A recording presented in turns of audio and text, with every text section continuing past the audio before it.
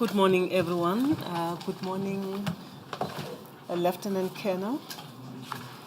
Good morning, Advocate Chauke. We apologize for starting a bit late. Something beyond our control just happened this morning. An unexpected sad bereavement. We will proceed, however. Advocate Ngcukaitobi, a letter from Harris Newpen Molebati has been brought to our attention. It's filed of record. Have you seen this letter? I have not seen it, but my attorney was talking about it this morning. It's concerning your opposition to Advocate Batoi's application.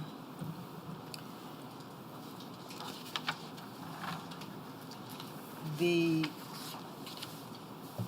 seek to suggest that the application is not opposed. Probably because you didn't file a notice of intention to oppose the attorney, although you brought it to our attention. Did you file a notice of intention to oppose?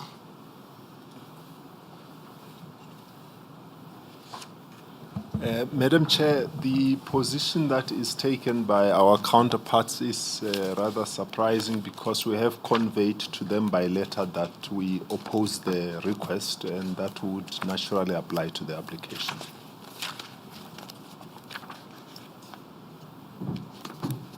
We are taken by surprise by this attitude by Harris Newpen Molebati. I would like to place it on record because they've never come to appear before us.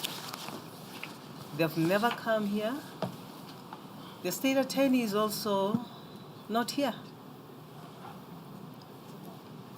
We see it as a disrespect to this panel, because everybody here knows that we don't write letters to parties. A panel does not communicate by way of letters. There's a process to be followed. And these attorneys should know that. We will leave it there, but let us know, when are you filing your application, your answering affidavit? Madam Chair, we are working on it. What we were hoping to do is to file it during that period of the break, which will be, well, as I understand, it's around the 12th of March. Will it not be late? Well, not according to the time frames in the notice of motion.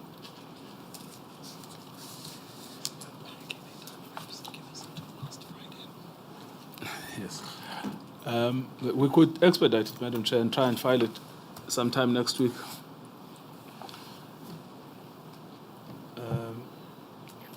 Might I suggest that you file the notice of intention to oppose? They would like us to deal with the matter as if it is unopposed. Just place it on record. Although we are aware that you are opposing the application, because we communicate with one another in the mornings, and we know what your intentions are, but it appears that they live under an impression that you are not opposing. So file the notice and make a suggestion as to when you will be in a position to file your answering affidavit. Thank you, Madam Chair. I mean, I should just record that they cannot honestly labor under that impression, because the state attorney was told pertinently at chambers when yourself, Madam Chair, asked whether we were opposing it, that we are indeed opposing it. So it's clear that there is a miscommunication between the state attorney and Mr. Harris Newpen. Yes, Council. I had hoped that either Mr. Matubatuba or Mr. Simile Major from the state attorney will be here. None of them is here. Madam Chair, Mr. Sibilimeza asked me to pass his apologies. We don't hear you. Mr. Sibilimeza asked me to pass his apologies. He said he'll be running late. He has to start off at the High Court in the morning, but he will be joining us during the course of the day.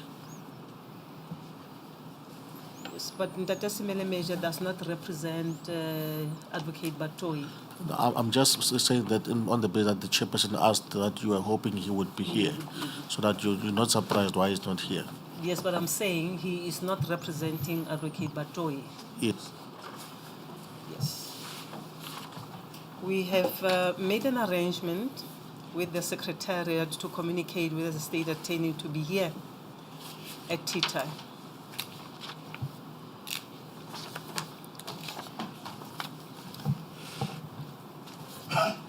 Lieutenant Colonel, you are still under oath. Thank you. You may proceed, Advocate Ngcukaitobi. Thank you, Madam Chair. Good morning, Lieutenant Colonel. We send our condolences to Advocate Baloyi Mere SC for the bereavement we heard about this morning.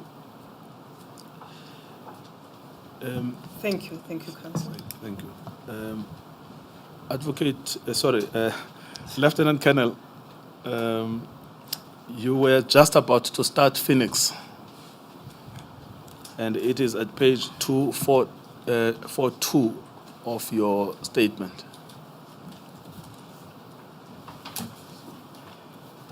2A. 2/42 of your statement.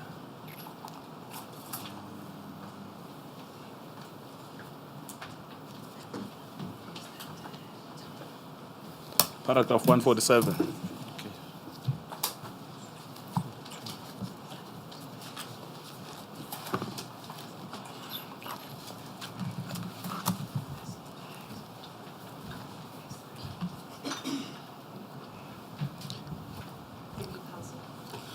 I have it, Chair. Have you got it? All right. Thank you very much. Thank you.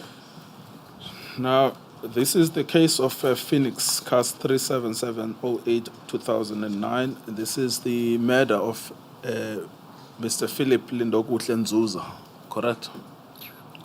That is correct, Chair. Yes.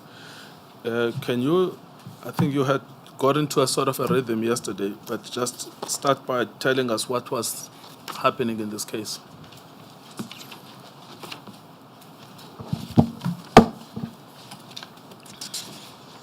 Let me just get. Well, your report, if you're looking for it, is at 2A 210.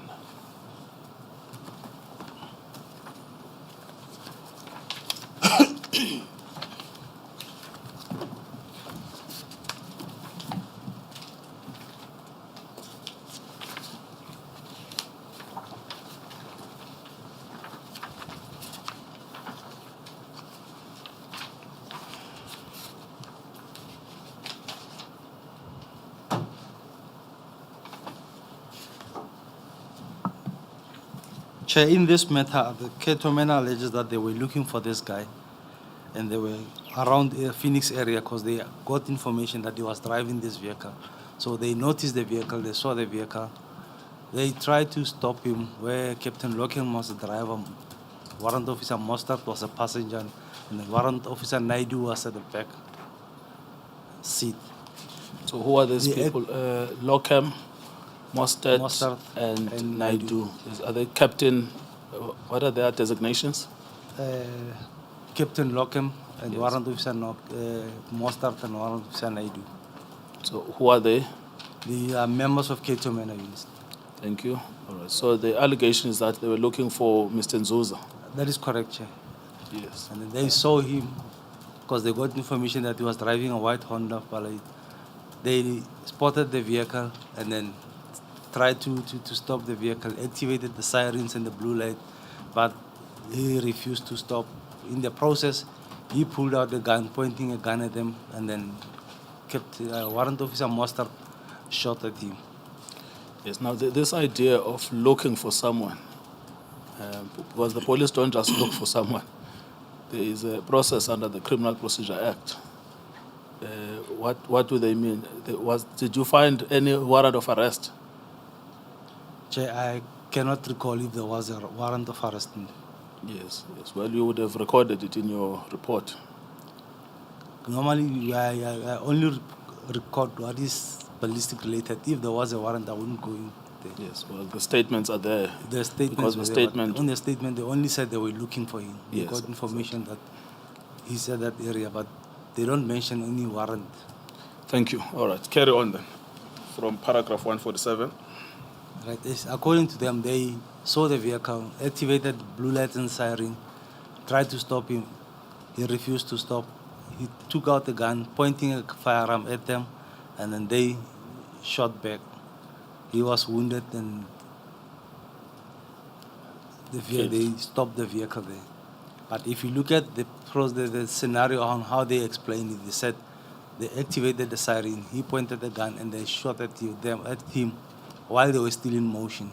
Yes. And then the vehicle came to a standstill. They were to stationary position, where Warrant Officer Mustard said he grabbed the keys and switched it off to stop.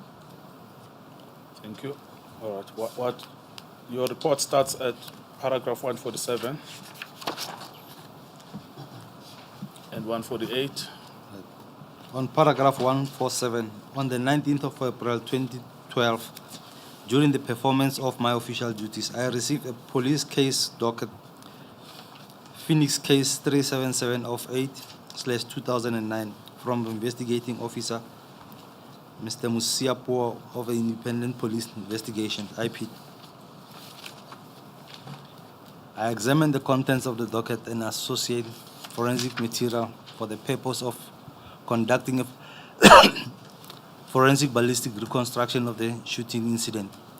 The materials examined by me included, amongst the others, the post-mortem report as Phoenix PM 980/2009, compiled by Dr. T. Naidu, a statement of Detective Inspector Mostert, and a statement of Constable Ruben Naidu. I examined these materials in conjunction with the trajectory analysis, wound morphology, and crime scene reconstruction methodology. The medical analysis. Yes. Now, before you do that, let's compare this with your report. So, your report, we've already identified it. You haven't confirmed that this is your report. But can I take you to page 2A210? And then it ends at 2A226.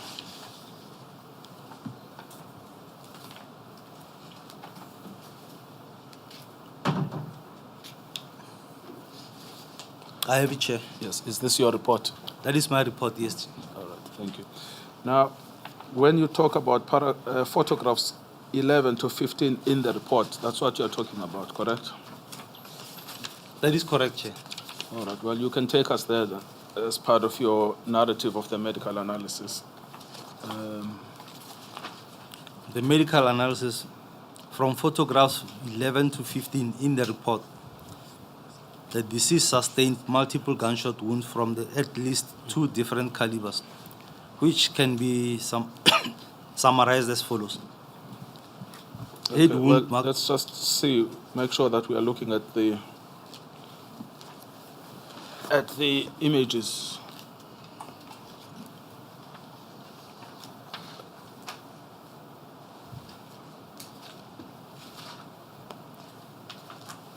So there is a head wound, 1A, 1B, 1C.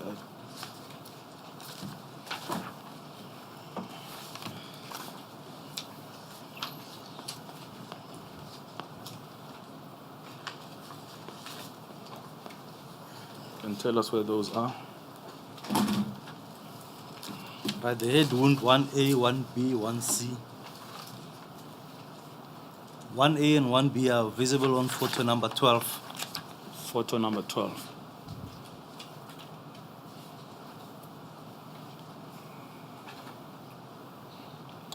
And where are they located? They are located on the right side. 1A is on the top of the ear, and then 1B is behind the ear on the skull.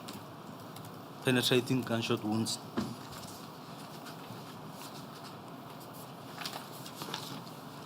This will be on the right hand side.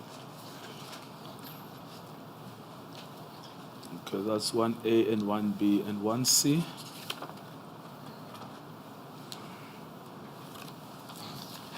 One C is at the top of the head. Now I'm saying which picture? It's on picture number 15 Picture number on 50. page 2A222. Okay, yes, I see. That's the one with the black circle. That is correct, Chair. Yes, all right. Thank you. So we've covered 150.1, 150.2, and 150.3 by locating where the wounds are 1A, 1B, 1C. That's correct, sir. Because 1C will be the exit wound at the top, and then 1A is on the ear, 1B is the entrance again on the skull, and then 1C is the exit of the same bullet at the top. So, meaning what? The bullet traveled from the back to the front? Travel from the right to the top of the head. To the top, I see. Is that what you're talking about in 150.4 of your statement? What you call the trajectory? 150. Paragraph 150.4. I assume the word trajectory simply means direction. That is correct, Chair. Yes. Okay.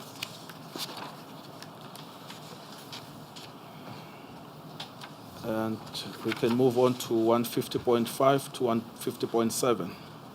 150.5, the deceased sustained a gunshot entry wound on the lower right side of the back of the head. This wound is visible on photo number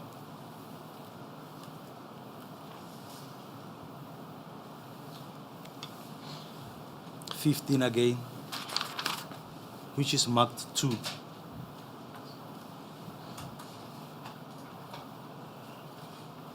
Okay, back of the... Is that the second wound? That is the second wound. Thank you.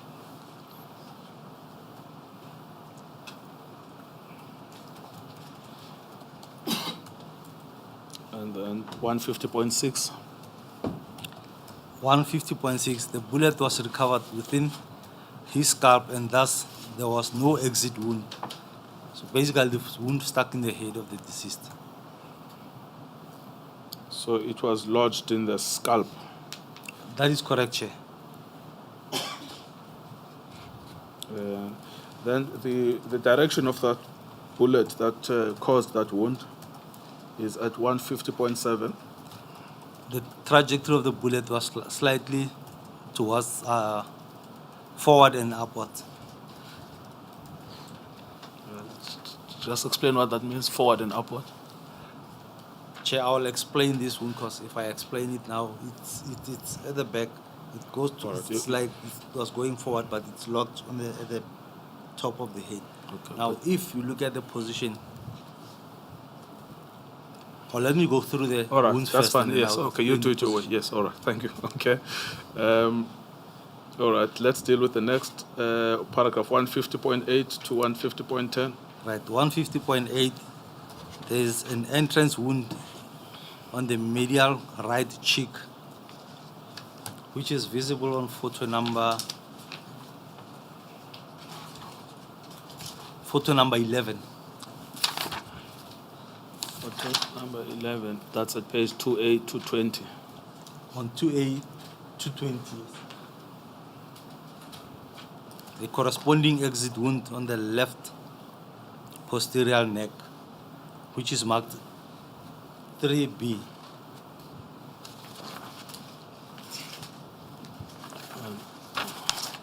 Where is 3B? 3B is on photo 15, right other than that there. So that would be the exit. That will be the exit of the 3A. Okay.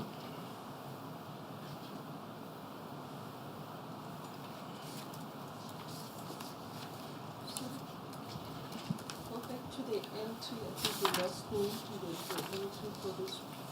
So the entry is The here, entry will be this one in the cheek, and then the exit. and then the exit is the one on the neck here, at the back. The trajectory of the bullet was backwards and in a downward from right to left. Okay, thank you. Before that, I see a lot of circles on photo 15.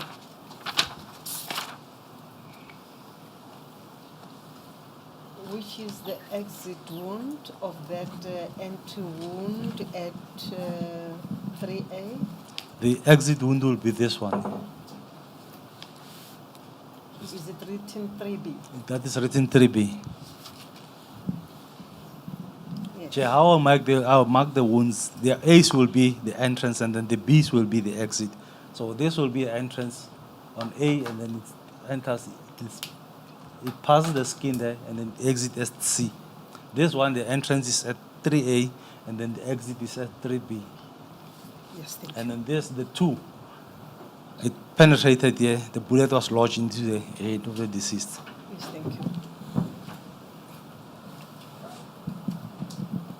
Okay, and then there are further wounds on chest and back from paragraph The chest and back, 50.11. an entry wound to the anterior lateral right upper chest. This wound is marked A5 and is visible on photo number 13.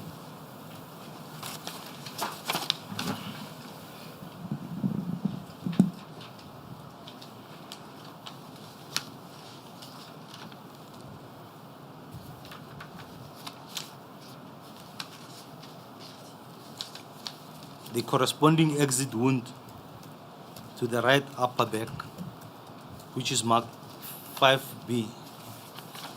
This wound is visible on photo number 15 again. So the exit wound on photo 15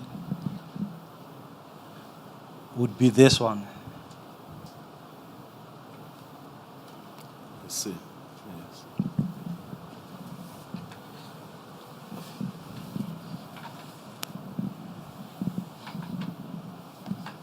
The trajectory of the bullet went backwards and slightly upward from right to left.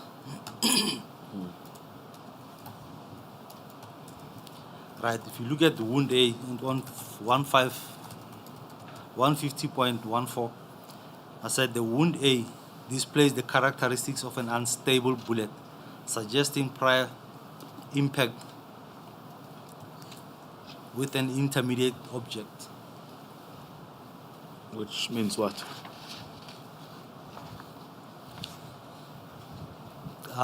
Which means that this bullet has hit an object or the intermediate object before it hits the head of the deceased.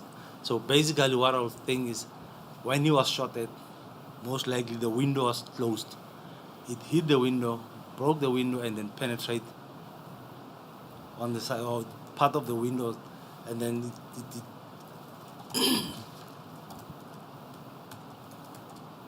I would say the window was not completely closed, it was half closed.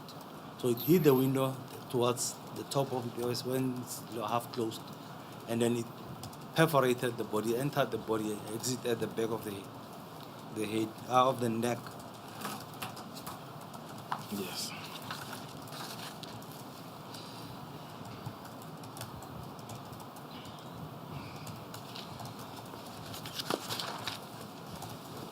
And then there's also a further wound. 151.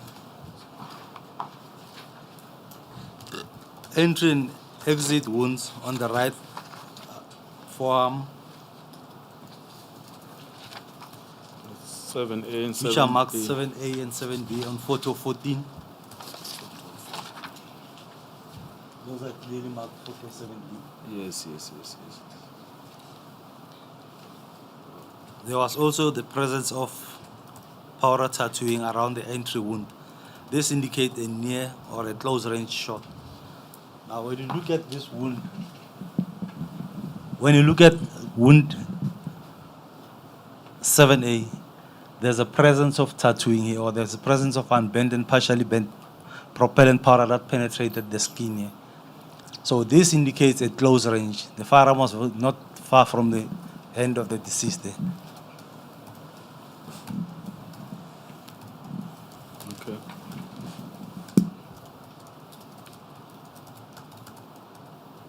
Then the Sorry, can you, just so that we remember when we are sitting alone and writing a report, yesterday you spoke about whatever tattoo that would be made by a bullet shot through a window that shatters. And today you're talking about another tattoo that would be made by a bullet that was shot at very close range. Can you educate us a little bit more, contrasting the two, so that one doesn't confuse them? Chair, when you explain the tattooing, the one that I'm explaining now, the one that we see here is when a shot is fired at the close range, as I said, when the firing pin of the firearm strikes the primer, that primer produces flames that ignites the propellant powder. So that propellant powder starts burning and creates gas. In the process, it will push the bullet through the barrel of the firearm. Your bullet is a little bit bigger in diameter than the barrel of the firearm. So it will seal the barrel of the firearm. So there will not be any gas that escapes before the bullet.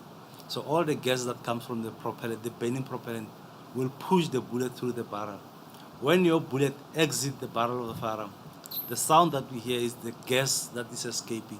But behind the bullet, there's unbent and partially bent propellant powder that is still traveling with the bullet. But that can only travel for a distance of about a meter.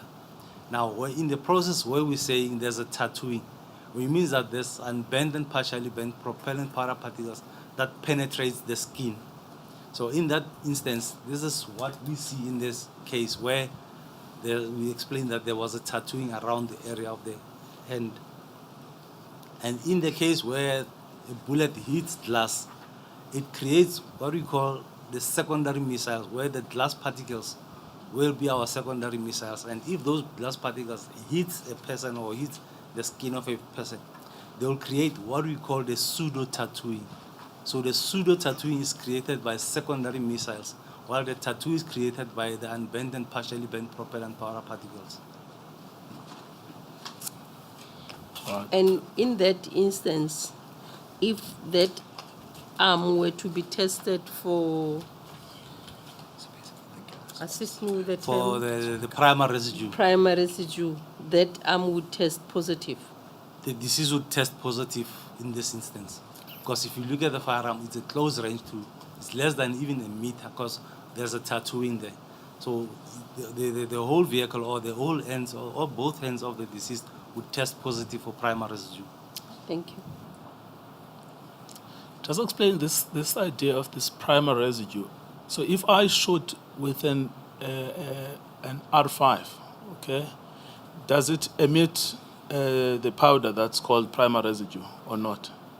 Each and every firearm that you discharge, as long as there's a primer involved, Yes. when the firing pin of the firearm strikes the primer, Yes. that flame that causes the propellant powder to start burning was caused by the primer. So the primer will produce sort of dust particles, Yes. and then those dust particles will be all over around that area. Yes. So if it's a rifle or a pistol, as long as the primer isn't affected, it will produce the Yes. And primer can I residue. draw a distinction between a primer of an of an R5 and a primer of a 9mm?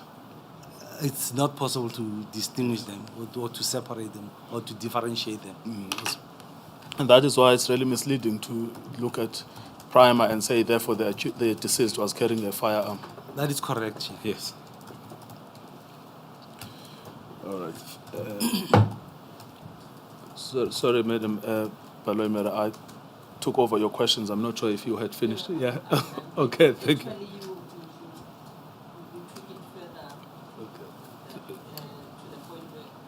You took it further to the point where I wanted to take it. Thank you. Thank you very much. So we asked, where were you at 7A and 7B? You finished 7A and 7B, correct? That is correct, Chair. Yes, all right. So you are on 10A and 10B.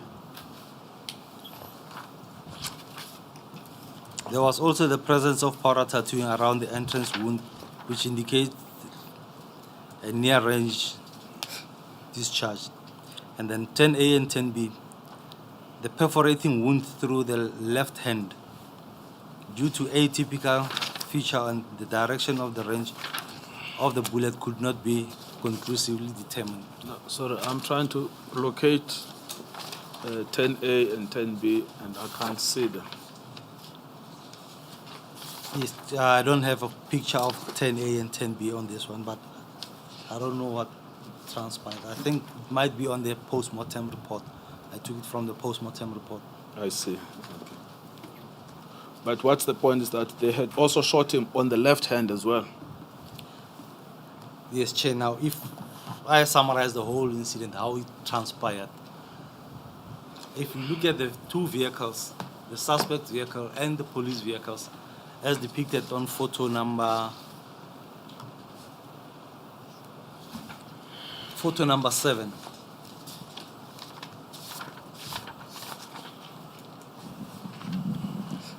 Right, on photo number 7, here would be the glass particles from the window of the vehicle, and here would be the fired cartridge cases recovered. And this is a police vehicle, and that is a police vehicle, and those three are, and this bug, those are Katomena vehicles at the scene. Now, the vehicle that Mostert was shooting from is the BMW on the side. So it's very close to the Honda Ballet. If you look at the wounds sustained by the deceased, I'll say the first one, that is on the side. But can you just, there's just something I'm not, these 3 police vehicles, can you just point them again? the police vehicles here will be these 2 BMW, the 5 Series BMWs. Yes. These 2, and it will be this Corolla, and it will be this Isuzu. Those Baki, that Baki. That's correct. So those 4, are they don't appear to be marked police vehicles.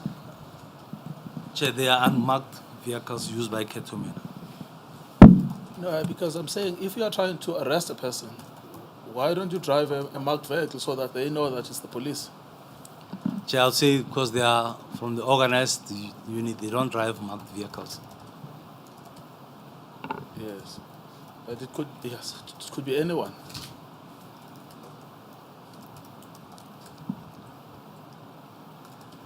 Right, Chair, from what I could see and what is different from what they are saying, they are alleging that they tried to stop the vehicle with the siren on. He pointed the gun and they started shooting. Now, if you look at the position of the cartridge cases, the cartridge cases are in front of the white Honda that is there. If they were shooting at the vehicle while it was in motion, the cartridge cases would be somewhere back, not closer to the vehicle, because the vehicle will be moving. Now, I am of the opinion that immediately after he stopped, that's when he was shot at.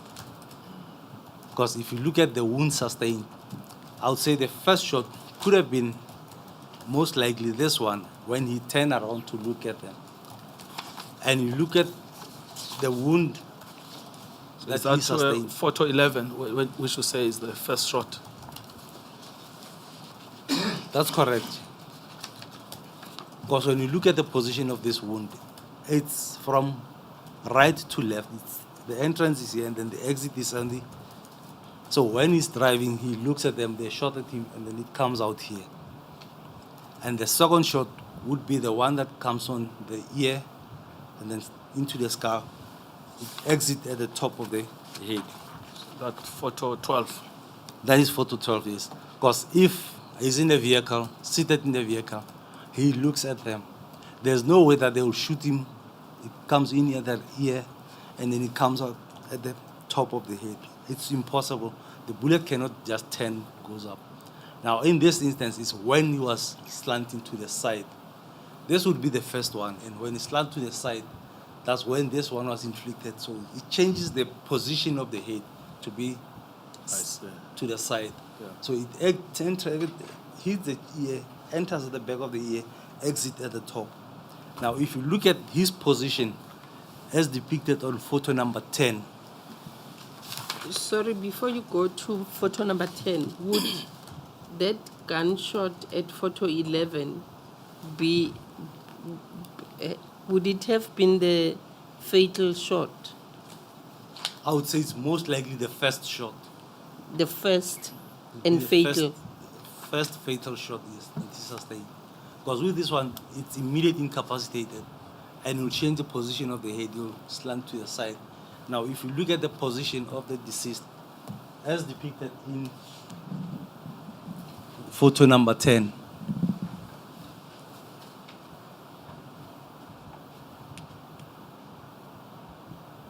while in this position, we look at the chest wound that is here. It enters here, it exits at the back of the head here. Because his head is slanted back, it enters again at wound number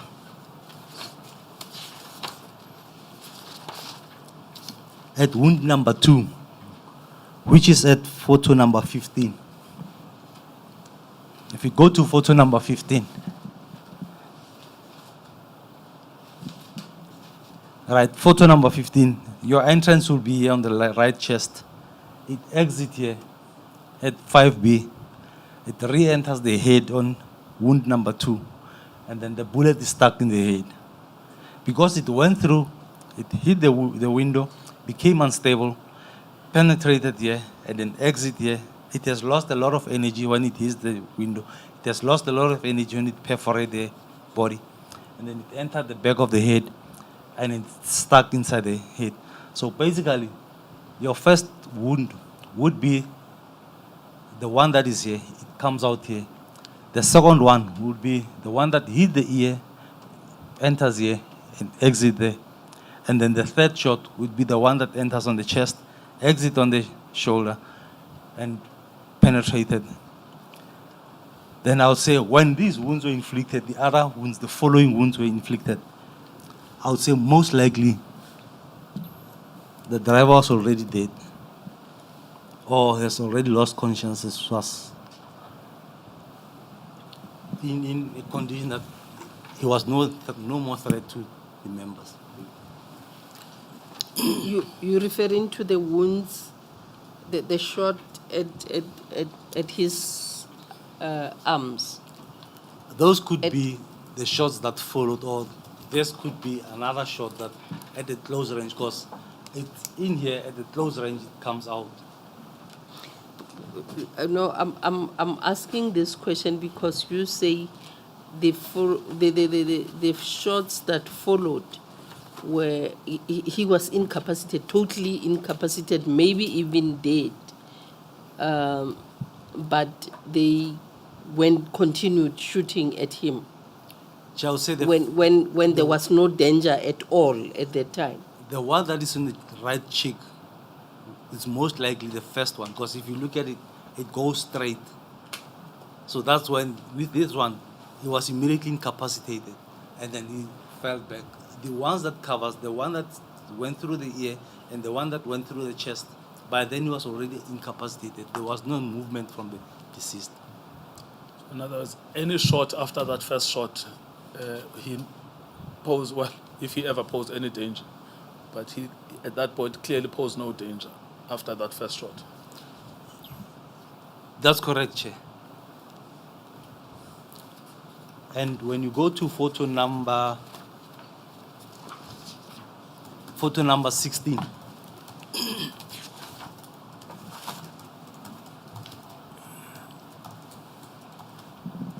right, on photo number 16, this is where they allege that he dropped the revolver and it was found here inside the vehicle.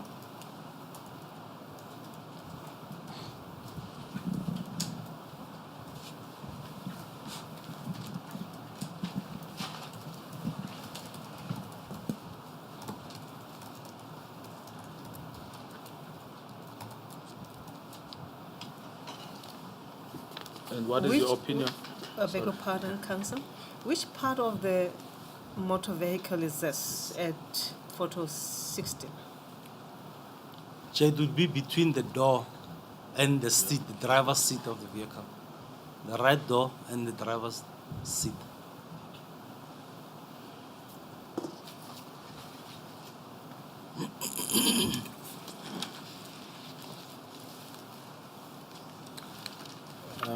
It's not very clear to me. If you can show me,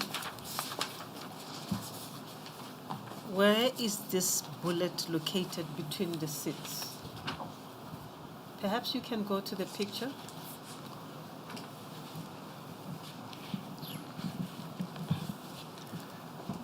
Chair, here's the driver's seat. The deceased body is here, and then this is the driver's seat, and then here is the frame of the vehicle where the door closes. So it's between the seat and the door. The door is open now. When they take the picture, the door was open. So the door will be open to this side. So it will be just on that smaller passage between the seat and the door. And what is that, the firearm? That shiny object? That is correct. That's the revolver that they're alleging that he was pointing, using it to point them. And what is your opinion about that?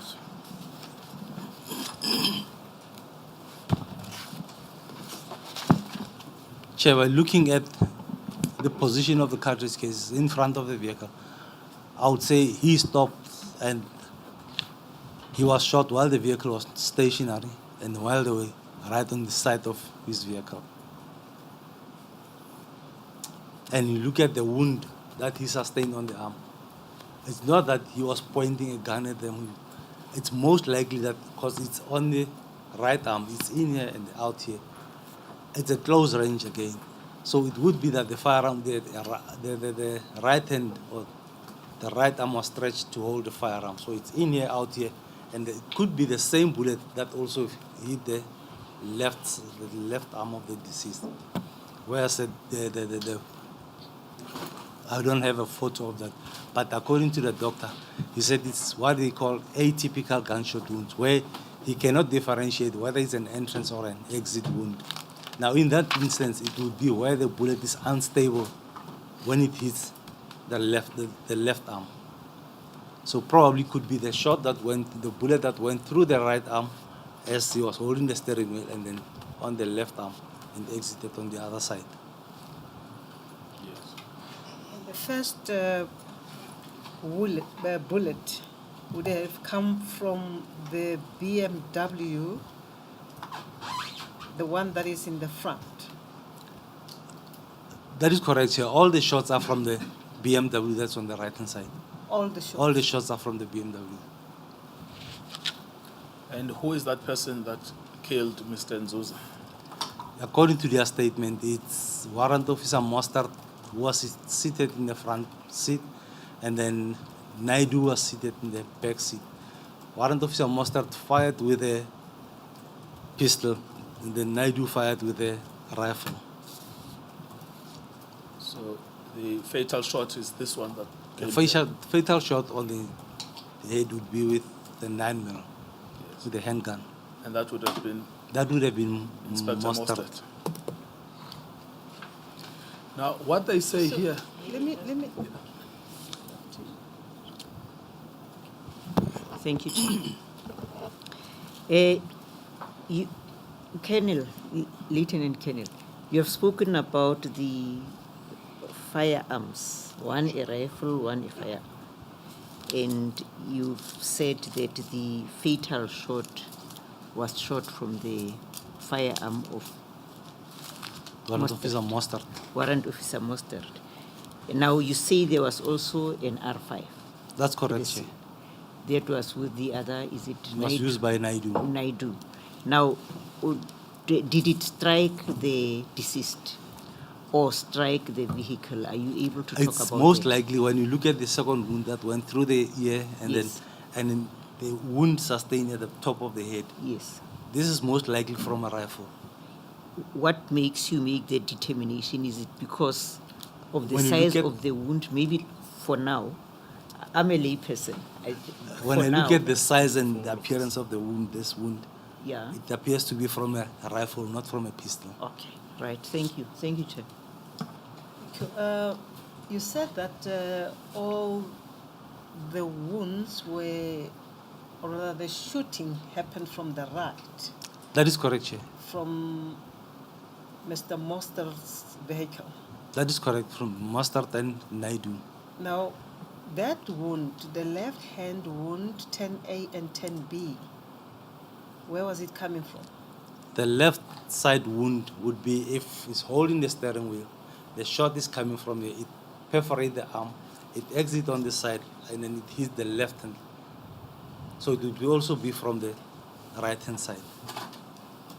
And on the left, it will have entered 10A and then exit 10B on the left. On the left, that is correct, Chair. Sorry. Going back to photo 16, where we are shown the alleged firearm that Mr. Nzuza had, and you say it's a revolver. That's correct, it's a revolver. Can you educate us a bit about a revolver? How many rounds does it shoot, and I'm asking this because I want to determine whether it is feasible for someone to be surrounded by 4 or 5 cars of police and then decide to start shooting at them with a revolver. And this comes with my disclaimer about guns. Chair, if we're speaking of a revolver, it's a handgun, but it doesn't have a magazine, it only has a cylinder. Now the cylinders, it depends on the model of the revolver and the manufacturer. Some revolvers carries only 5 rounds, and the other revolvers carry only 6 rounds. And what you do is you put your cartridges inside the revolver. When you pull the trigger, the revolver is circulate, and 1 round will be in line with your barrel, you fire a shot. When you pull the trigger again, it moves again to the side, then another one is just fit. So basically, if you shoot it 5 times, it will revolve 5 times, so all the shots will be fired. And it does not eject the cartridge cases. So you have to open the cylinder to remove those cartridges and load the other 5. It's unlike a pistol, where a pistol, when you fire a shot, in the same process, when the bullet is pushed through, the slide moves backward. When the slide moves backward, the extractor hook the cartridge case that has just been fired to eject it outside. Then when the slide moves backward, it loads another round into the from the magazine into the chamber. So with the revolver, it's only 5 rounds that you're going to use, and then all the cartridges will remain inside the cylinder of the revolver. So at most you'd have 6 rounds to At most, shoot. you'd have only 6 rounds in a revolver. It's like going to a gunfight with a baseball bat. Or a knife, Chair. Yes, that takes us to paragraph 8 of your report at 2A 223, because that's really where this summary comes in. Because, I mean, what these policemen would like the world to believe is that with 4 vehicles that have encircled Mr. Nzuza, with policemen that are carrying R5s and pistols and all of that, he then pulled out this little revolver and then waited for a minute for this chamber to come back. Because here they say, according to the statements by Detective Inspector Paul Mostert and Constable Rubendran Naidu, the deceased fired shots to their direction, and Inspector Mostert returned shots by firing 4 shots while seated in the vehicle to the direction of the deceased with a pistol, and Constable Naidu alighted from the vehicle first and then returned shots by firing 3 shots with an R5. to the direction of the deceased. So it's unclear here because both of them are returning shots, but they can't both be returning shots because one of them must be returning shots. Thereafter, the deceased is incapacitated. So it would appear as if both Mr. Mostert and Mr. Naidu were shot at by the deceased. Chair, according to them, he fired shot at them while they were still inside the vehicle. And the if vehicle was in motion. The vehicle was, according to them, their vehicle was in motion, but there was no bullet damage on their vehicle itself. So if he was shooting at them, at least, I don't expect him, if the vehicles were that close, I would not expect him to miss the whole vehicle with a bullet. Yes, if you just At go least back one then to bullet the would have position of the, because both of them are in the BMW. Both of them were in the BMW. Captain Loken was the driver, Mostert was the passenger at the front, and then Naidu was the passenger at the back seat. So I'm trying to see that picture of Mr. Nzuza's vehicle surrounded. I think it's photo number 1.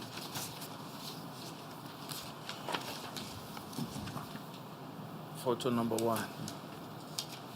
Yeah, and photo number 3 also. Photo 1 and 3 shows them.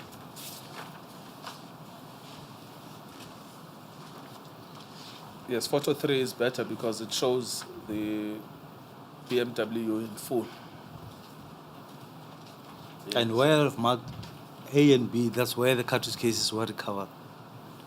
So how would that happen if he's sitting there and he's shooting? Where would the cartridges be? His own cartridges, Mr. Nzuza's cartridges. According to them, he was shooting with a revolver. So a revolver does not eject the cartridge cases. So the cartridge cases will remain in the cylinder of that revolver. Yes. But if you look at both of them, Mostert and Naidu, if they are shooting at him, their cartridge cases will fall to the front of the vehicles. It's either on the front of the Honda or the front of their vehicle. In fact, not the front of their vehicle, to the front of the Honda. Yes. Which is where they are found. Which is where they are found. And then this revolver that they say, just back to your statement at paragraph 8, that he shot at them with this revolver. What happened to it? Because we don't, surely it will be sent for testing and, a lot of things will happen to it. It was sent for, I think it was sent for testing, but I cannot recall. It was examined by somebody at KZN, Yes. ballistics KZN, but I cannot recall what the report was saying. Yes. But I don't see any damages, or there was no any damages reported on their vehicle to show that he was definitely shooting at them. Yes, that this is the point. If he was shooting, he would not have missed such a big object. And it's very close to him also.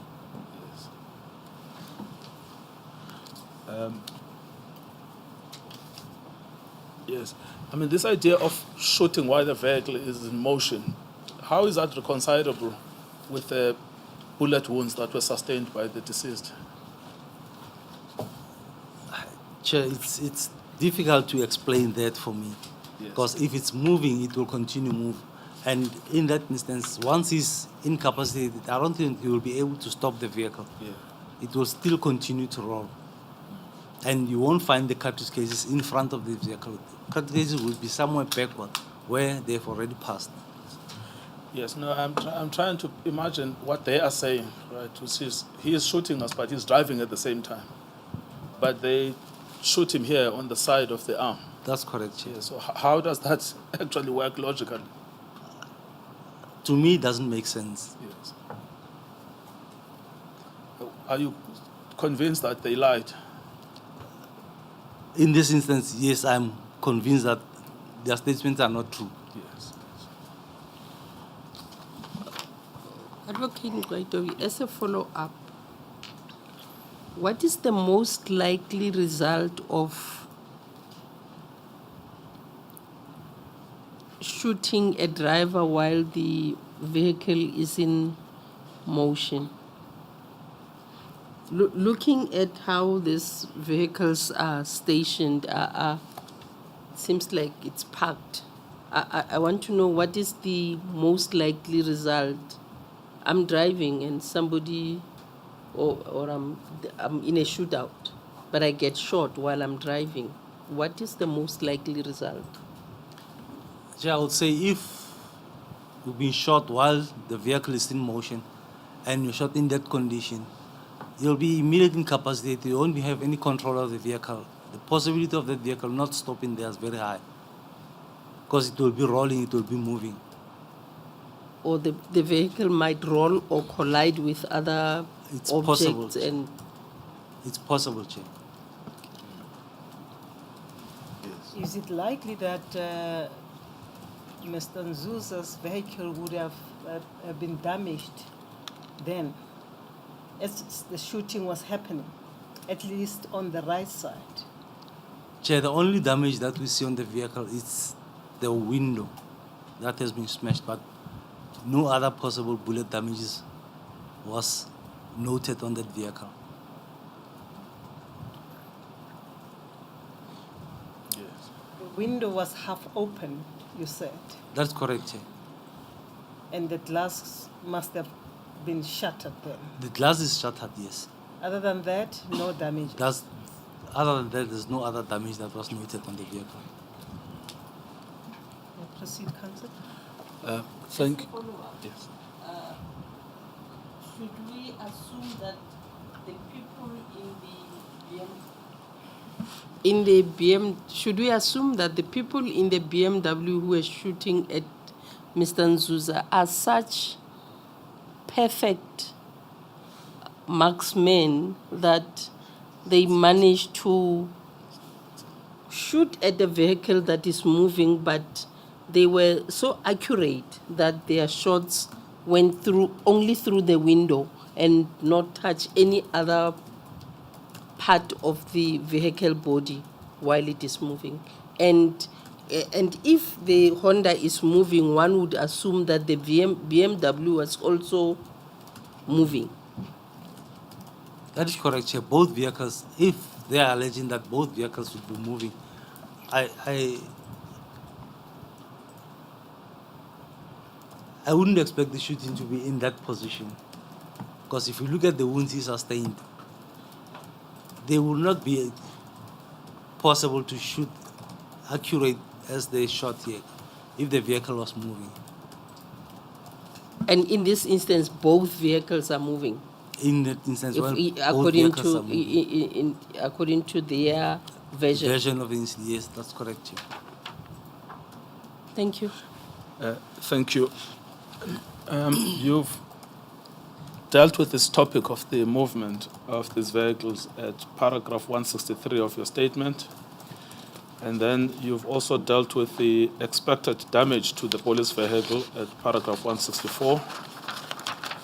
And you've also dealt with the cartridge case distribution, is that correct, at paragraph 165?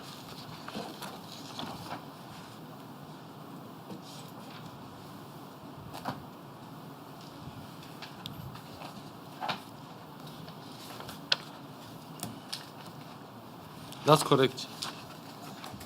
Yes. And is it your conclusion, based on expert opinion, that this deceased was executed in cold blood? It's most likely so. He was executed, Chair. Yes. And that the statements by Mr. Mostert and Naidu are false fabrications? Chair, I would say I do not agree with their statement as they mentioned the incident, or they narrated their incidents. Yes. Or their version. But I agree with their version as stated in their statements. Now, you've dealt with this in your conclusions from para 169 to 175. Now, unless there is something else you want to add, I'm inclined to move to the next incident.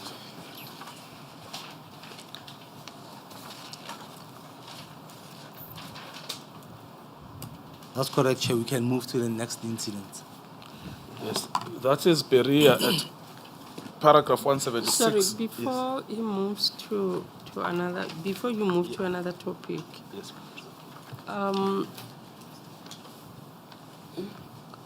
Lieutenant Colonel, would you say Given that we've dealt with a number of ballistic reports that you've given, you've dealt with a number of cases involving Ketomena, would you say you have now observed what has been referred to as modus operandi or a pattern through all these killings? Chair, that is correct. If you look at all the cases, that I have done, when you look at the modus operandi, it's more or less the same modus operandi in most of the incidents where they're involved. It's either a person the alleged suspect was pointing a gun at them, or the alleged suspect was about to grab a firearm, or the alleged suspect was about to disarm one of the members, and then he was shot by another member. Thank you. Thank you. And just on this modus operandi, is it your finding after what you've done that it's the same group of people that are doing these things? They don't change. It's either it's Mostert, it's either it's Lochem, it's either it's Neva, it's either it's Naidu, but it's the same group of people. Chair, I would say it's the same group of people. In most incidents, it's Warrant Officer Mostert involved, it's Warrant Officer Nell involved, it's Warrant Officer, it's Mostert, it's Nell, it's Sergeant or Constable Naidu, and it's Captain Van Tonner.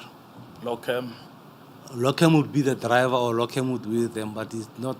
But these are the ones who normally shoot, the ones that I've counted. It's Mostert. No, I understand. But in the murder scene, there are these players that are the same. You know, someone else is driving the... That's correct, Chair. Or they go to a house, Captain Lochem or others will be outside. Mostert, Derek, Nel, Van Tonner, Naidu will be the ones, or in Pariachi will be the ones who go in, and then shots were fired.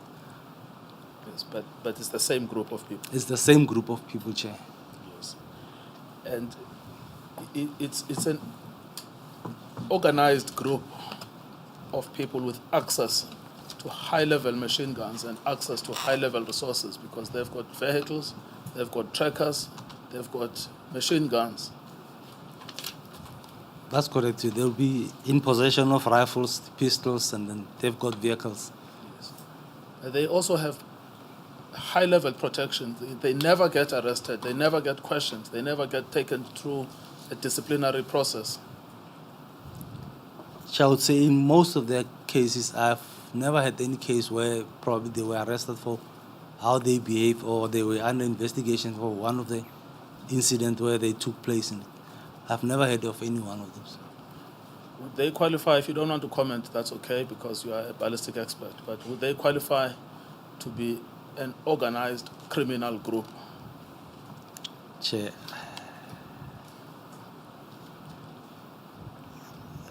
I wouldn't answer that, Chair. All right.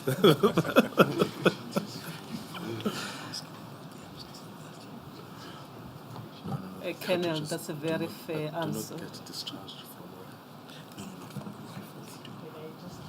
Come in here. I'll just come in here. A Colonel, looking at the information that you have to form a view that these people were acting as a group, can you, and emphasis is looking at the material that you have, can you even take it further to see, from my observation as a layperson who's an expert elsewhere but not in the investigation, but I would say from information available that these people were supporting each other on the roles played by others in the commission of the offense, or rather in the incident. Let's call it an incident for now. Chair, I would agree with that, because Yeah. If you look at the statements of the ones who were outside, who were not participating in the shooting, they will write the statement that corroborate what these who were involved in the shooting are saying. Yes. So they appear to have been supporting one another in the role play. That's correct, Chair. Thank you. Thank you, Madam Ramachaka.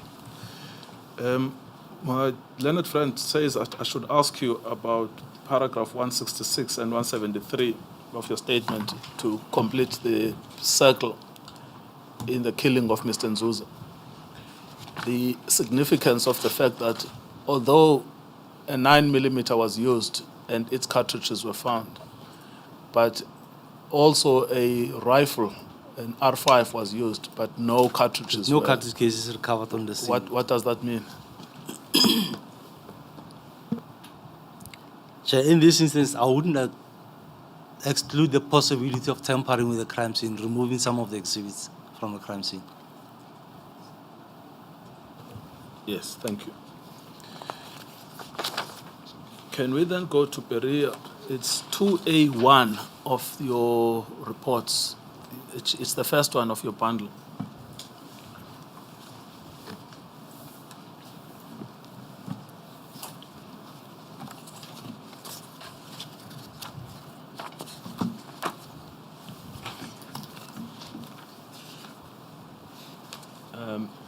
Can you narrate what happened here?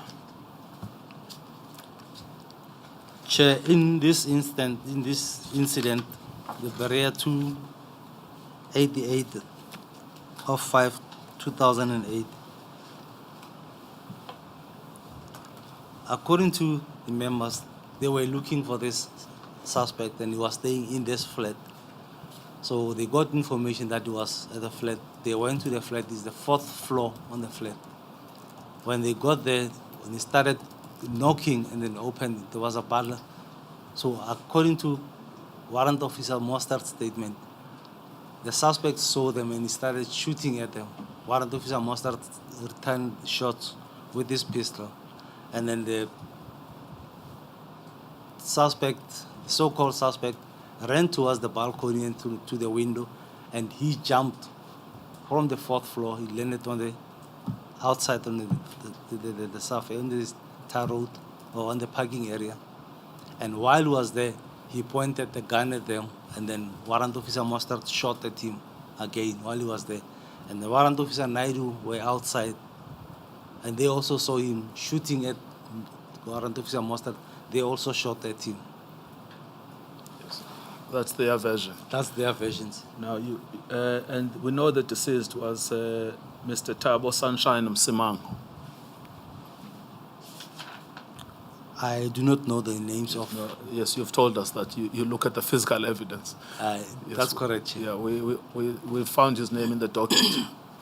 We've tried to give everyone a name, but that's not your job, that's our job. Yes, all right. Advocate Ngcukaitobi, just out of curiosity, the background stories seem to be the same, if not similar. The Keto men are looking for someone. The minute that someone sees them, they start shooting. And one would ask themselves, why would everyone seem to hate the Keto men so much that whenever they see them, they start shooting at them? Whether they are guilty or innocent, young or old, but whenever Keto men appears, people start shooting at them and they end up dead. Isn't this a bit... I'm looking for a word that is very, very user-friendly. Maybe I should say, should just say peculiar. Isn't this funny? Isn't this out of the ordinary? Sure, that's what I was saying, that their modus operandi, if you look at the modus operandi, it's almost the same in most of the cases, where the suspect will start shooting at them, or where the suspect will start grabbing a firearm, or where the suspect will attack one of them, and then they'll shoot back. Without provocation. That's how they put their statements. Yes. Thank you. So In Mr. Msimango's case, you've dealt with the background, which is at 176, 177.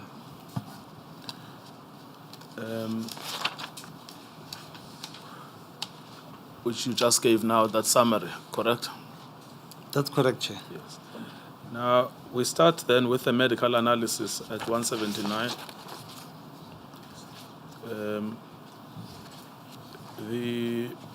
And then you can take us to the photos we need to look into to support your analysis there.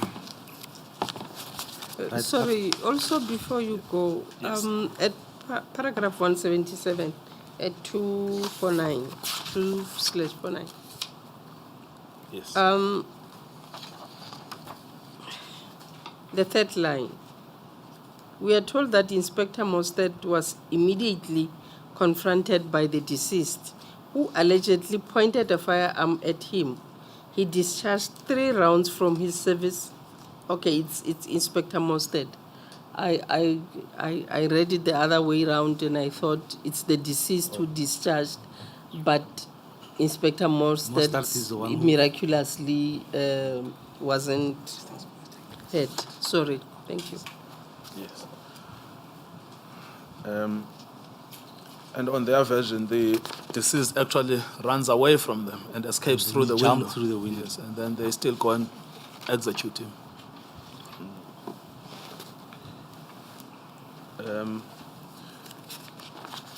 All right. So we are in the medical analysis section from paragraph 179. And I was asking you if you want to take us through the analysis by the pictures, you can do that. Well, actually, perhaps before you do that, I noticed that I had made a note to start at photo 1, which is because this was a peculiar case of somebody jumping from the 4th floor.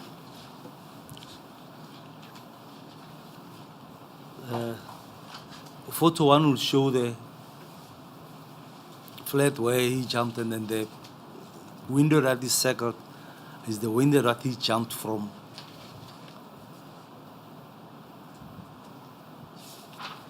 So, because there is now Mr. Mostert inside his apartment. According to Mr. Mostert, this man is attacking him, but the same man is jumping over the window.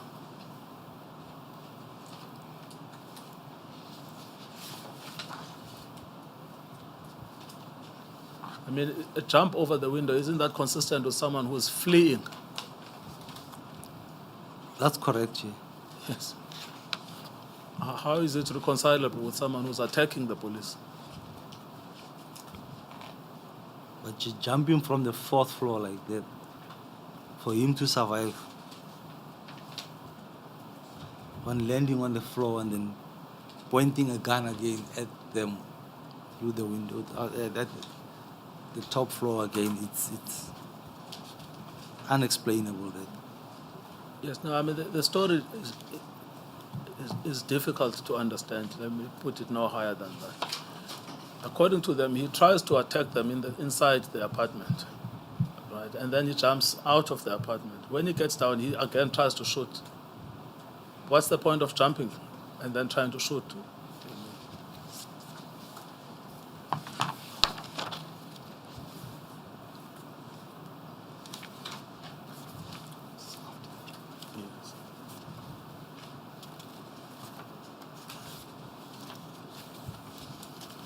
Yes, just to be fair then to Mr. Mostert, his statement is at BR 0073.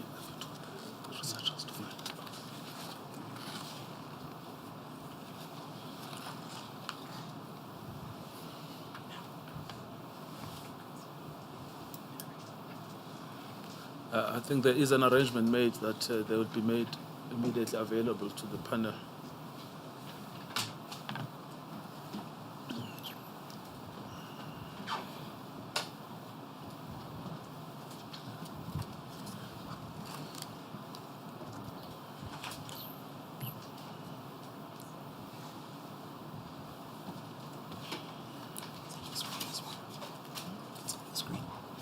Oh yes, it's actually put behind you on the screen. So if you can look 1, 2, 3, the fourth paragraph, which starts with at 22 hours. This is what they say they did.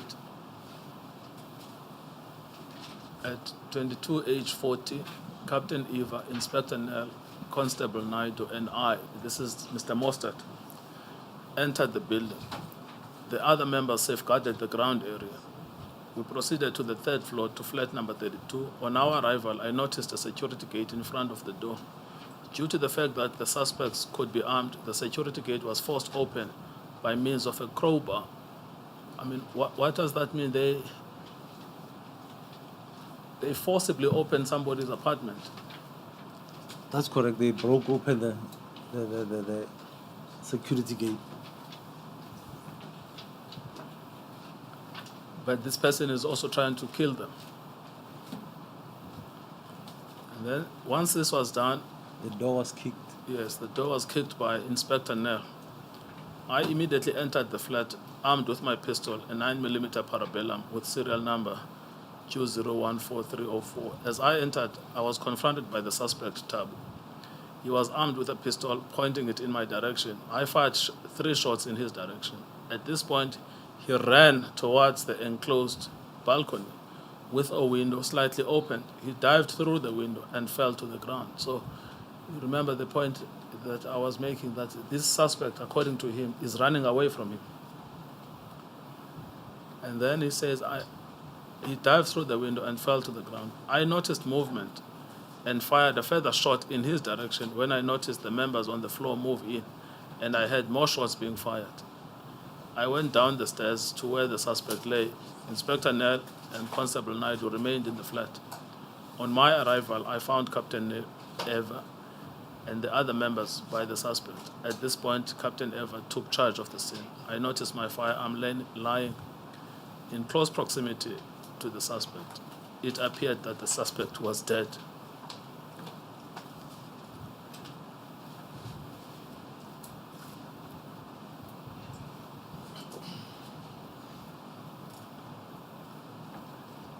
So this is their version of what they claim to have happened.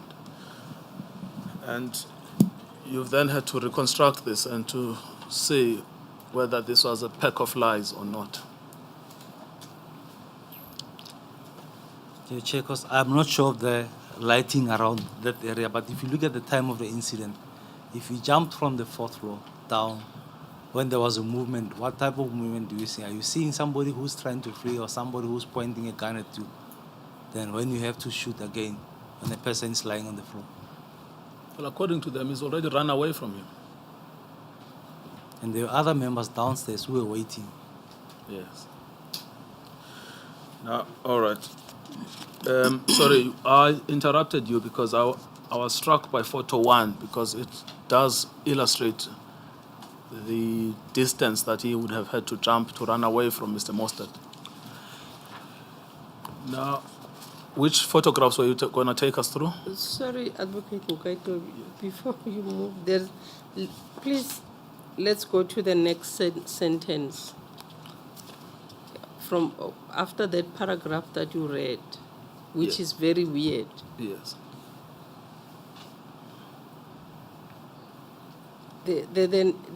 And maybe Lieutenant Colonel will assist here, if that is the next step to be taken, because the the last sentence on the paragraph that Advocate Ngcukaitobi was reading says, it appeared that the suspect was dead. Now the next one, that is very weird. The necessary arrangements were made by Captain Eva to have an ambulance summoned to the scene. Is an ambulance summoned to a scene where a suspect is dead? In all incidents, if a person has been injured or wounded, or a person has been killed, the paramedics or the ambulance will come to declare him dead so that they can issue a certificate that he was declared dead on the scene. That's my ignorance. I thought you call those that deal with those that are no longer in this world? No, the paramedics will come or the ambulance will come just to declare the person. This is to perform the medical job of saying indeed he's dead. That's correct, Chair. Thank you. Sorry, I wanted to ask you to take us through the photographs and to do your analysis.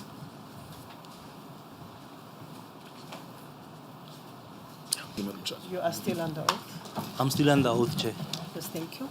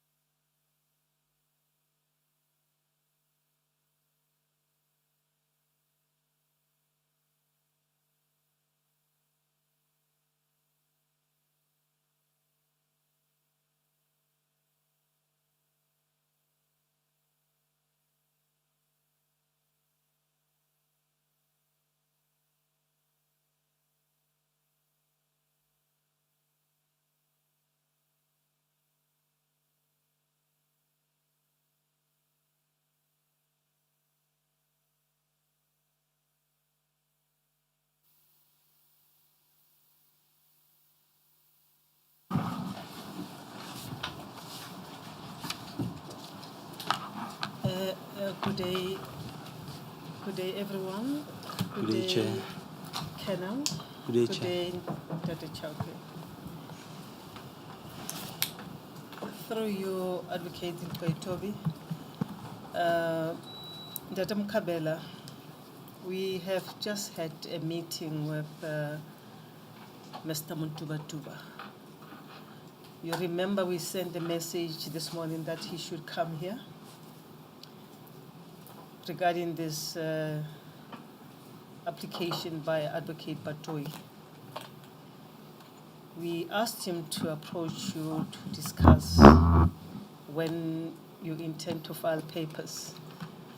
And he responded, he came back to say you have discussed. Is that correct? Chair, yes, indeed, I may confirm we have received an approach and we have spoken and we have undertaken to deliver an answer by Wednesday next week. Can't remember the date, what it is, but yes, we have. He is saying that you have not given him definite date, but you don't want to get involved in this exchange between attorneys. We suggest that you communicate to your counterpart, Molebatsi attorneys, and agree about the time frames when you are going to file your answering affidavit and when they will file the reply. We will do so, Chair. We are told that Mr. Newpen, Mr. Harris will come tomorrow. So do have a meeting, discuss the matter, and you can agree and put your agreement in writing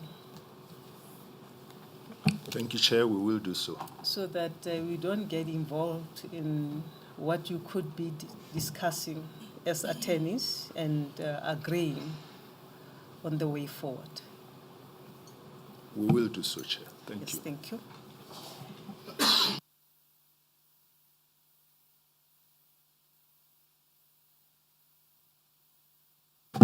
Colonel, you are still under oath. Thank you, Advocate Ngcukaitobi. You may proceed. Thank you, Madam Chair. Lieutenant Colonel, I did not put to you the version of the gentlemen that were on the ground when Mr. Msimango landed after being chased off the apartment by Inspector Mostert. You remember that? I remember that, Yes. Chair. Now, I've got those two. There's one by Mr. Makanya at BR0075. It will be flighted on the screen there behind you. Yes. Now,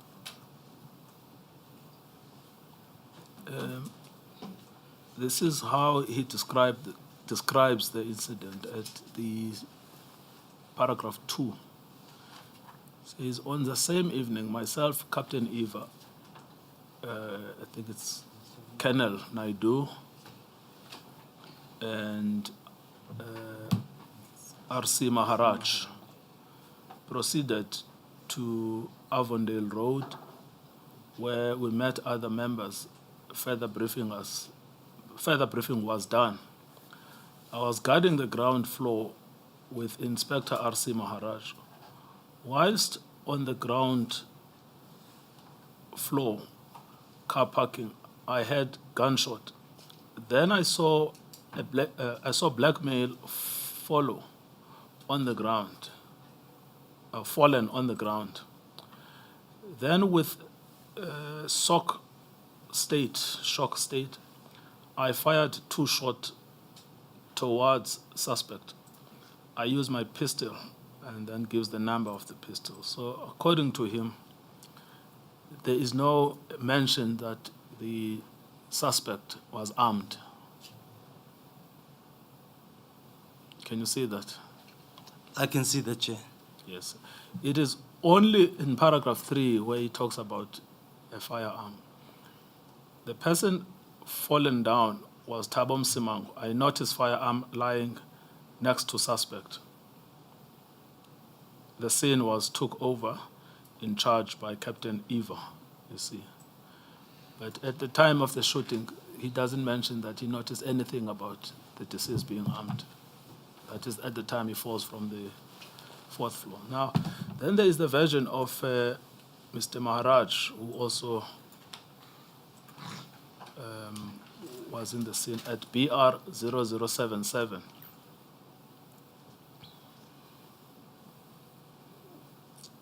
Now, he deals with this incident at paragraph 3 and 4 of his statement. It says, on the same day at about 22:25, we met outside Avondale Spa, where we were briefed once again by Captain Eva concerning the wanted suspect known as Thabo Msimangu, who was in possession of a firearm. At 22:40, we proceeded to Colesberg Flats, 6th Avenue, Morningside. Inspector Makanya and I took positions directly below flat number 32. On foot, whilst the rest of the members proceeded upstairs to the respective flat. After a few minutes, I heard a noise followed by gunshots, and the next moment, noticed a male falling to the ground with a firearm in his hand. I immediately and instinctively fired 2 shots in his direction. So according to Mr. Maharaj, he notices a male falling on the ground with a firearm, and then he shoots. No indication that he was actually in danger. I thereafter cautiously approached the suspect and kicked the firearm away from the ground next to his hands for safety reasons. Captain Eva then took over the entire scene. So this is the version given by the 3 policemen. Now, it's that version then that we put to you for your crime reconstruction to see whether they were lying or not. We were at the medical analysis section from paragraph 179. You remember that? Yes, I remember that, Chair. Can you take us through that? Right, Chair. According to the medical analysis, I'll say, according to the chief post-mortem findings, the deceased sustained multiple gunshots, multiple wounds to the head, torso, right shoulder, and right arm involving the skull, brain, craniofacial, bones, left maxilla, diaphragm, right kidney, liver, heart, and the right lungs. Yes. Shrapnel injuries were also noted in the right flank and the right shoulder, consistent with bullet fragments. Yes, but if you just stick to 179 for now, what would those injuries be consistent with? Just some of the wounds would be consistent with falling from the flat, and some would be consistent with gunshot wounds. Yes. But if you look at how the wounds were described, where the doctor is talking about the skull, the brain, and craniofacial bones, I would say if a person has sustained injuries to the skull and the brain, this person will not be able to move. Yes. So if he fell, falling with a gun, and then the next minute he's shot for being in possession of a firearm, I don't think there will be any movement from him after falling from there. So when after falling there, I don't believe there was movement, as stated by Warrant Officer Mostert when he said he fell down and he saw him moving. That's when he started shooting again. I would say it's not possible. Yes, but you see, remember, he didn't fall according to Inspector Mostert. He jumped. So which means he would actively be seeking to land on the ground safely. I mean, unless you can jump and then fall with your head. But Chair, if you look at the injury sustained, I think on photo, let me go to that photo. we were at 5 and 6 in line with paragraph 181 of your statement.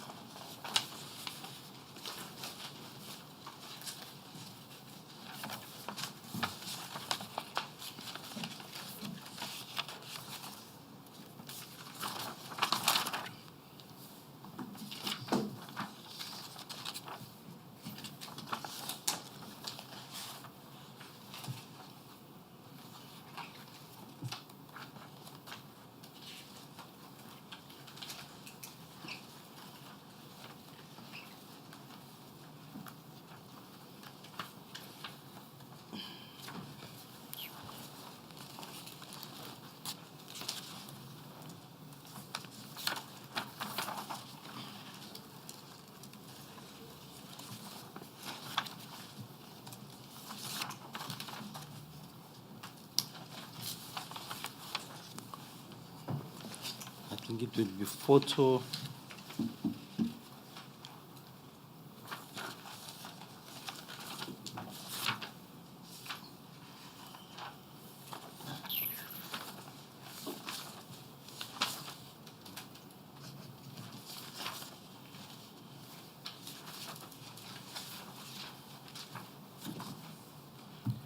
I think it will be photo 5 where you can see the head. There's injuries to the head, and according to the post-mortem, there's also injuries involving the skull, the brain, and craniofacial bones. If he jumped to land on his leg, there wouldn't be these injuries. Yes. So basically, he fell with his head to the ground. Yes, no, I do want to ask you about that in terms of falling and jumping. What is consistent with what? You know, a person who jumps on the 4th floor, according to Mostert, versus a person who falls. What are the probabilities of how that person left the 4th floor? I would say a person who's jumping would most likely land on his legs, and a person who's falling would fall with any part of the body. It all depends on how he fell from the building. Yes. But the sustaining those head injuries from the impact on I think it was the tarmac there. That's correct, Chair. Yes. And Chair, I was looking into the crime scene photos. According to Warrant Officer Mostert, he fired 3 shots whilst inside the apartment. apartment. Yes. Now we have bullet holes or bullet defects inside the hole, inside the room, as depicted on photos. Photo? There's photo 11, photo 12,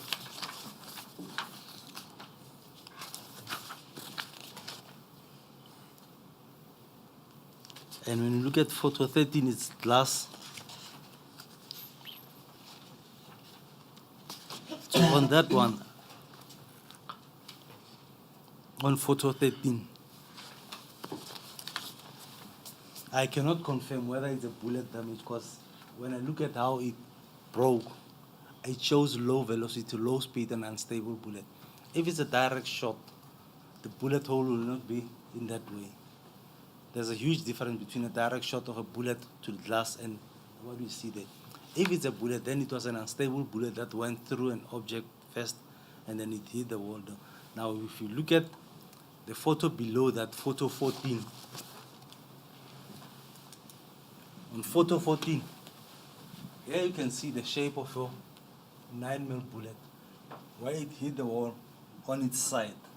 So it was not stable, it was not spinning, but it hit the wall on the side. So why I'm showing the commission that is, if our bullet has already lost energy to hit the wall on its side and to hit the glass, creating that type of a hole, it shows that it has hit an object first. It has lost energy and speed on that object. Now we look at photo number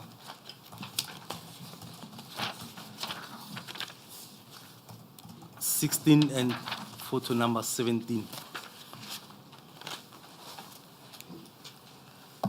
On photo 16 and 17, we see blood there. So I'm of the opinion that he could have been shot, he was bleeding already, and most likely pushed through the window. Because by then he was already bleeding. If you look at the bullet that we're talking about, it could have struck him, hit him, and then here he was bleeding. And this is towards the window. Where Well, he this fell. is the window. It's towards the window where he fell or he jumped. Now I'm saying photo 16, is that the window itself? This is the window before the one that he. I think it's the same window where he alleged that he jumped from. Photo 16 and 17. That's correct. Yeah, so if I take you back to photo 1, at 2A4.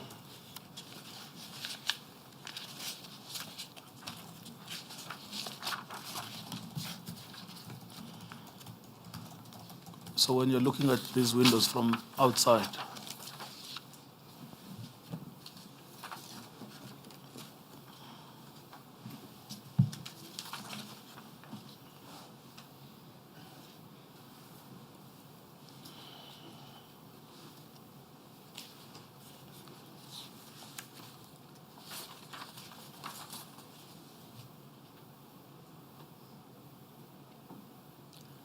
right, that is on a balcony next to the window that he allegedly jumped from. That window that we see on photo 1, that is circled. yes. I'm saying that in this apartment, it appears that there is only one window to the outside. That is correct, Chair. Yes. So if they're saying that he jumped from the window, it could have only been this window. Could have been this window. Yes. And so when we go back then to the window you are telling us about, which is at photo, did you say 16 and 17? That's correct, Chair.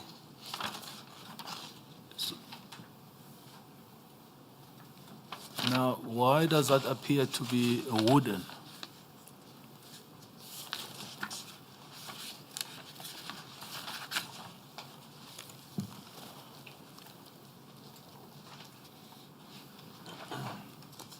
I can't recall, but towards the window inside, there was a wooden frame, Panel. a wooden panel Yes. below the window.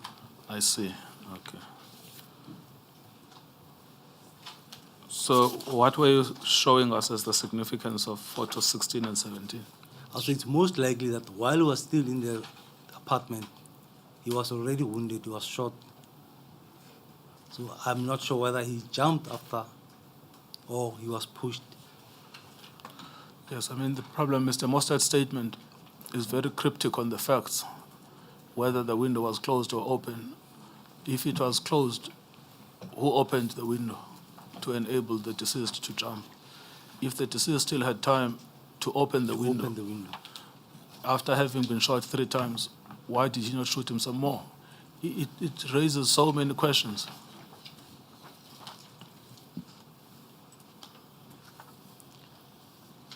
And Chair, when you look at the photos that follow, Follow from? photos 19, 20, 21, 22. There we have bullet marks on the tarmac outside the building where the deceased was lying. So the first one on photo 19 is marked 1, the second one is marked 2, the third one is marked 3, the fourth one is marked 4, the fifth one on photo 23 is marked 5. Now if you look at the fifth one, there's traces of the blue t-shirt that the deceased was wearing, which is on photo 25.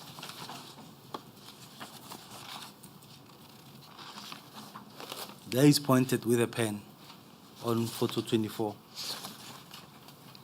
Now, what is important here is we'll look at these marks. If you look at mark 1 and mark 3,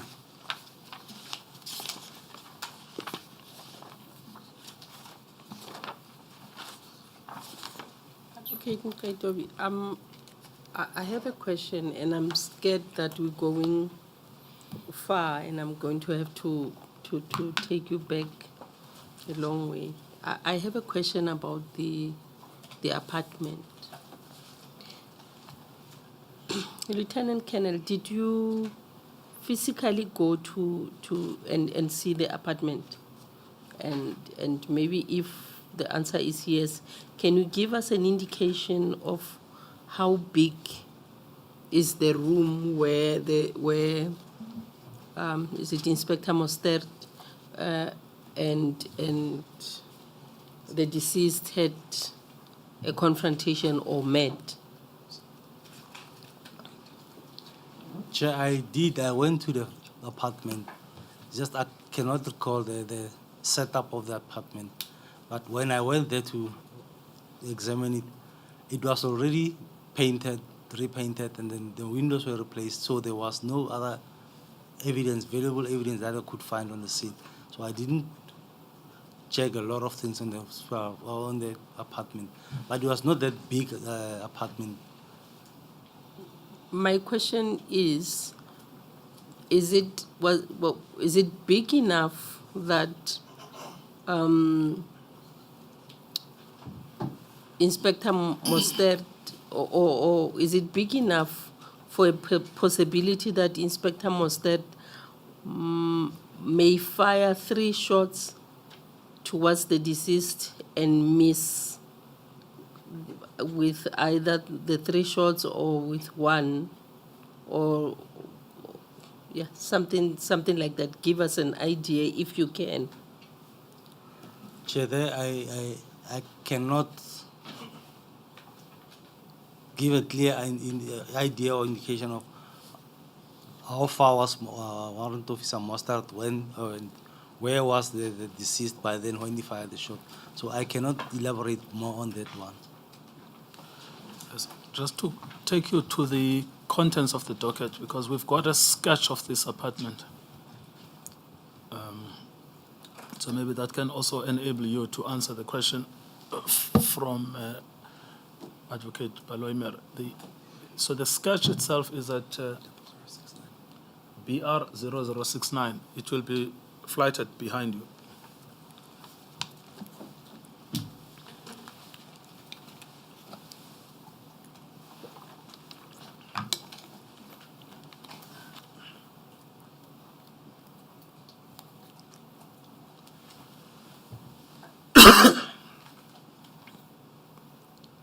So given that you've been to the apartment, you can, yes, there it is.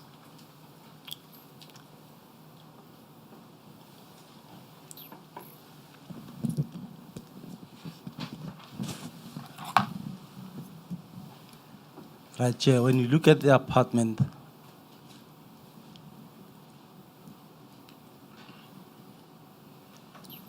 I think the windows were on this side. And then you enter here from the kitchen, you come here. This is where you found those, because this is the bedroom. So the bullet marks that I was showing were around this area, inside the living room, because the window is around this area, the where he jumped from. So they entered from that side and came to this side. So I don't know where was Mostert when he was shooting and where was the deceased when the shots were fired. I cannot tell exactly where were they. Yes, well, it will certainly be after the kitchen. Most likely after the kitchen. Yes, yes. And that's a sofa that looks like a sitting room. So it will be anywhere between the kitchen and the sitting room. That's correct. But the question is really, what is that distance? You know, is that 20 square meters? Is that 10 square meters? Is it less than 5 square meters? Chair, I don't know. I can't remember how big was that one. Yes. Okay. Now, then there are further pictures. Just keep there on that same document. I want to show you a couple of pictures inside the apartment. So, yes, starting at photo 4. Yes. So that's now showing you clearer.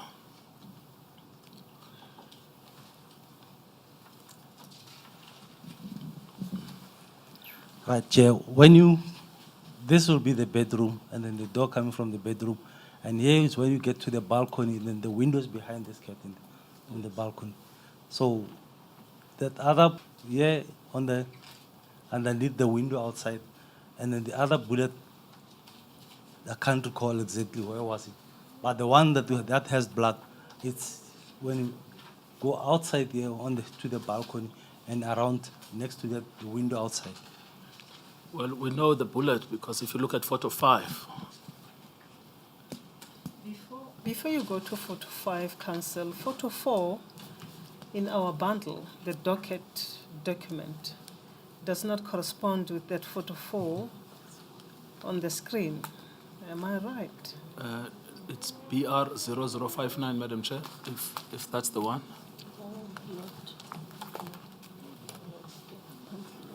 The BR. The BR. 004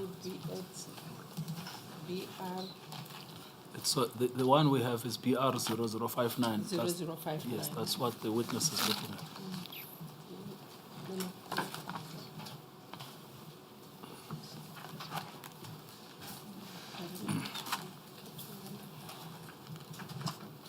Because I have this one.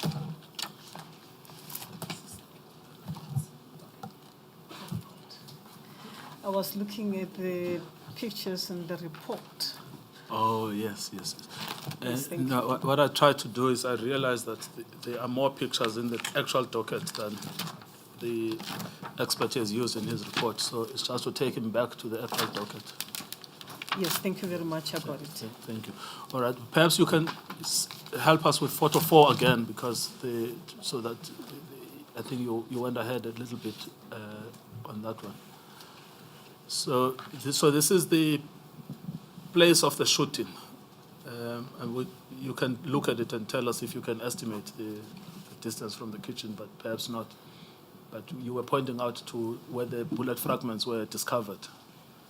That's correct, Chair. This will be the living room, and then this will be the bedroom, the door into the bedroom.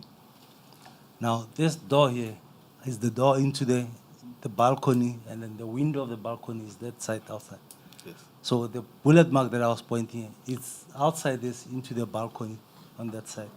So if he was shot, it could have been from this point, because I think there was a curtain or there was glass to go out to the balcony. So that other bullet hole was outside into that balcony, just below the window. Then the setup here, I don't know where the first shot was fired at and where was it, because I cannot recall that. Yes.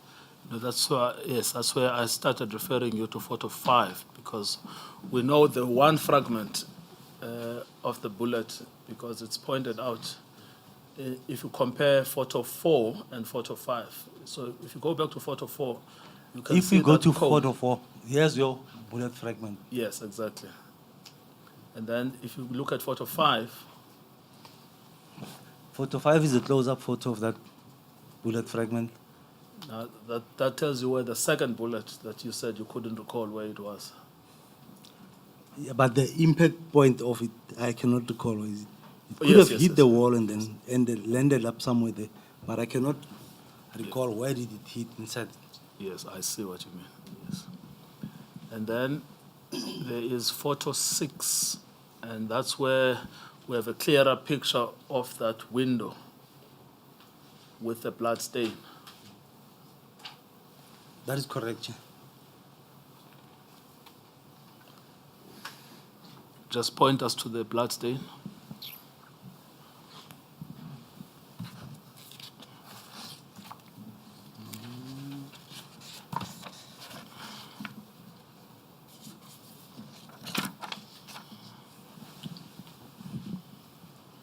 So this will be the blood stain Yes. on the photo. Yes. And then photo 7 seems to be a different fragment. You remember we're looking for this. How many was it? 2 shots, 3 shots? 3 shots We according fired to 3 shots. Yeah, this will be the cartridge case. of another bullet. That's correct. Yeah. Now, if you compare that 6 and 7, because we see where the cone is standing on 6 versus where the cone is standing on 7. And there's another blood stain, except for that one. There's another blood stain. Yes, no, that's fine. But can you just compare the cones and just confirm that first before we move on 6 and 7?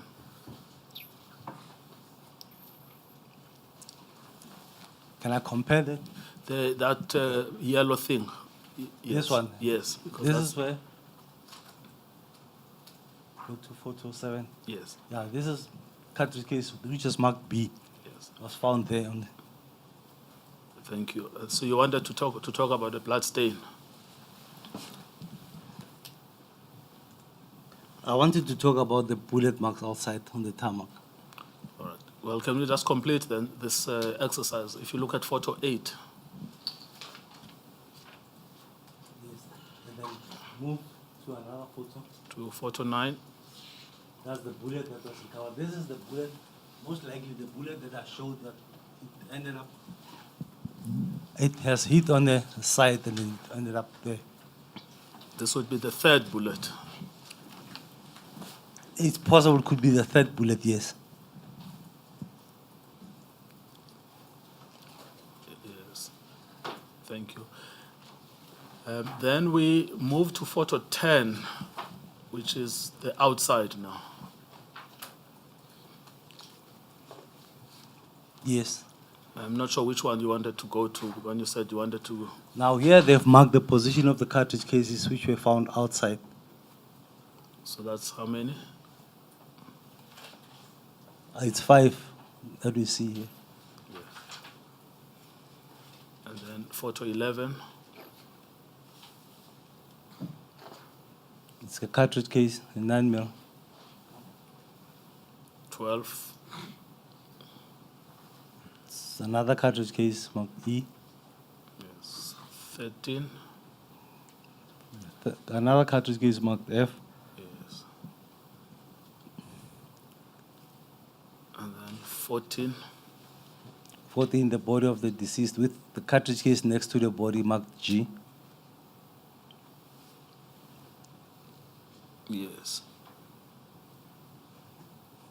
Right, if you look at this photo, the position of the deceased here, and we look at the T-shirt that he was wearing,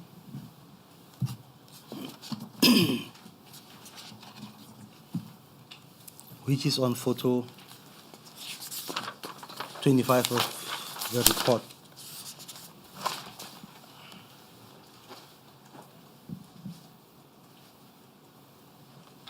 Because this is positioned just around the shoulder blade. If you look at how the body was lying on the crime scene and you look at this photo, it's 2 different positions. Could you just repeat that? I'm not sure I understand. If we look at the position, of the deceased here, how he's lying, Yes. and if you look at the wounds he sustained and the T-shirt, it's 2 different positions. Here he's lying on his front, and according to the T-shirt that he's wearing and the wounds he sustained, the wounds are sustained at the back. So it shows that after falling, he was lying on his back, but not in this position. Yes. All right, perhaps you should continue. Right, if we go to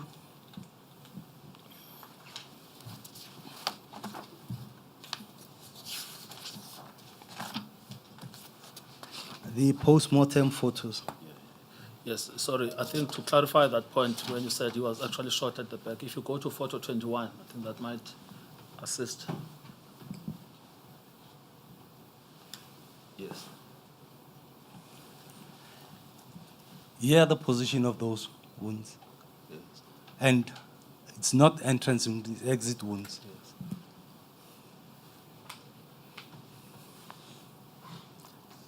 If we look at photo number 34, I beg your pardon. If you say they are exit wounds, it means the entry wounds would have been in the front.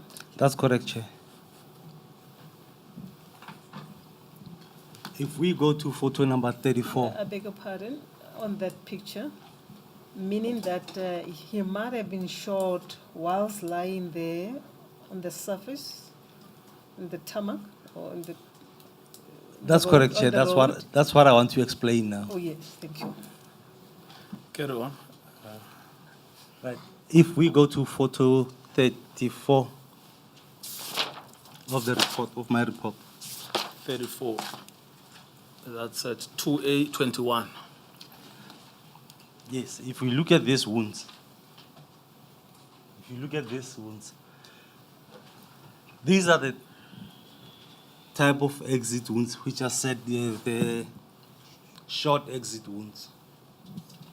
So it shows that the body was lying on a hard surface when he was shot at. So basically the body, the arm was lying, resting on the hard surface, on the tarmac, and he was shot. So what happened here is the bullet penetrated the front and they bounced on the tarmac and then back into the wound. They create this type of wounds. That's what we call the short exit wounds. And if you look at how these wounds were, if the photo number 36,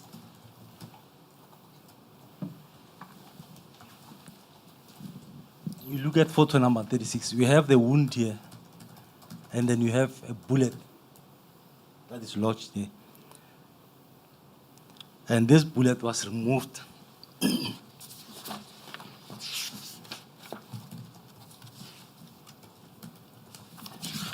This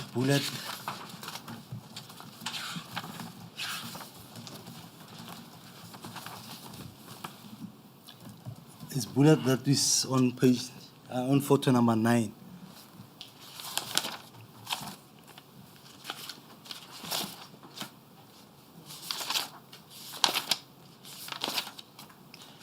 There's your bullet. Now it shows the impact. It impacted on the tarmac and then get back into the wound.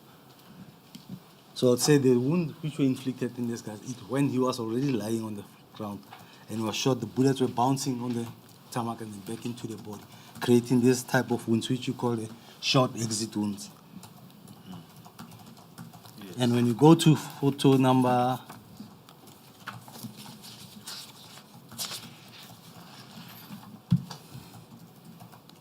photos, I said 26 to 33.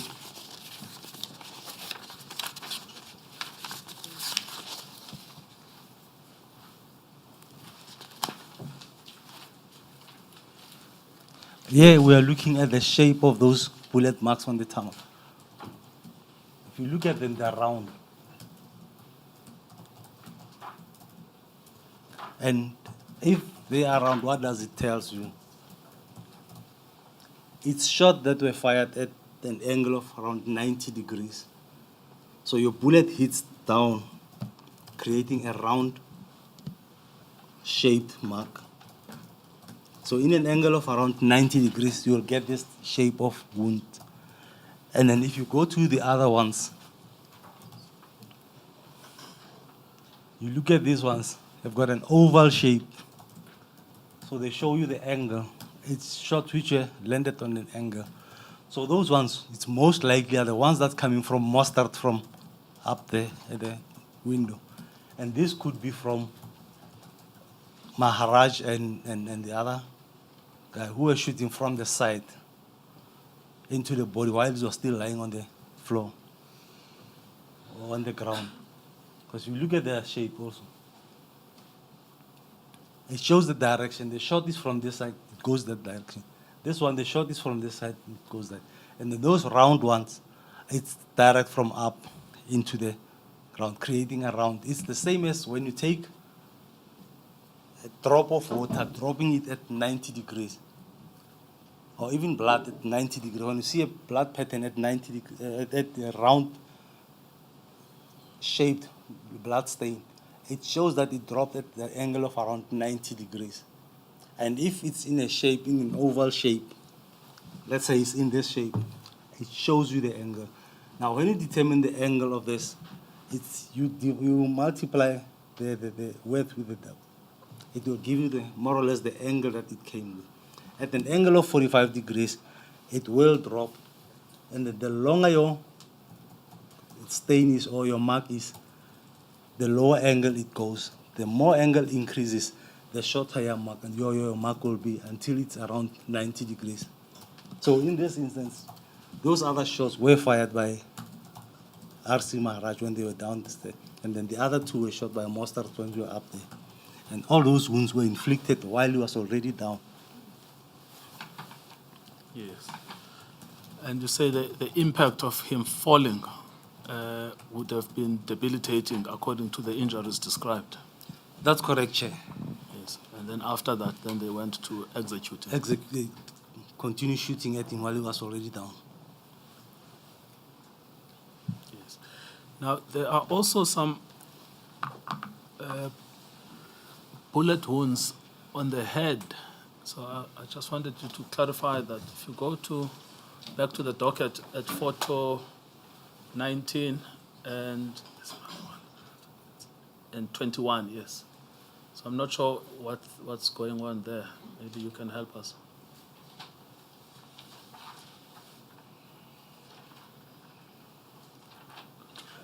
Photo.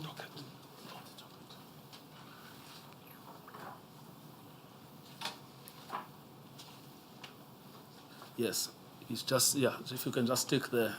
What is that going, what's going on there? Which one? On the head? Yes. Chair, on the head, I'm not sure. It could be, because if you look at the size of it, it could be when he fell down to the tarmac. Okay. Because this could be the cause of the cracking or the damages on the skull and the brains when he fell, when he landed on the tarmac. Yes. All right, thank you. And the bullets seem to have shot him on the shoulder. So that would not have been fatal. No, Chair, the ones on the shoulder would not have been the fatal shots. Yes. And what killed him? Let me put it that way. Chair, I'm not sure where was he shot or if he was shot previously by while still inside the flat. There could be other wounds which could have been maybe fatal later, or it could have been when he fell down to the ground. Because when you look at the injury sustained, once the brain is injured or the skull is cracked, those are the fatal wounds that can also cause the death of a person. Yes. So it could be that he was killed by mustard.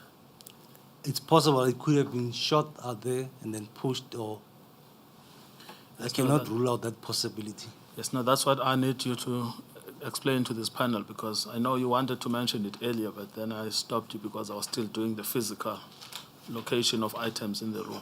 When you said, look, there were bloodstains on the window. There were bloodstains inside there. And what's this thing telling you? And that when he actually impacted on the ground, he fell. It's not like he was jumping. So what does that show you about the body, the state of the body at the time it impacted the ground? Chair, I would say due to the presence of blood inside the room, there's a possibility that he was injured somewhere already. There was an injury sustained because he cannot bleed if there's no wound. So he was injured somewhere inside the room, and the possibility of him being pushed cannot be ruled out. Yes. And the only person in the room who could have pushed him, in fact, who shot him first, and then later claimed that he jumped, but you're saying there's a possibility he could have been pushed, is Inspector Mostert. That's correct, Chair. Yes. And then outside, there are 5 cartridges. They still shoot him outside. That's correct, Chair. And that is Mr. Maharaj and Mr. Makanya. It could be Mr. Maharaj, Makanya, and even Mostert's cartridge case, because he was shooting from the balcony. Now, if you are shooting from the balcony, normally your pistol eject the cartridge cases around 45 degrees to your right. So if you are shooting from there, the cartridge cases will also fall down to the scene where the body, closer, not exactly close to the body, but around that area where the body was found. Yes. And then there is also the story of the weapon being found next to the place where his body is recovered, next to the garages there. What do you say about that? Chair, with the firearm, I don't know. But I mean, I don't know how did it get there. Yes, I know you don't know, but is it consistent with your reconstruction in relation to their version versus what you've reconstructed? Chair, if they are saying he had a firearm and he fell there, it's possible. But I don't see him falling with a firearm in his hand until it landed where he was. Yes. But what's the most likely scenario of your reconstruction about how the firearm got there? We look at the modus operandi of the team. And what does that tell us? in most of the incidents where they shot their victims, there's a firearm next to the body. In most of the incidents, the position of the firearm or the presence of the firearms on their crime scenes is questionable. Yes, I mean, what I don't understand, according to them, by the time he jumps, he has already been shot 3 times, because Mr. Mostert does not say, I missed him. He said, I shot. Yes, so he shot him. He hit him 3 times.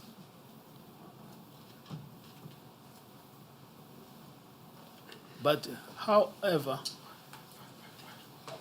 on the tarmac, he still poses a threat to 3 other policemen that are armed.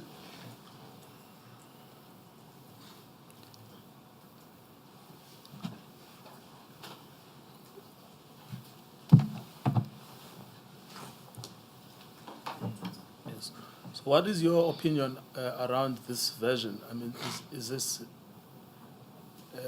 a clear instance where the police have lied again? Chair, that also I cannot rule it out, completely out, because, and the reason why I say I cannot rule it out is I've looked at the instances or incidents where they're involved.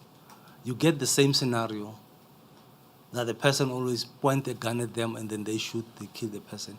And then the next minute there's a firearm next to the body. So saying that they are lying, they are telling the truth or they are lying, now I think I'm looking at the modus operandi of how they operate, and it raises questions on why always there's a firearm next to the body. Why always a suspect will point a gun at them, but they're the one who will shoot first and kill the suspect. Yes, thank you. Now, we've gone through paragraph 179 to 182. You've also taken us through 183 to 187, 188 to 194. Those are the sections where you deal with the injuries on the body, the analysis of the flat, the analysis of the shots themselves, and from paragraph 195, you deal with your conclusions. Is there anything on your conclusions that you haven't dealt with? And by the way, before you move on, we've got, you remember when I asked you about the cause of death, the medical legal report, which is at BR 0022.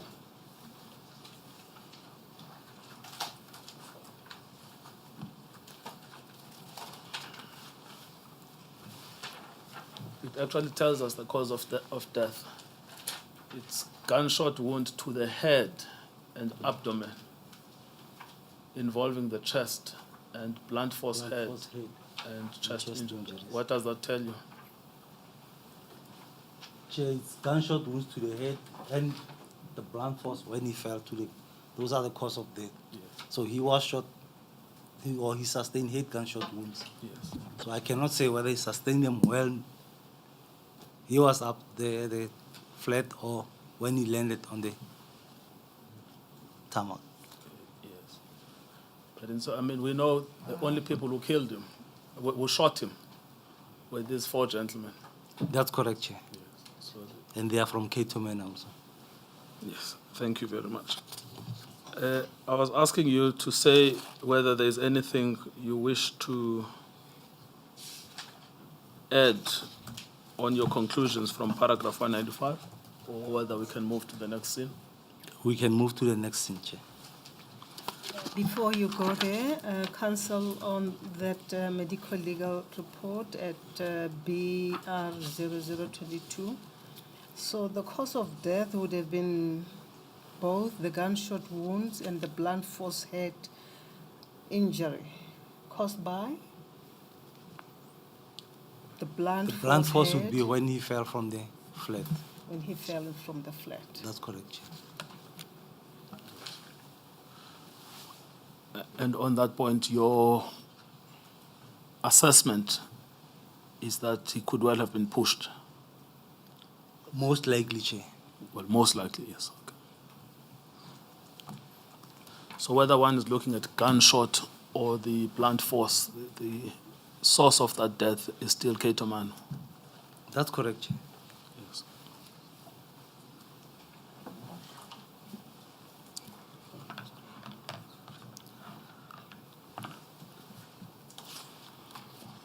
You know the story of Ahmed Timol, the policeman under apartheid pushed him off John Foster John Square, Foster Square. and then they said he jumped. That's correct, they said.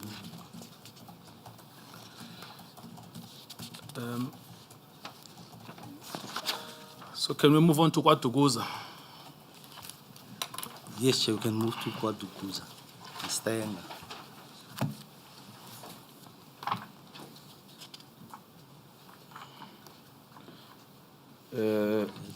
Yes. Could you just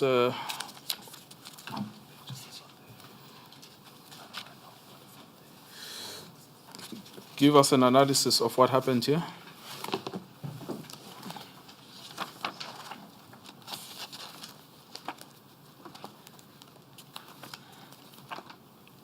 So the Stanger is,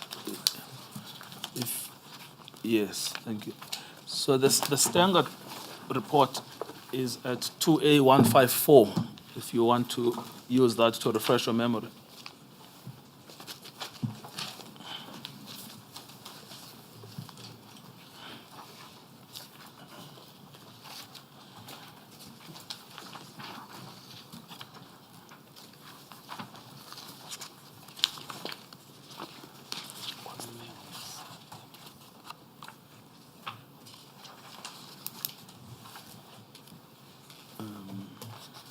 So CAS 390908 is Lindelane Buthelezi.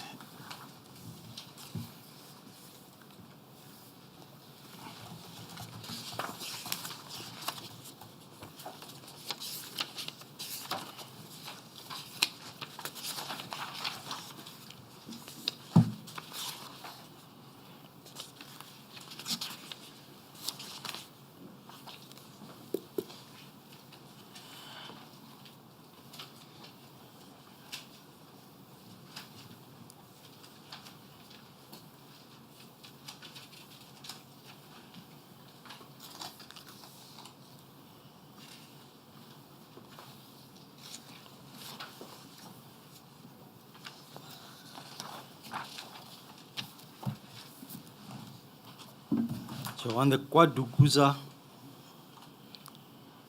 case 39 of 9/2008, information was that they were looking for Lindelan. They got information of the address where he was. They went there. When they started knocking, they saw him inside the house. And then when Mostard saw him, he tried to run to, I think he tried to run, and then I'm not sure if I'm confusing it with the other one, where he grabbed the firearm and then in the process he was shot by Mostard again. Yes. Thank you. We will deal with their version shortly. Can we do the ballistics assessment? So that you've dealt with from paragraph 197, 198, and then in 198 you deal with the material that you considered.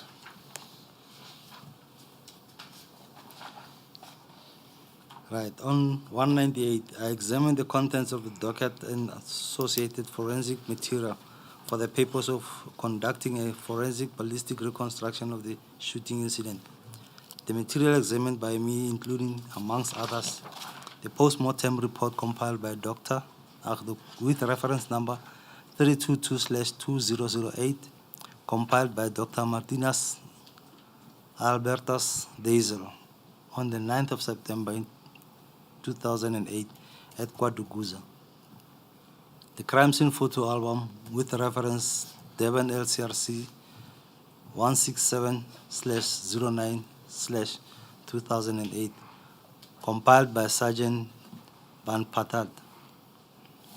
The crime scene photos on the disc and the statement of Inspector Paul Mostert and the statement by Detective Constable Naidu. Yes, now it's 199 that you were dealing with when I said we will come back to it. So can you look into that and tell us if you were afraid that you don't want to confuse it with another scene? 199. According to the statement of the police, on the 3rd of September, they arrived at the residence in Stenger. Upon reaching the door, they saw a shirtless male suspect in blue jeans flee from an adjacent room. Inspector Mostert and Constable Naidu pursued him, and they saw the suspect retrieving a pistol from a black suitcase and attempted to aim it at them. In response to the immediate threat, Inspector Mostert discharged his firearm, wounding the suspect and causing him to drop the weapon. Yes. Do you now remember it? Yes, it's the one that I was referring to now. Yes. All right. Thank you.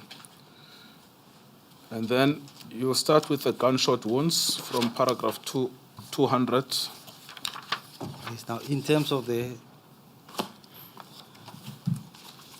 report, there was a gunshot wound entering the left cheek at wound marked 1 and exiting on the right side of the head at wound marked 2. All right, well, just make sure you go with us. You've referred to photograph 4 and 5 of the report. Photograph 4 and 5. 4 and 5. Yes. That's correct, Chair. What are we looking at there? On photograph 4, we have a gunshot wound entering the left cheek, which is marked as wound 1, and exiting on the right side of the head, which is on photo 5, which is marked 2 there on photo 5.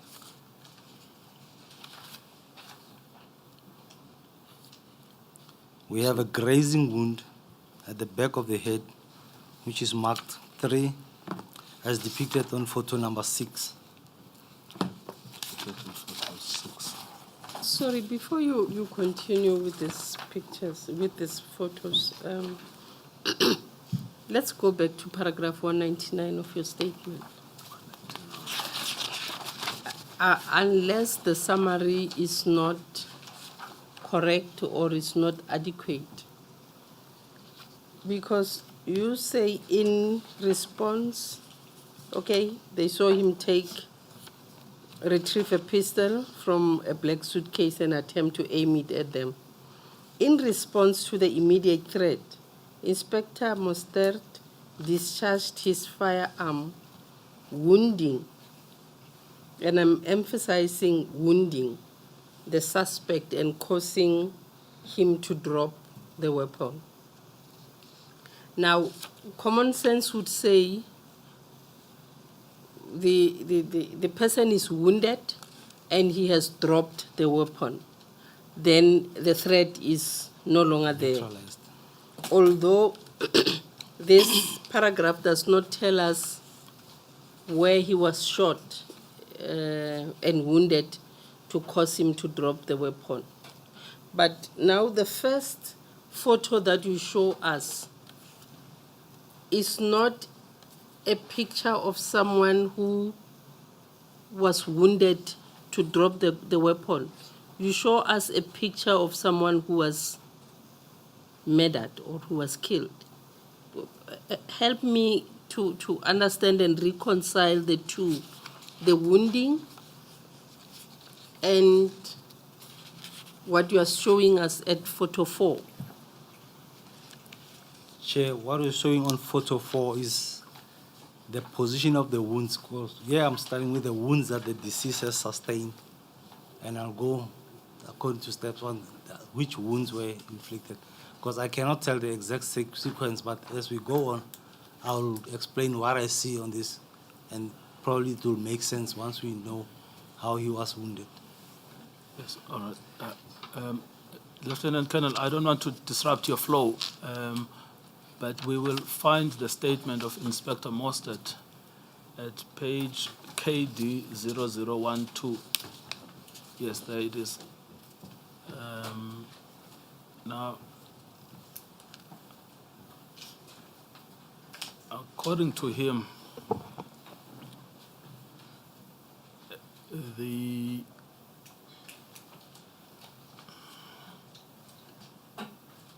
so they had an informer who shows them the house of Mr. Lindelana Buthelezi.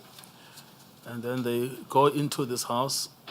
And then at paragraph 3, he describes what happens inside this house. It says on 2008/09/3 at, this should be 12 midnight, 00.00, the members and I arrived at the house. The door was kicked in. I entered the room, followed by the above members. I noticed a black male dressed in a jean ran to a adjacent room. I immediately followed, and entering the room, I noticed the black male had removed a pistol from a black carry canvas bag. He was in the process to point it towards me. I, without hesitation, fired several shots in his direction, hitting him in the upper body. He fell to the floor and appeared to be dead. Captain Eva entered the room and took charge of the scene, securing the firearm, a pistol. He summoned the necessary role players, the ambulances, SAP members, duty officers, ICD, as well as members of the LCRC. And just out of interest, why is Captain Eva always coming in to secure the scene? And Chair, if we'll go back to Captain Eva's statement, let's read Captain Eva's, where he's speaking of Captain Eva. You mean the Inspector Mostert? Yes, he said Captain Eva entered the room and took charge of the scene, and he secured the firearm. He secured the pistol, the firearm, a pistol. Yes. When he said he secured the firearm, the pistol, I don't know what does he mean there, because if you look at photo number,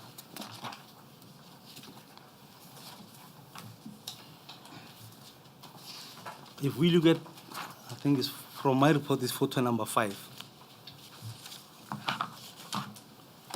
I'm not sure if we have the photos of the scene, but on my report, it's photo number 5. If he said he secured the firearm and removed the firearm, but you look at the body of the deceased, where he's lying, here's the firearm. So if he said he secured the firearm, but the firearm is still underneath the body, it's contradicting what he's saying there. Yes. And then the second statement from Ruben Renaido, who is the other policeman that was on the scene, is KD 0018.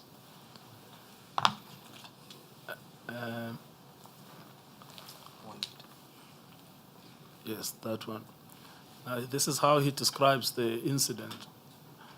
Paragraph 3, on the same day, I departed with other members from my office to Stenga. The suspect's dwelling was pointed out to us by the informer. On Wednesday, 3 September 2008 at 0001, I approached the dwelling. Captain Ubach, Inspector Mostert, and Inspector Makanya accompanied me. The door was kicked in and Inspector Mostert and I entered. The other 2 members followed. As I entered the dwelling, I saw a black male run out of a room and went into an adjacent room. The black male had no shirt on and was wearing a blue jean. Inspector Mostert and I followed the male to the room. As we entered the room, I noticed the black male reach into a black suitcase and removed a pistol from it and was in the process of pointing towards us.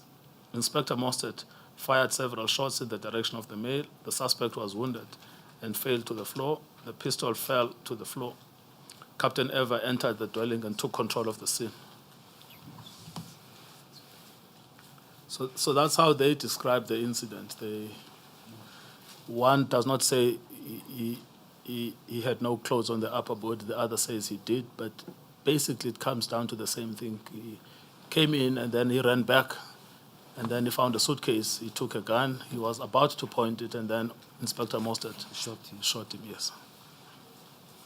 Oh, thank you, Advocate Ngcukaitobi, because it answers the questions that I had on paragraph 199, because now it is clear that Inspector Mostert fired a number of shots. Yes. And according to his observation, the victim fell and it looked like he was dead. Yes. So he literally killed him on the scene, not wound and force and make him drop the weapon, because that would, in one's mind, it would say maybe they shot him in the arm and he dropped the weapon, but he was literally killed because Mostert fired several shots. Yes, thank you. Thank you. So, where were you, Lieutenant Colonel? Paragraph 200, yes.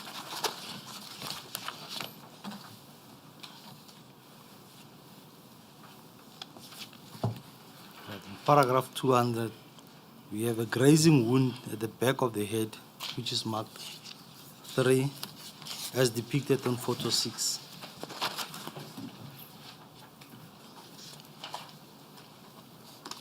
And a separate wound also at the back of the head, where a damaged bullet was recovered, which is marked wound 4.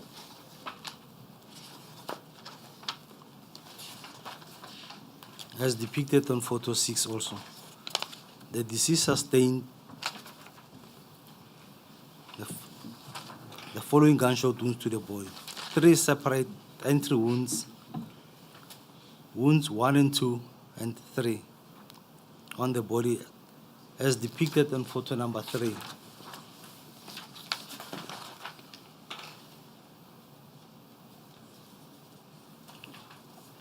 Yes, I mean, perhaps you will deal with this when you do your summary. But one thing to note between photo 3 and photo 4 is that on Inspector Mostert's version, several shots were fired in the upper body of the deceased, and he appeared dead. But he is then shot in the head at photo 4.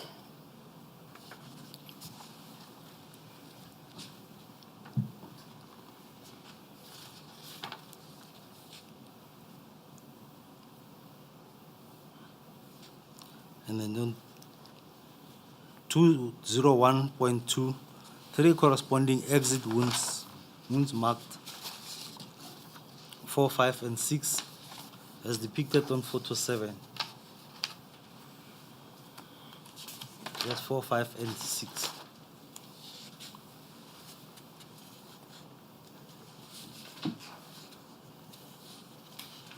On observation, the deceased was shot while in 2 different positions. Wounds 2 and 3 depicted in paragraph 3 were sustained while the deceased was in a standing position. Now, if you look at wound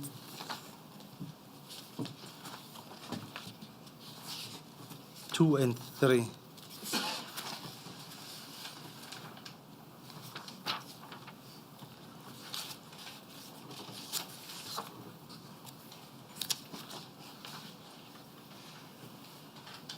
wound 2 and 3, it's visible on photo 3.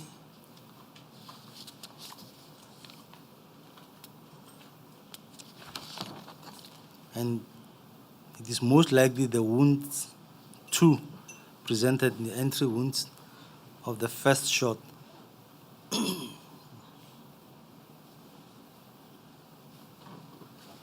The wound depicted on 6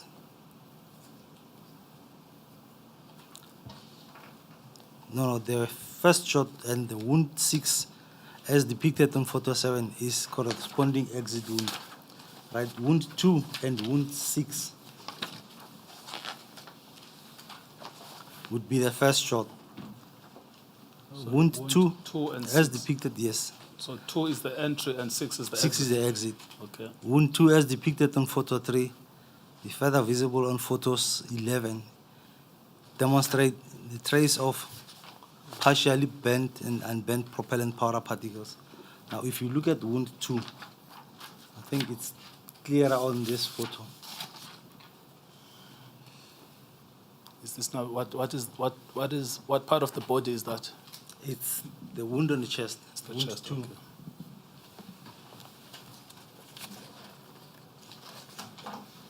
If we look at this wound,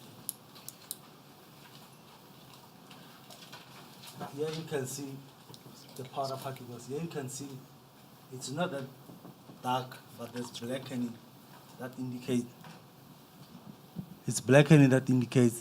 it's a close range shot. This, so the firearm was not far from the deceased in this instance. And what is that? A 9mm or a? It's a 9mm pistol.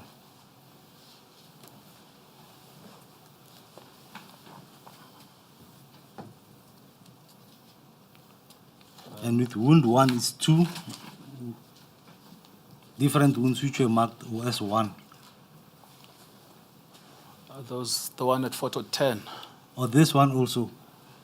If we can look at wound 1, these particles that you see, this is unbent propellant powder particles. So it's also a close range shot.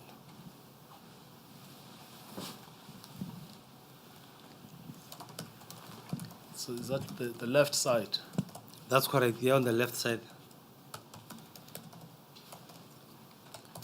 So basically the 3 wounds that he sustained are close range shots.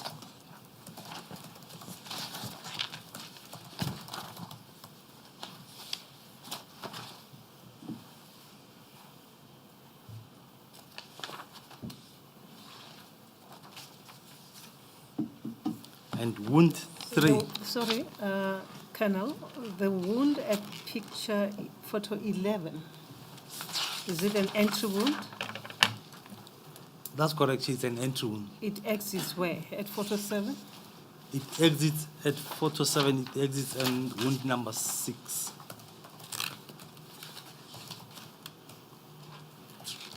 Number 6 is the head. Is it No, not 7? number 6 is on the right hand side, towards the hip. It's visible on photo number. So I'm confusing the pictures here. Wound number 6 is this one, Oh, from the other, on photo 7. council, I have different documents here. When you refer to the report, refer us to the report, because I'm looking at 2A. I think it should be at 2A160. 2A160. 60. 160. 2A162. You should Photo be at 11. 2A160. 60. Yes, for photo 7. Yes, that is the exit. Correct. Yes, you are right, Madam Chair, actually. Photo 11 is the entry wound, yes, which is at 2A162. Yes. Yes, that's correct, actually. And then 2A160 is the exit at item 6. Are we correct, Colonel? That's correct, Chair. Yes, thank you. Well, on that point, Colonel, can you just explain this concept? This bullet enters here, right in the chest, but it exits here. Yes. Now, how does that happen? Because you would expect from a layperson that if you are standing, according to Mostert, you are standing in front of him, and you shoot him, the bullet will go out here. Chair, it will depend on how you hold in the firearm. Yes. He didn't shoot him straight, but it's a downward trajectory. It's in here, it exits here towards the back.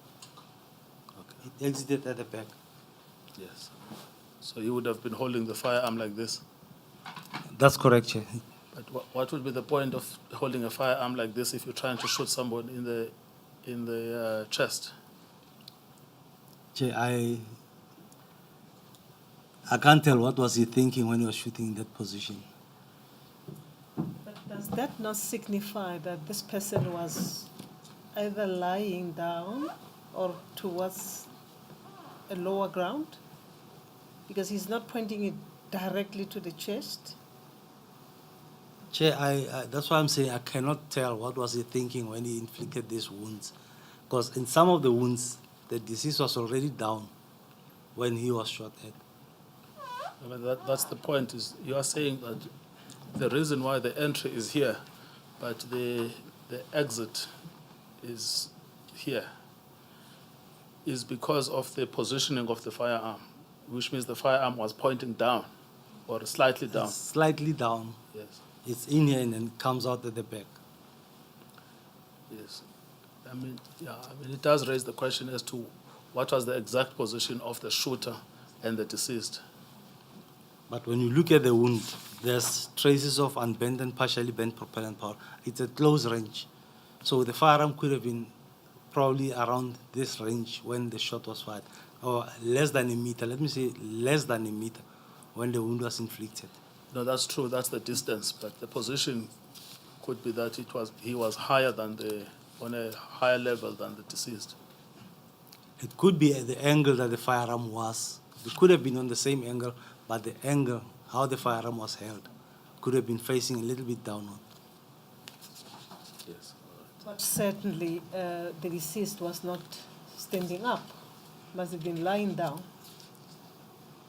Chair, with this one, the wound at the back is not what you call the short exit wound. It's just a normal exit wound, so I cannot tell whether he was already down. But if we look at wound number 4, this one, yeah, it shows short. It shows short exit wound. So meaning when this wound was inflicted, by then he was already down. He was shot while lying on the floor. Yes, because the first wound would have been the one that were inflicted. The first wound would have been the one inflicted on the head. Chair, if the first wound would be the one inflicted on the head, he would drop immediately. Yes. I don't think it would be the first one. This would be most likely the first one, and then this ones. And when he was down, that's when the one the headshot could have been inflicted, and the one that came out, that wound number 4. Wound number 4.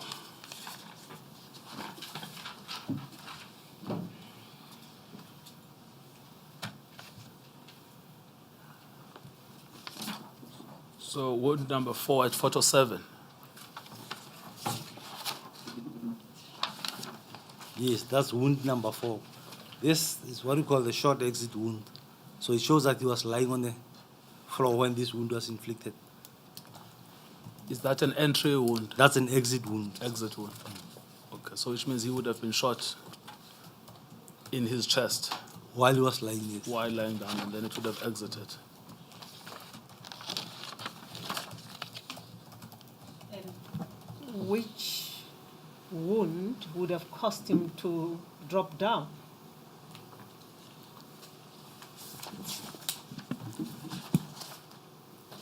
Chair, the wound that would have dropped him down, it's that he was shot. Probably he went down because he was already wounded. But while he was down, they could have finished him with the one on the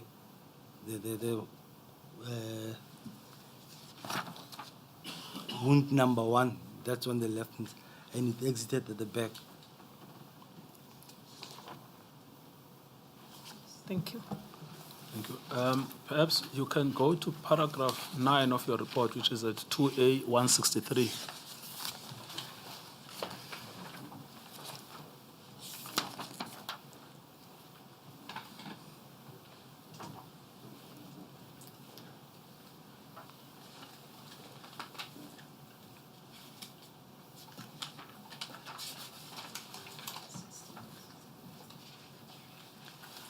Right, I'll go to paragraph 8. I'll go to paragraph 8 and 9. Okay. 2A 163. The wounds sustained by the deceased as described by the doctor on the post-mortem report are consistent with the position of the wound visible on photos. The wound marked 2 on photo 11, wound on the chest of the deceased, appears to have the trace of partially bent and bent propellant paraparticles. This gives the impression that the firearm was held at close range or was held close to the chest of the deceased during discharging. The wound on the left side of the body, wound 3, is visible on photos, but its position can be seen only on photo 3. The area around this wound is not visible on the other. It's not visible, and no comments can be made on this distance of this firearm. On observation of the post-mortem and crime scene photos, I could reach the following possible conclusions. The deceased sustained gunshot wound while in 2 different positions. The first position, the standing up right position. The 2 bullet entries wound marked 2 and 3 sustained by the deceased were inflicted while the deceased was in an upright standing position. I'm of the opinion that the wound 2 is the entry wound and most probably the first shot, and wound marked 6 at the right back is the exit wound of the same wound. Wound marked 3 is the entry wound and the second shot, and wound 5 on the right back is the exit wound of this, is the exit wound and most probably the second shot. Both bullet trajectories are from front to back and in a downward direction. Both bullets had ricochet on the wall and are most probably the 2 bullets found on the scene, which is marked B and G. So there we have the bullet marks on the wall from most likely the 2 shots. Is that photo 12? On photo 12. After the deceased was shot standing, he fell down, and as he was lying on the floor, the other wounds were inflicted whilst lying on the floor. The 2 wounds marked 1 on the right chest had characteristics of a bullet entry wound. The wound at the back of the body had characteristics of exit wound. The exit wound close to the spine had characteristics of a short gunshot exit wound. Short gunshot wounds of exit is produced when the outstretched skin impaled or sandwiched and crushed between the outgoing bullet and the underlying object over the exit side, thus leaving an abrasion color on the wound margin. The degree of shoring of abrasion increases directly with the kinetic energy of the projectile and the rigidity of the shoring material. The second exit wound towards the right hand also had characteristics of a short gunshot wound of exit. With this wound, there was no hard contact to the body on the floor and the area of the wound, but the bullet could exit and travel further. The wound sustained at the back of the head, marked 3, described by the doctor during the post-mortem as an irregular linear wound on the scalp, can also be described as a grazing wound. The grazing wound occurs when the bullet scrapes or grazes over the skin without penetrating more deeply. This type of wound is usually elongated or in an oval appearance and may have marginal tears at the edges. The wound at the back of the head, where a highly deformed bullet was recovered and did not enter the skull cavity, gives the impression of the bullet that has lost most of its energy and speed before hitting the head of the deceased, where it was removed. Therefore, I'm of the opinion that the wounds marked, or the wound mentioned in 9.124, 91.25 and 91.26 were caused by the same bullet, but penetrated the chest and exited at the back and the deceased was lying, it ricocheted on the floor and deviated towards the head, where it created the graze wound before it hit the deceased, where it was removed. This bullet has lost most of its speed and energy, and it perforated the body of the deceased. And when it ricocheted on the floor, that's the reason why it could not penetrate the skull cavity, and when it was deformed. I am of the opinion that the tiles under the body of where the I'm of the opinion the tile under the body where had bullet damages would have bullet damages. The wound on the left chin, marked 1, being the entrance wound, and the wound marked 2 on the right side of the head, being the exit wound of the same bullet. The bullet trajectory is from left to right in upward direction. I am of the opinion that the deceased was in a lying position when this wound was inflicted. The position of the firearm under the head of the deceased is questionable. It is positioned almost on the area where the wound at the back of the head is positioned. That's photo 5, you said. That's where I show the position of the firearm underneath the wound. Is that that photo you were talking about? That is correct. Yes. So if you look at the other wounds, where there's 2 wounds where he was shot while already on the floor or while lying on the ground. One is in and it came out here at the back. When it came out, it deflected. It created the grazing wound and penetrated. It was recovered here at the back of the head. And then this one, it enters here, it exited on the side. These wounds, the 3 of these wounds were most likely, or let me say, were inflicted while he was already on the ground, because those wounds are what we call the short exit wounds. Yes. And how do you account for the weapon that they claim to have discovered, which is photo 5? Well, according to Mostert, Inspector Mostert, he saw the deceased pull a firearm. Even Warrant Officer Naidu makes the same claim that the deceased went into the room, he took a bag, and then he took a firearm, and as he was about to shoot, Inspector Mostert shot him 3 times. Chair, by then, if you look at the wound sustained on the chest, it's a close range shot.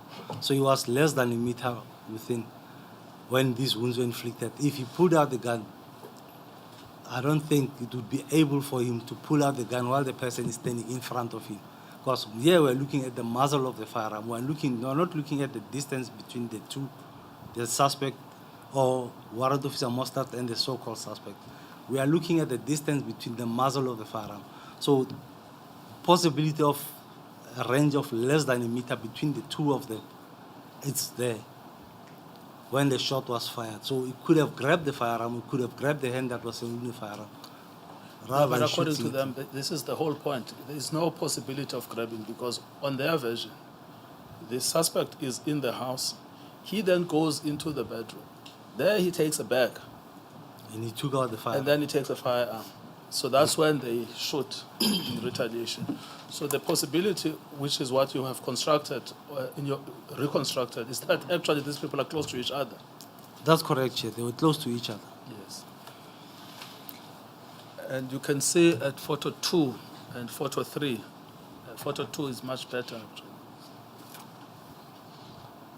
There is no enough space in that room.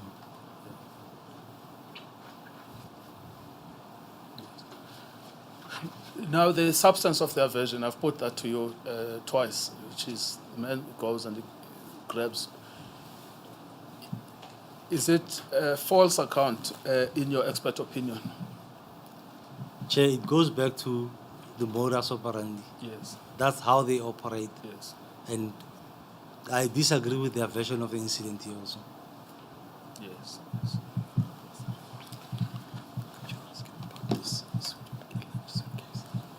Yes. Is there anything to be made of the items that are next to the deceased? Because is that presumably the suitcase that they said the firearm was in? I don't understand. There are 2 empty bottles of Coke and Sprite. Then there is an open suitcase with some clothes next to it.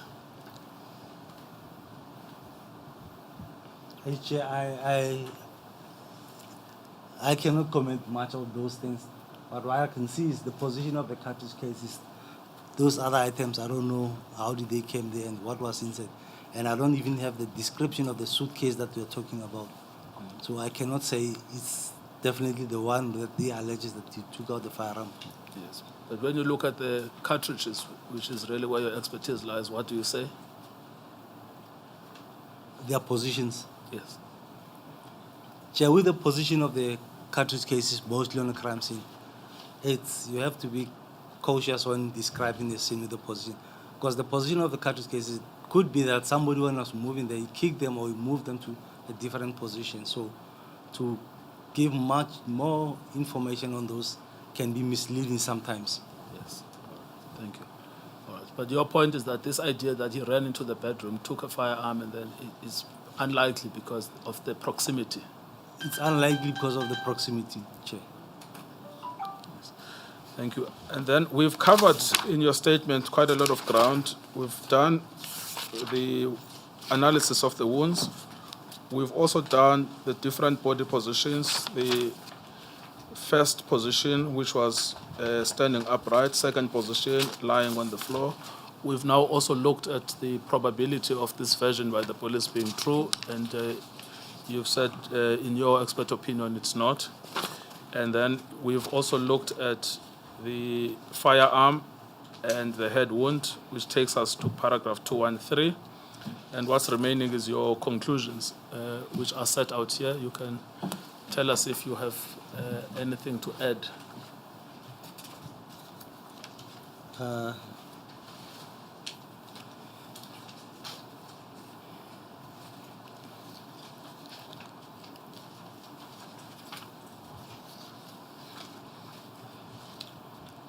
Chair, I think that's all that I can say on this matter. Yes.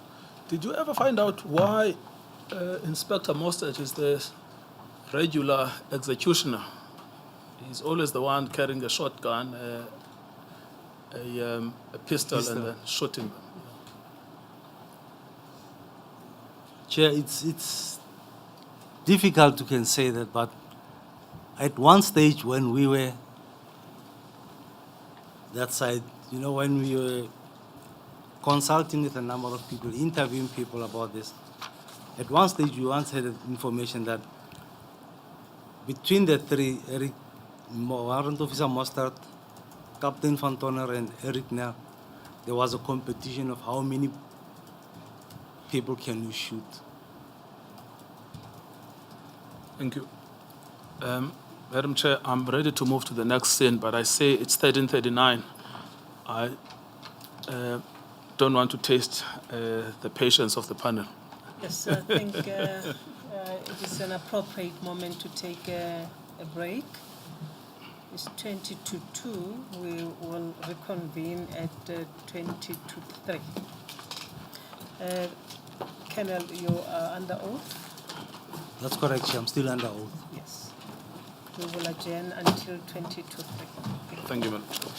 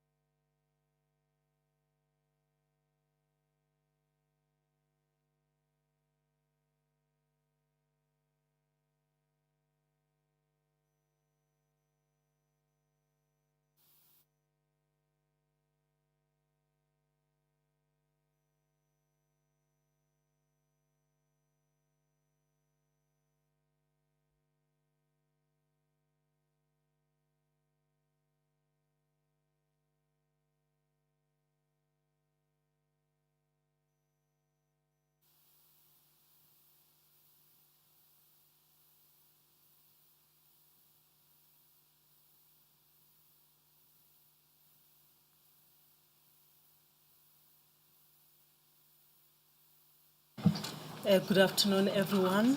Good afternoon, Colonel. Good afternoon, Advocate Chauke. Lieutenant Colonel, good afternoon. Before you proceed, it has come to our attention that the images have not been deflighted due to the sensitivity involved. A request has been made that at least certain images should be flighted. We have also observed on our own that there has been limited flighting of what has been described by the witnesses here, therefore limiting information to the public. Having discussed the matter with the parties, the panel is of the view that the images must be shown and the media may flight the images. However, before any such images are flighted, and in the interest of those who may be affected thereby, the legal representatives leading evidence concerning the images should caution the viewers that sensitive information is about to be flighted. We agree now that images may therefore be shown. Thank you, Madam Chair.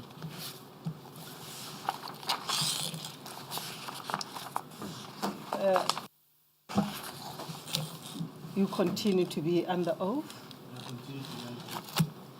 You may proceed, Advocate Ngcukaitobi. Thank you, Madam Chair.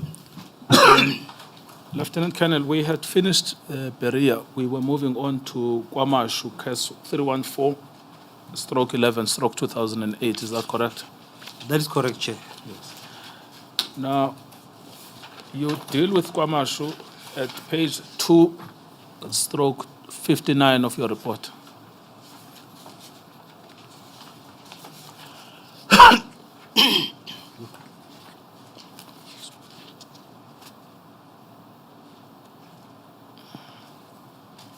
Of your statement, sorry. In your report, it's 2A167. 160, yes. You've got it, yes. Now, this is the killing of Mr. Nhlanhla Ngcukaitobi.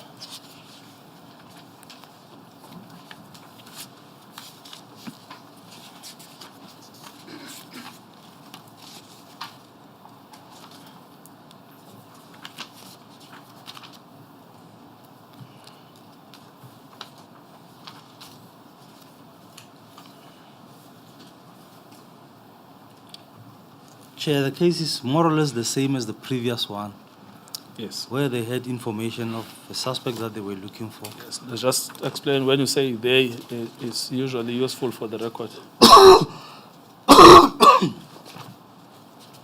to tell us who are you talking about.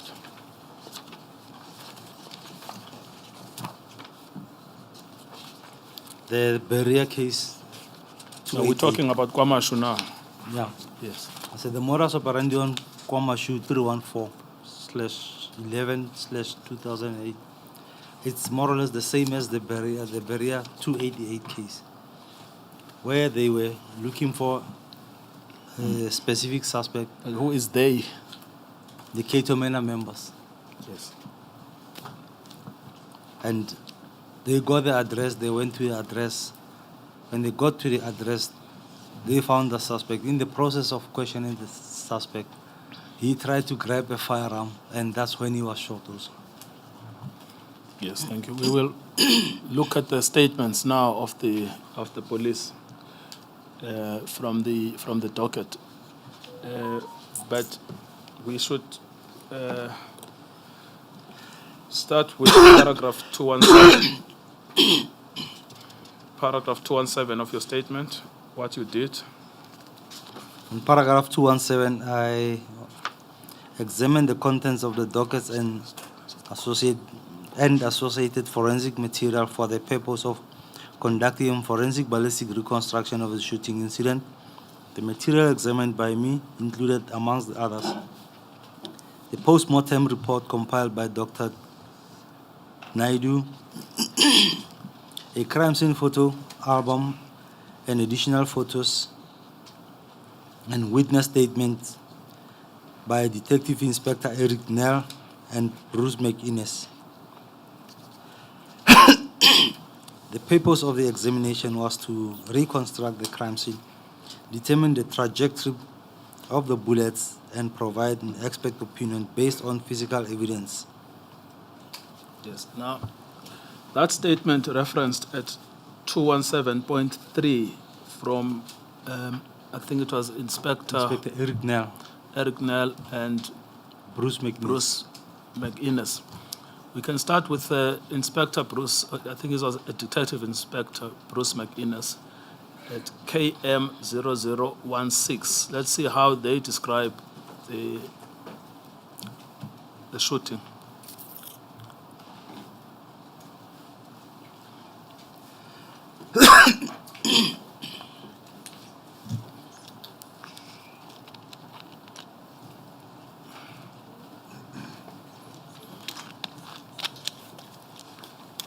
Yes, so it's just behind you there. So this is an allegation that this gentleman, Mr. Masondo, was involved in ATM bombings. That is in that category of ATM bombings. Now, from paragraph 4, this is how the person who was involved in the killing explains it. Acting on information received from a reliable source that blackmail Nkuntu Masondo, residing at E1141 Duzum, Okwamashu area, was suspected to be involved in Hammersdale case 4607-2008, use of explosive, armed robbery, theft, malicious injury to property. Sorry to disturb. Which page are you on? We are lost. It's KM0016. 16. 16, yes.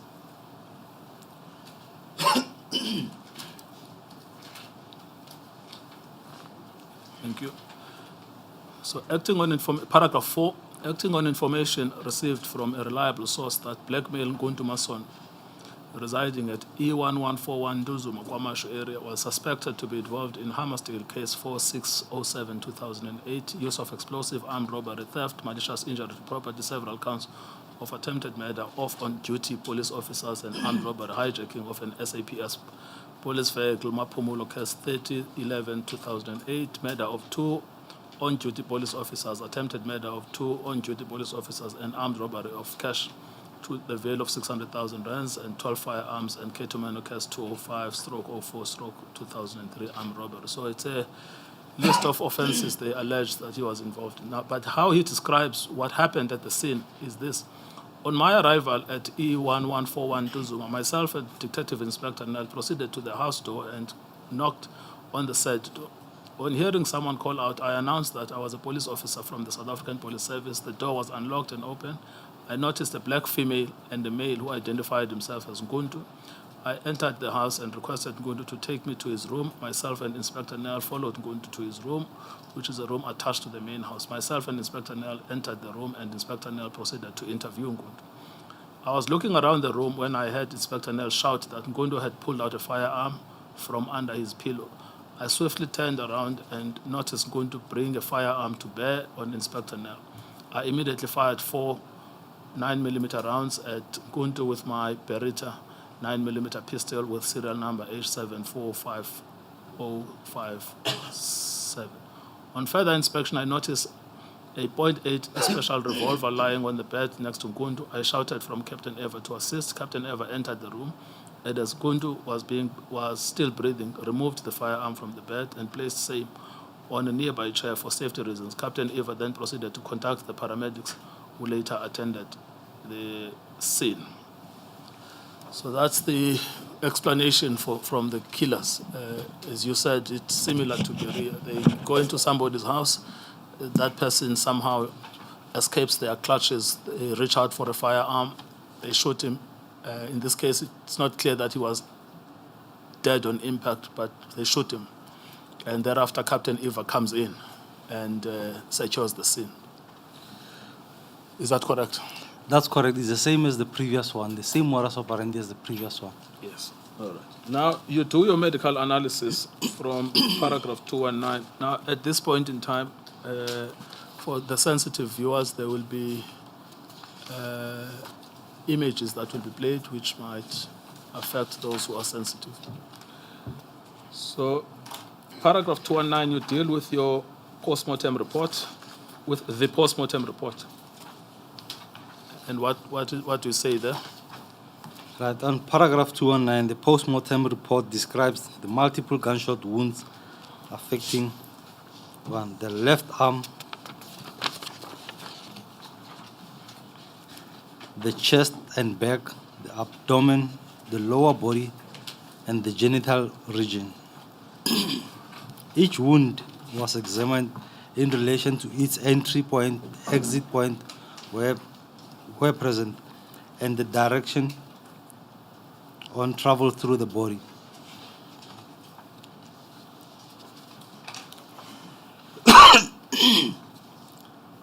The wounds visible on the crime scene photos correspond with those described in the post-mortem report. Some wounds recorded by the doctor were not clearly visible on the crime scene photos, but their presence is medically confirmed in the report.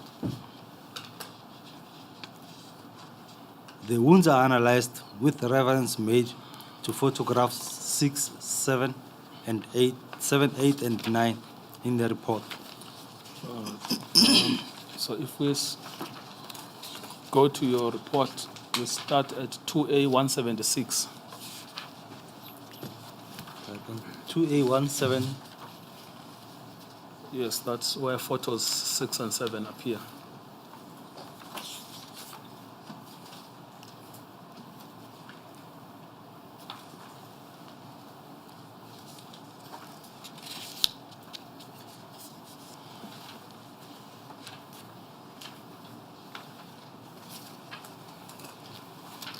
If you look at the wounds sustained as depicted on photos 6, we have wound marked 1, which is on the left upper arm. We have wound marked 3A, which is on the left side of the torso. And we have wound marked 4A on the stomach just above the belly button. And we have wound marked 5A just below the belly button. Now all these wounds are the entrance wounds that the deceased sustained. So you're looking at photo 7. On photo 7, 6 and 7. Yes. Yes. All right, thank you.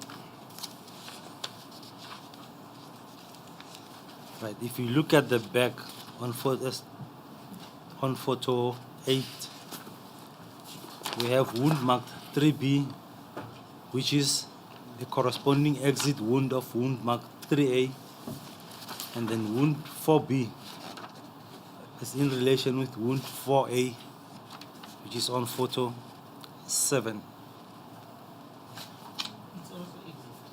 Is the exit.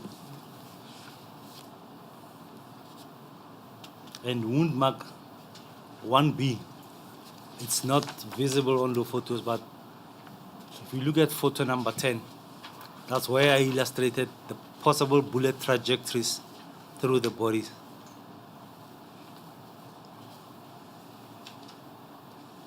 I see. So the arrows are showing the direction of the bullets. That is correct, Chair. The arrows are showing the direction of the bullets. Now, if we look at our bullets, your entrance will be this one. It exited here at the back. This one, the entrance in 3A is there. It goes back, it exits here on 3B. And then 1A, it exits on the arm, it comes in, it exits again on the chest, and then exit around that area. You said 1A is exit. I thought you said is entry. 1A here is the entrance, Entry, yes. and then the exit of it, it's here at 1B. Yes, thank you.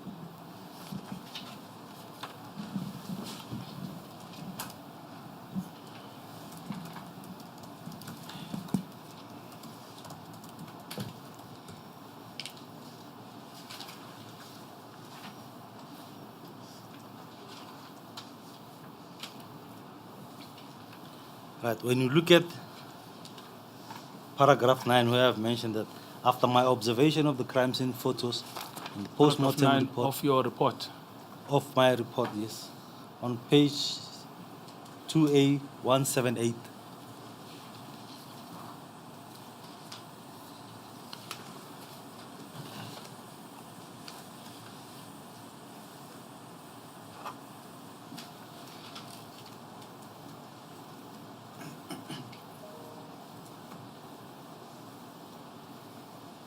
I said, after my observation of the crime scene photos and post-mortem report, I came to the following conclusions. Based on the information obtained from my observation, I am of the opinion that the deceased was shot while in two different positions.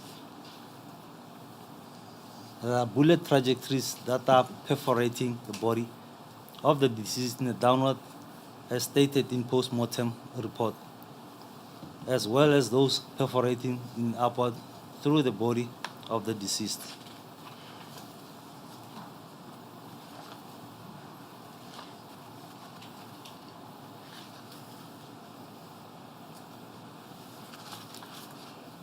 I said it is not possible to confirm the possible position of the deceased when some of the wounds were inflicted, since there was no possible bullet hole or bullet marks visible on photos that emanate from the bullet, on photos emanating from bullet perforating from the body of the deceased. The possibility of holes in the bed and not being visible cannot be excluded. Entry wound marked A4 could have possibly been inflicted while the deceased was in a standing position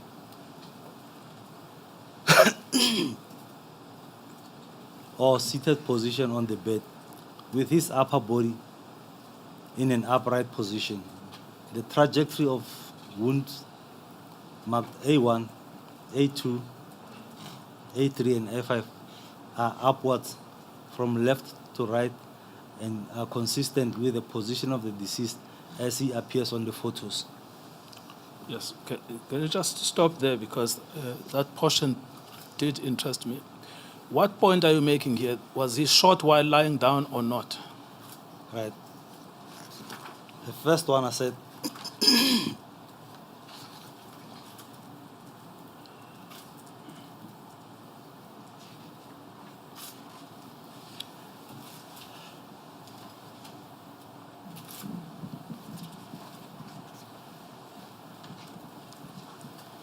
if we look at this, where you have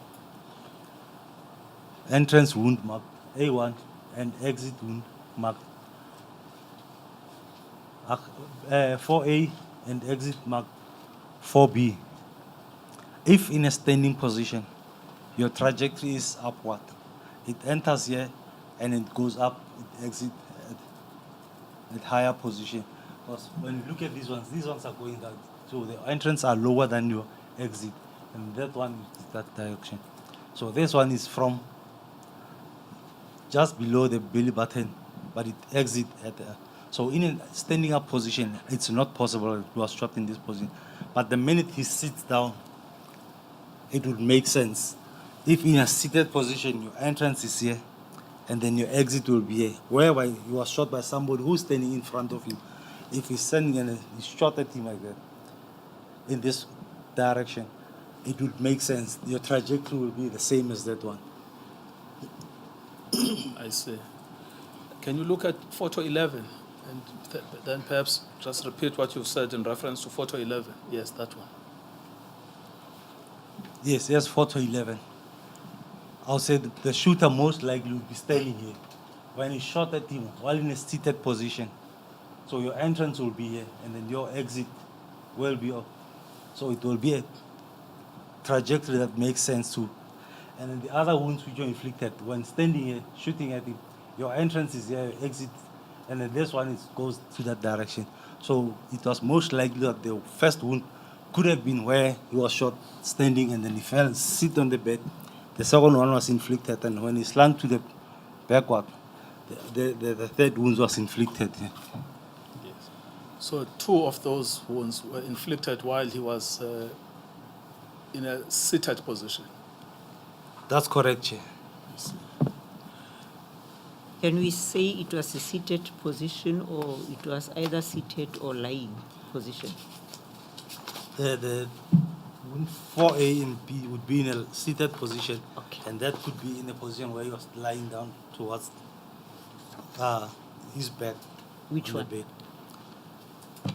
That would be, if you go back to the other photo. Photo 10. That would be this one, where it enters here and exits at the back. But this one is while he was in a seated position. Because if it's in a standing position, it's not possible that it will be hit. And this one, it's most likely could be is either in a seated position or in a standing up position. That one will fit. Okay. Thank you. That one seems to be straight, 1A to 1B. 1A to 1B is a straight one. And It could be while he was seated or while he was in a standing position. but 3A to 3B, he was either lying down or seated. 4A and 4B, he was either lying down or seated. 4A, 4B was in a seated position. And then 3A, 3B was in a position, lying position. So if I take the one,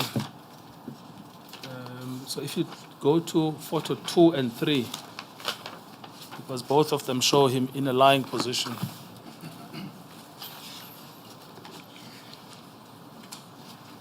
So just go to 3 for now.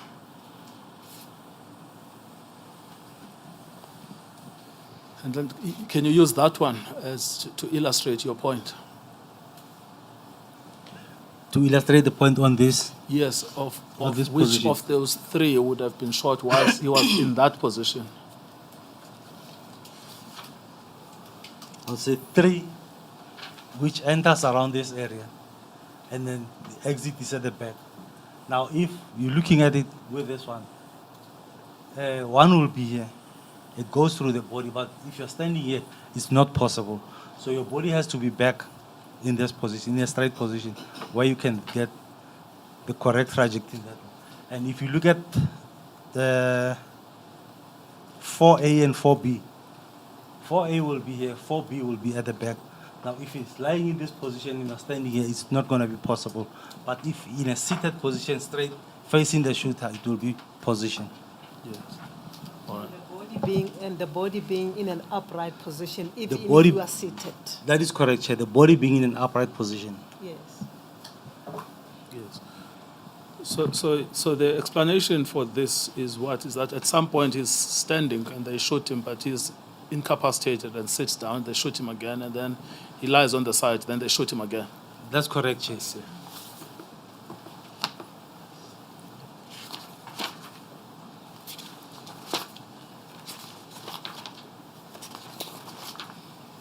Yes. So you were still at paragraph 9.2 when I stopped you of your report.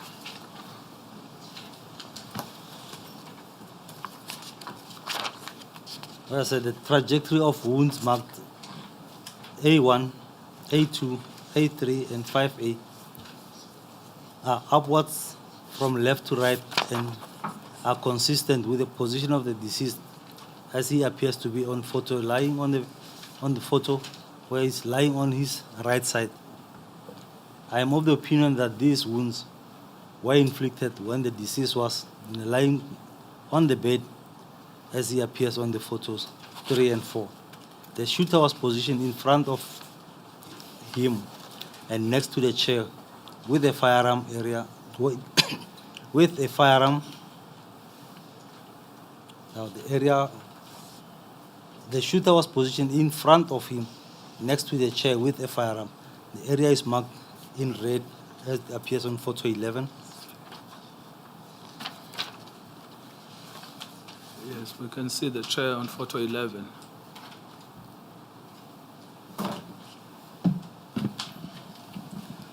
So around this Pictures. area, that's where the shooter could have been positioned when inflicting these wounds.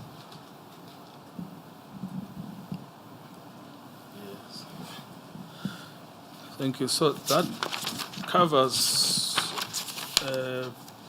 from paragraph of your statement 219 right up to 232. Now, that's an analysis of the wounds sustained by the deceased.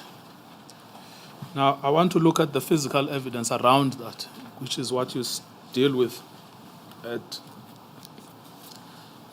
233. I mean, there's something here which is, this appears to be a bedroom and is seated on a bed. That is correct, Chair. Yes. Which means that the policeman went inside his bedroom. That is correct. They were in the bedroom. And they shot him inside his bedroom.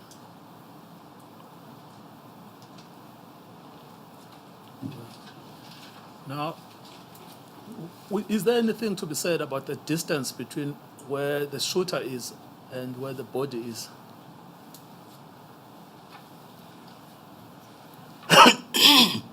Chair, I cannot comment much about the distance because there's no mention of any visible propellant particles or tattooing on the body. But on the body, we wouldn't be able to get a tattooing because he's wearing clothes. So if a person is wearing clothes, the propellant powder particles will not penetrate the skin but will land on the clothing material that the person is wearing. So if there was mention of that, then I would be able to determine more or less how far was the firearm when the wounds were inflicted. No, I'm talking, if we just stick to photo 11, the version of the police, you must remember, is that this man was grabbing a firearm and shooting us. That's correct, Chair. Yes. Now, when you just look at that physical space within which the shooting was taking place, what the probabilities are? Chair, it's a small area, it's a small distance, so I wouldn't expect them to be far from him. Yes. When the wounds were inflicted. Yes.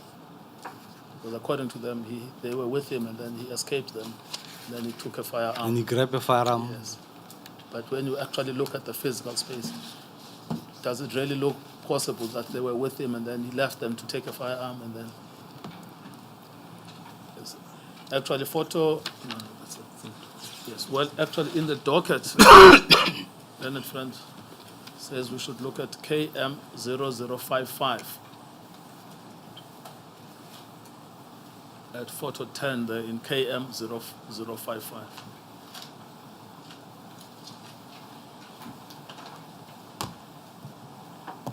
Yes, that's the picture. It's showing the other side, which is where they were standing.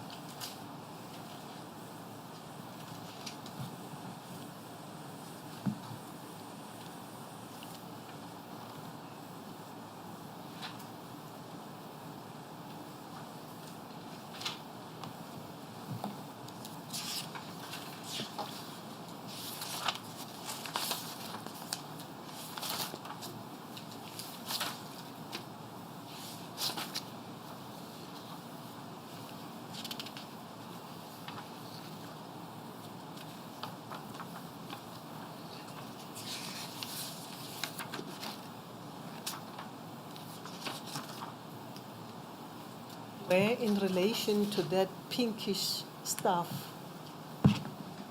next to the door, would they have been standing? Chair, if you look at the chairs and if you look at the previous photo, so the area where they could have been standing would be around this area, not far from here.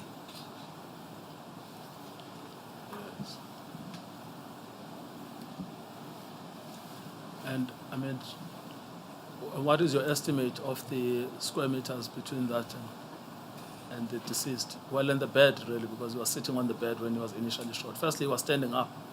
So it seems that it would have been a very, very short distance. It could have been a very, very short space between the two. I would think at least a meter or a meter and a half away from the deceased. Yes, because I'm trying to reconcile this idea that he left, went to take a firearm and came back, and doesn't appear to be supported by just the physical evidence.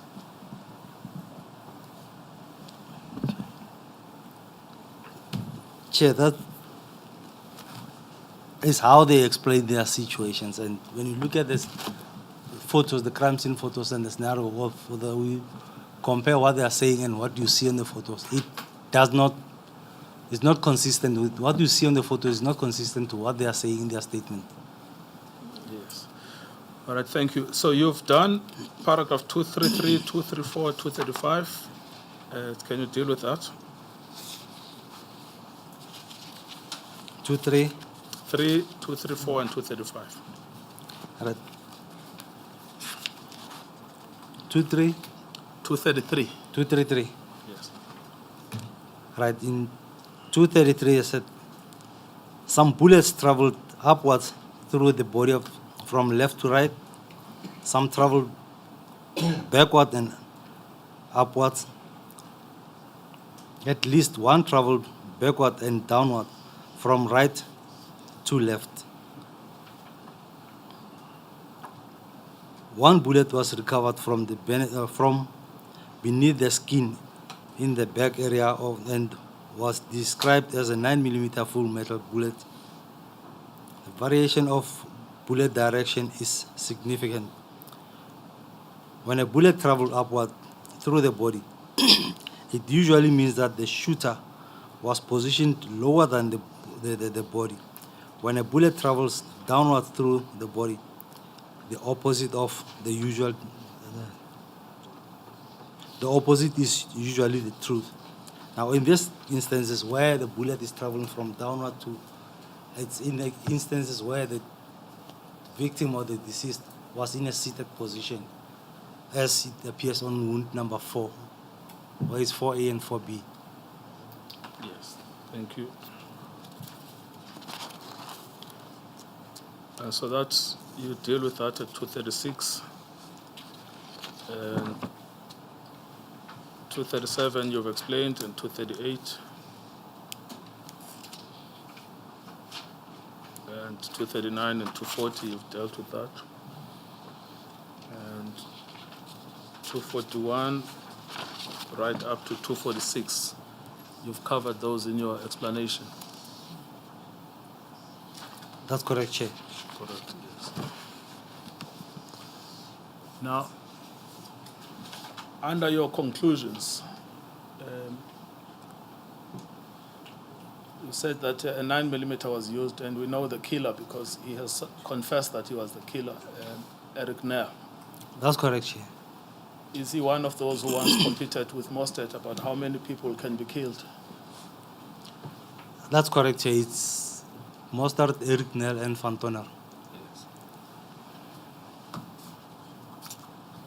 Is there anything in your conclusions that you wish to highlight that you haven't had a chance to say?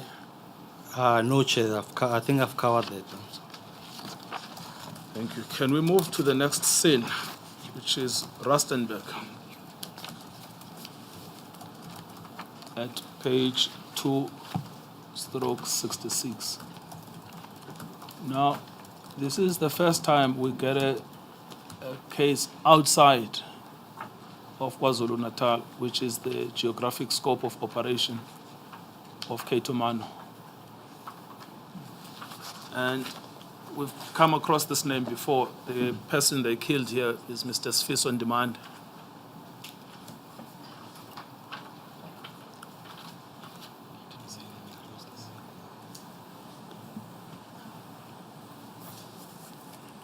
All right. Sorry, before you go there, I'm told to draw your attention to paragraph 247.5 of your conclusions.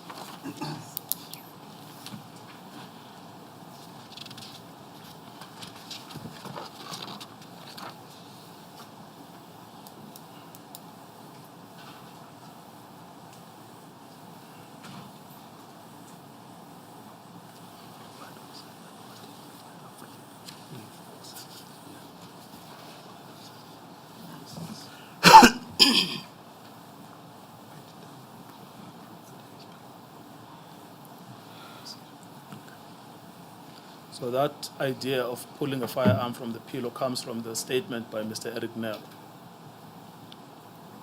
That is correct, Chair. Yes. what do you say at 247.5? 247.5, I said the reconstruction does not support the suggestion that he was shot while actively reaching under a pillow for a firearm. Yes. Thank you. So we are in Rustenburg. This is the killing of Mr. Sfiso Ndimande.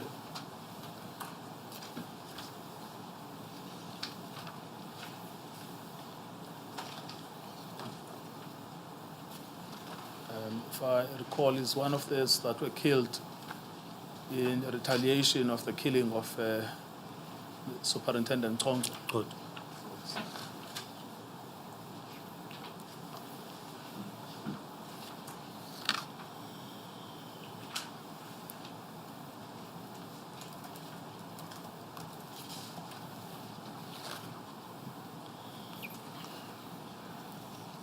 Could you tell us briefly what was happening here?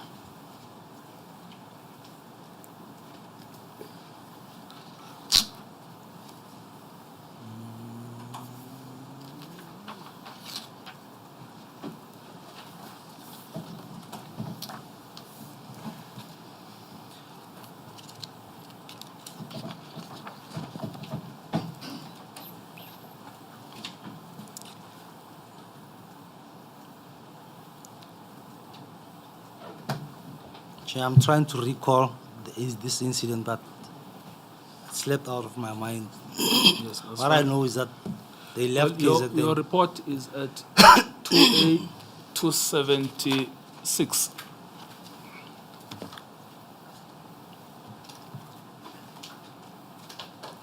To A 276. 276. Yes. Yes, I have the report with me here. Yes. But given the background of the incident, I cannot recall it clearly. Yes. Well, we have a number of statements from the police officers.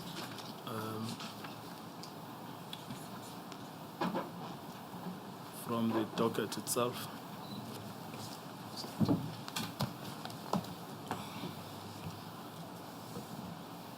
So, this is most yes. So, if you go to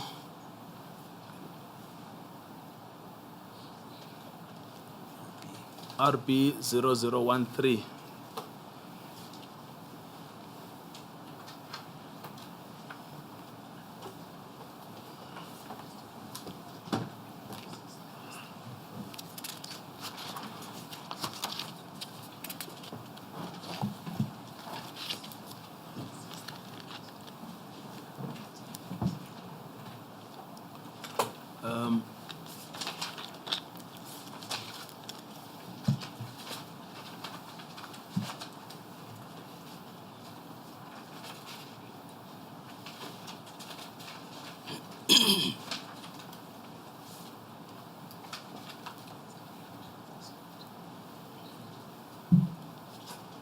Yes, so that statement is given by Inspector Mostert.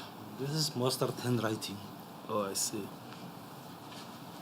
Now, in paragraph 1, it says, on Sunday, 2009, 09/20, I received information regarding the, I think it's old suspect, wanted on Tembeka case 113/01/2009, murder.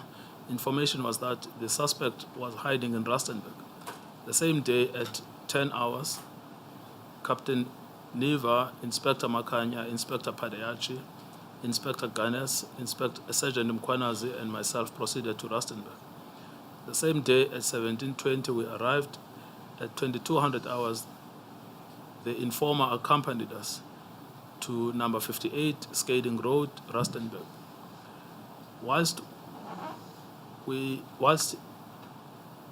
Where he pointed the house out to me at 23:10, the members, what is this? And I entered the property. Inspector Padayache and myself remained at the front door. Yes. At 23:15, Inspector Padayasha kicked the door. As he entered, I noticed the suspect to jump from the couch. He fired 2 shots towards Inspector Padayasha and I. We returned fire, and as the suspect fell to the ground, the pistol was still in his hand, and as he tried to get up, I fired a further 2 rounds towards his upper body area with my 9.77 Z88 pistol with serial number, and then he gives the serial number. So that is his version, that this alleged suspect actually shot at them, and then he shot back. So can you start at paragraph 249 of your statement?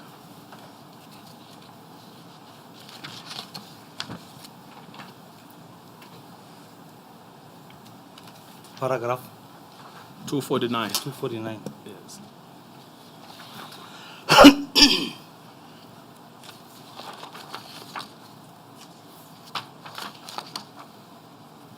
In paragraph 249, background. On the 9th of October 2012, during the course of my official duties as a forensic ballistic examiner, I attended the crime scene at house number 58 Skaden Street, Rustenburg North. At the request of investigator Musiapoa of the IP. Upon arrival at the scene, I conducted an examination, a forensic examination of the premises for the purpose of reconstructing the shooting incident. On observation of the scene, I only noticed 3 possible bullet holes in the wall inside the room. The furniture was removed since there were new occupants. On the same day, I received the following documents from investigator Musiapoa, which were to be utilized in crime scene reconstruction. The post-mortem report compiled with reference book DR 710/2009, compiled by Dr. Minyatso, Reginald Makati, dated 21 September 2009. A statement by Inspector Paul Mostert, a statement by Constable Parayachi. The intention and scope of the forensic examination comprised of the following: crime scene reconstruction, bullet trajectories determination, and expert opinion concerning the matter of the case. So you're about to start medical analysis, and there will be sensitive pictures shown. Paragraph 254, you can do that with reference to the images.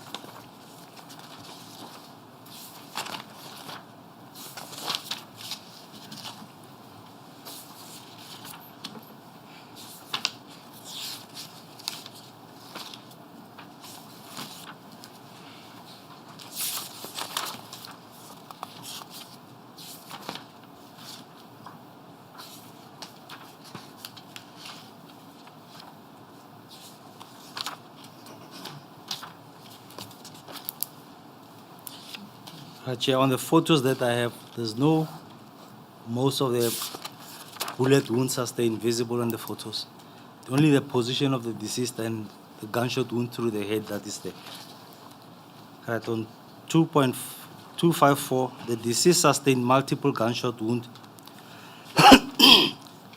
to the orbital region, which is wound 1, that is on the head, and wound 2 is at the neck. Wound 3 is on the shoulder, and wound 4 is on the bicep. And wound 5 is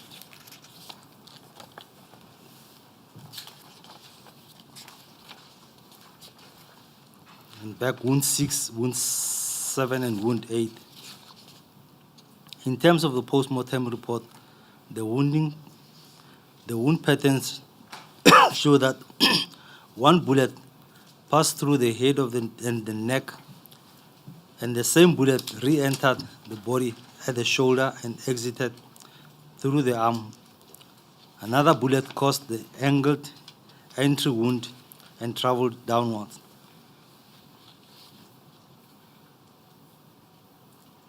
With the crime scene analysis and reconstruction, the downward trajectory through the orbital region of the head made it impossible that the deceased was standing up straight or lying flat when these wounds were inflicted, when these shots were fired. All The right. most Can we probable just stop there, because I need you to help us to understand some of these conclusions. So let's start with photo 3 at page 2A/281.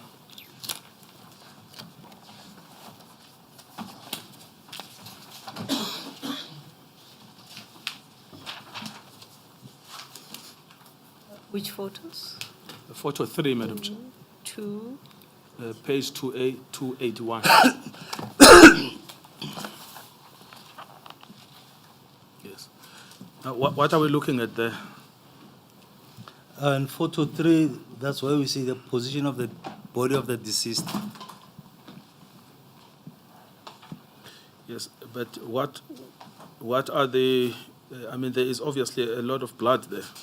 Yes, But there's What is There's that a pool of indicative? blood. Yes.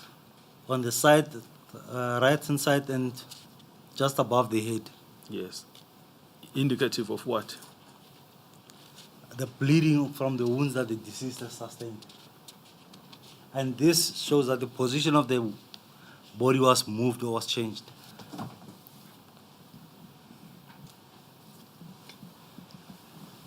If we look at the bleeding that is here, from there you see that it moves to that side.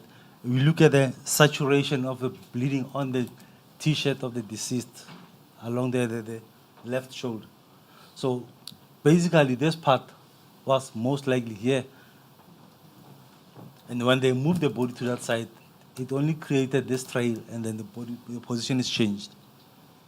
Yes. Thank you. And then in photo 4.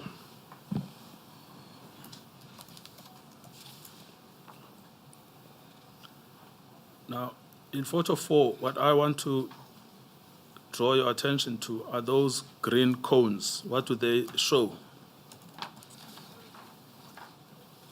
The green cones could show it's either the bullet or the cartridge cases, or both bullets and the cartridge cases from the crime scene. Yes.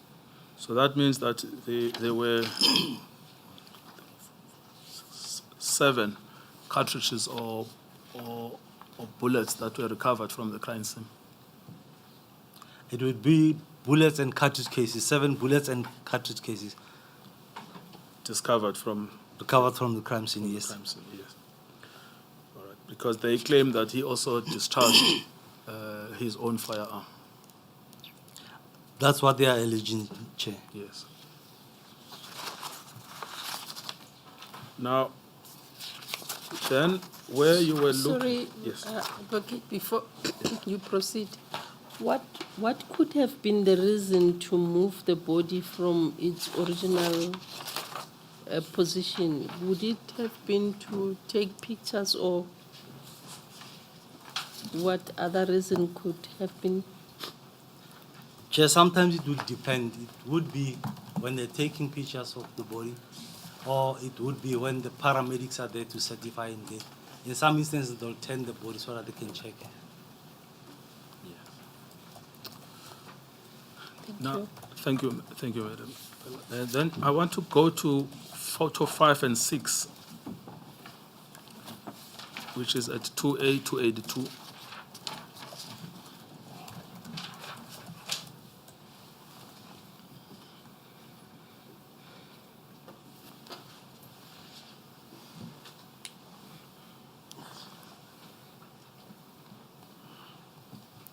On photo 5 and photo 6 would be,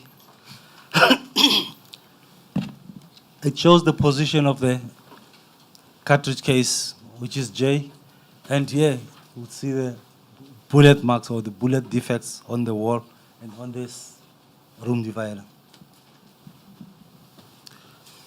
And when you look at them at photo 6, what are they consistent with what type of a firearm? It's most likely a handgun, a pistol. Pistol. And that's the handgun that Mr. Mostert used. That is correct, Chair. Yes.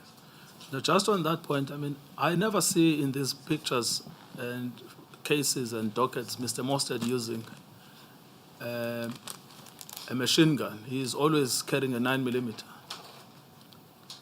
Chair, in most cases where Warrant Officer Mostert is involved, he's using a pistol, not a rifle.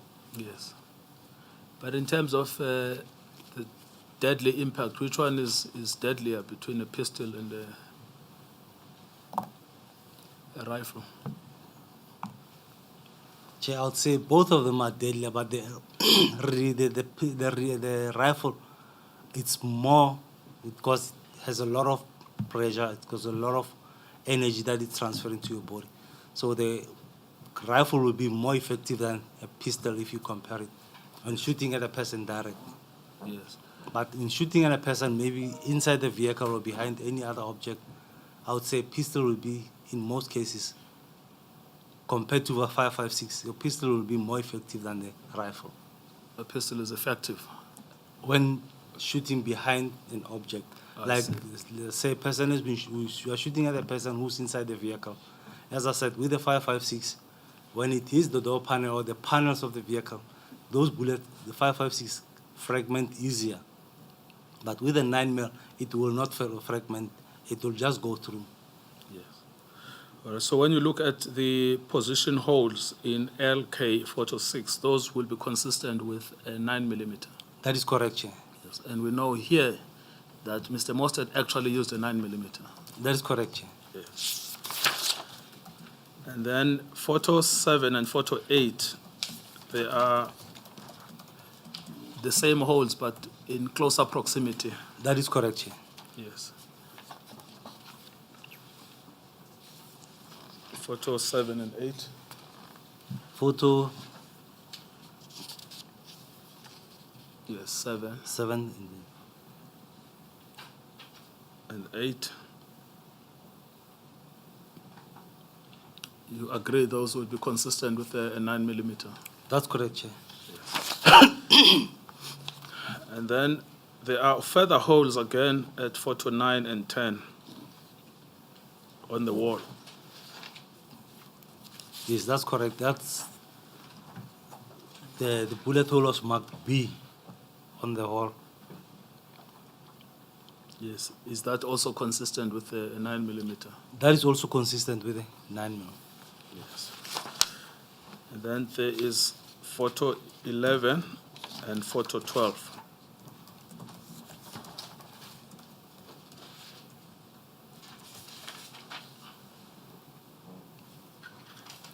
Photo 11, photo 12, it's two different holes. The one at the photo 11, it's marked B, is the same one that we see on photo 10, photo 9, 10. And then there's photo bullet hole marked A, which is in the sofa and in the wall. Yes. Yes. Now, then I want to take you to 13 and 14 because that's where you were giving the explanation of the at paragraph 254 and 255 of your statement. So starting with 13.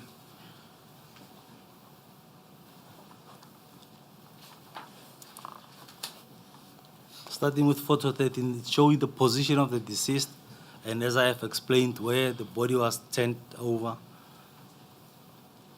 Originally, it was lying on the stomach or on the front part, and then here on photo, it moved, it's lying on its back now. Yes.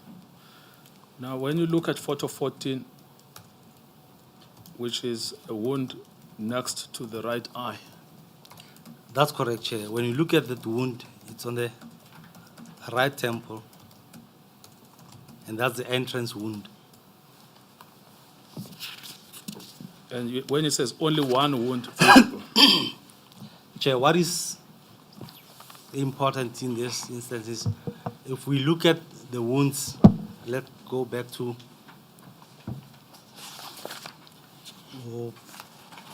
paragraph 254. Yes. The deceased sustained multiple gunshot wounds on the optical region, which is wound 1. That is the wound that we are looking at now. That's the head wound. And then the wound 2 would be on the neck. And then wound 3 would be on the shoulder. And wound 4 would be on the bicep. And backward. Now, if you look at these wounds that I've just mentioned, it gives the impression that these wounds were from the same bullet. So it's only one shot fired. So what I'm looking at now, and I want to explain from this photo. If we look at this photo, if we look at this wound,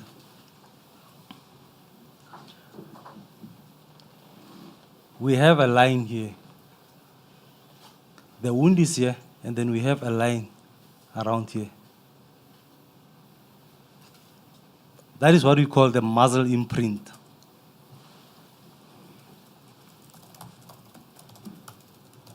Right. With the muzzle imprint, it shows that when the shot was fired, the firearm was pressed against the head. So this is a contact shot where the firearm is pressed against the head. So when the gas that comes from the muzzle of a firearm penetrates the wound, the skin would expand a little bit and then contract back to its original position. When it expands, it picks up the muzzle of the firearm. This is the muzzle of the firearm. So when you look at this wound, how he was shot, the head of the deceased slanted to the left. The firearm is pressed here. A shot is fired. It enters here. It exits on the neck. It enters on the shoulder. It exits on the bicep.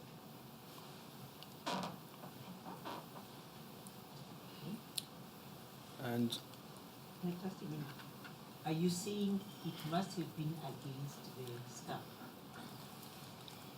It's pressed against the head. It's pressed against the. So the firearm basically was pressed against the head of the deceased.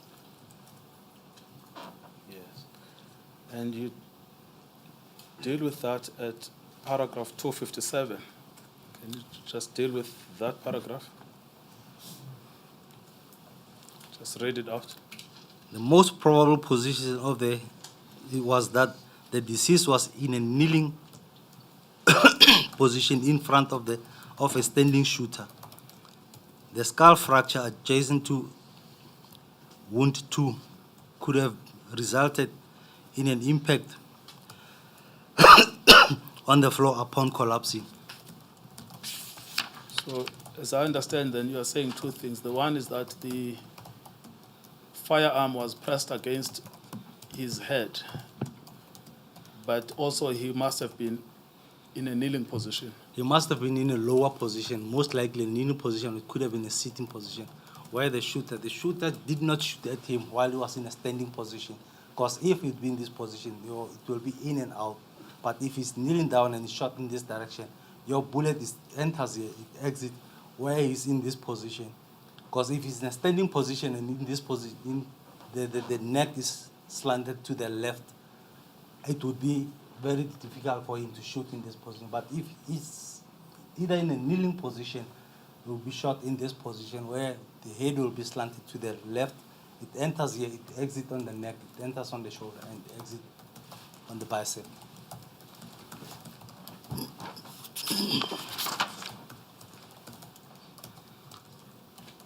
And then paragraph 258.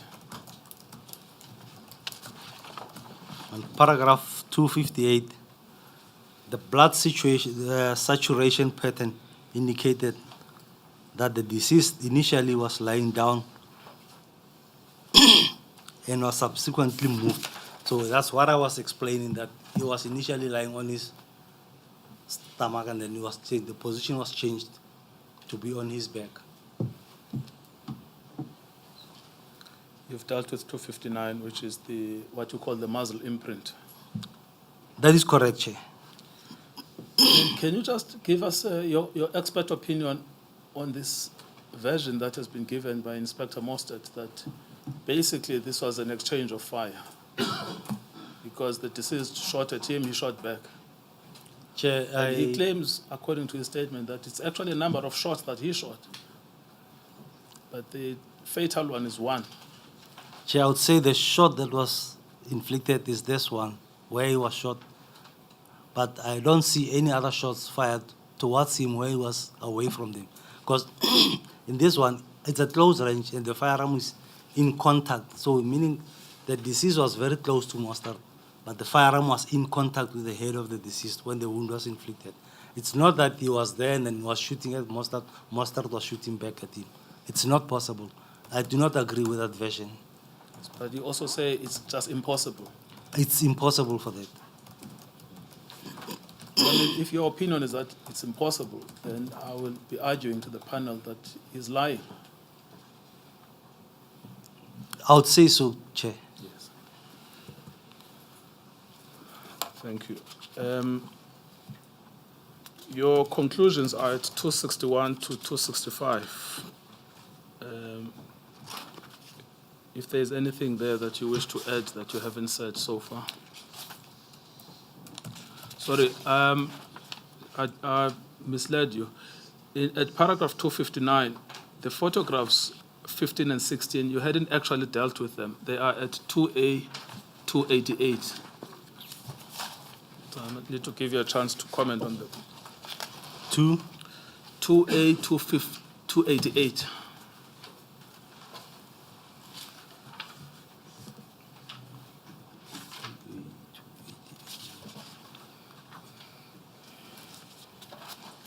The photograph at photo 15 looks similar to photograph 14, which you described earlier.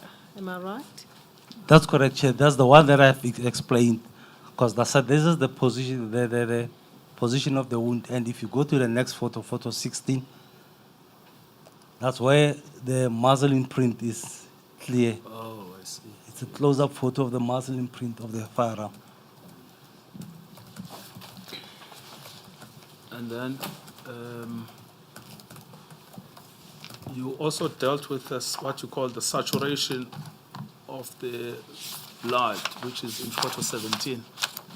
Yes. On photo 17, that's why I said, if you look at this part of the saturation of blood, it was originally here.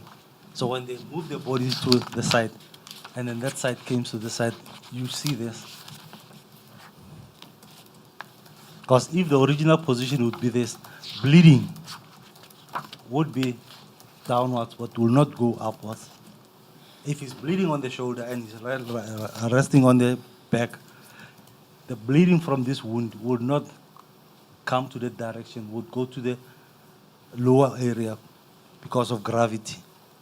If you look at this, your bleeding goes down there from the nose. It doesn't go to that direction. It will go down because of the gravity. Yes, no, thank you. All right, so you've covered everything in your report. And did you say you wanted to comment on your conclusions, or are you satisfied that you've Chair, I'm satisfied with it. All right, thank you. Can I ask Yes. a question? According to the witness explanation, it seems that it was just one bullet, and correct me if I'm wrong, one bullet that went through the head, out and into the shoulder, out through the bicep. That is correct, Chair. And then, but not unless you are referring to only those that you could see from the photos, but at 260, at paragraph 260, you refer to the shots to chest were most likely subsequent shots to the head wound 1 and 2. Does it mean that there were further shots? There were further shots fired, but the wounds are not visible on the photos. That's why I couldn't elaborate more on them, because I don't have any photos of those wounds. Thank you. Yes, I mean, that one shot, I suppose we've used the word fatal. This will be the fatal shot that went through the head. So is that the point we're making, that the single fatal shot was that one? That's correct, Chair. Yes. But I suppose if the point made is to be considered, according to your explanation, he would have been shot first from the head and rendered incapacitated, and then shot again on the chest. Chair, that's why I said I cannot comment more on the chest wounds because I haven't seen them. I don't know how they appear. But it could be that he was shot maybe first on the head or was shot first. That's why he was down, and then the head shot was just to finish him. It's possible also in the scenario. Yes. Because you say the head was definitely either him sitting down or kneeling. That's correct, Chair. Yes. But I suppose... But I think it will be most likely in a kneeling position, because if in a seated position, it would fall easier. But if in a kneeling position, because the skull has cracked, so it would be the impact when the head hit the floor, creating the cracking, because the bullet has already caused damage to the skull. On impact, it will cause more damages to crack the skull. Yes. Yes, I mean, yes, it would also be difficult for the actual gun to touch the skin, which is what you found. Yes, I'm saying that unless he is in a fixed position, it would be difficult for the gun to touch the skin. That's correct, yes. Thank you. Can we go to escort at 269? Before you go to escort, we'll take a comfort break for 15 minutes. Before we do that, did I hear you correctly that Mr. Mostert was using a 9mm? That's correct. He was using a pistol, 9mm pistol. And all these wounds, the injuries, were sustained as a result of the use of the 9mm. That all is of correct. them. That's correct. The wounds that I have just explained here were from a 9mm pistol. But what do you make of the statement of Inspector Padayaki at RB 0011, paragraph at RB 0012?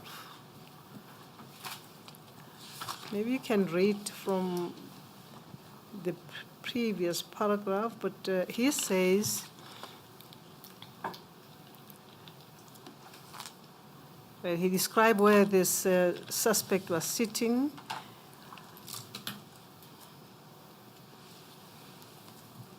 He fired 2 shots, that is the suspects, at us with a handgun. I fired 3 shots at the suspect with my R5 rifle, serial number 324847. Is that consistent with the injuries sustained? Chair, the injuries sustained by the deceased, the wounds that I've just mentioned here, were not inflicted by a rifle. It's a pistol. So if he certified, maybe it could be the wounds sustained in the body that we don't know of. According to the postmortem, there were some wounds on the body, but I do not know those wounds. I couldn't see. There's no pictures of the wounds that were provided. So I would say the wound sustained here is from a contact shot with a pistol, but not a rifle. And that will be the fatal shot. Supposing Mr. Padayaki is correct, he shot at the deceased 3 times with a R5. What would have then happened to this body? Chair, the wounds would be, I think they would be visible. Even the clothing, we would be able to see the bleeding from the clothing, from those wounds. That's why I'm saying if the only wounds that I could see was those ones. But the others I don't see. If we look at photo number 17,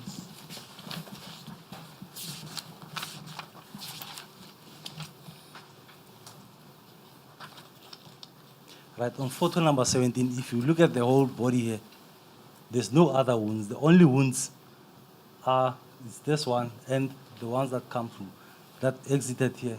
So these are the only wounds that are visible on the photos. So if he shot with an R5, then there's no wound that would be from an R5 that is visible on the body here. But if that were so, having explained to us the effect of using a rifle, R5, what could have happened to this body? It would depend on where the bullets hit the body. If it would hit the body somewhere around the body, then the wounds would be huge. Would not be the same size or the same diameter as the wounds from a pistol. The likelihood is that Detective Padayachi is not telling the truth, because the pictures are not consistent with what he describes in his statement.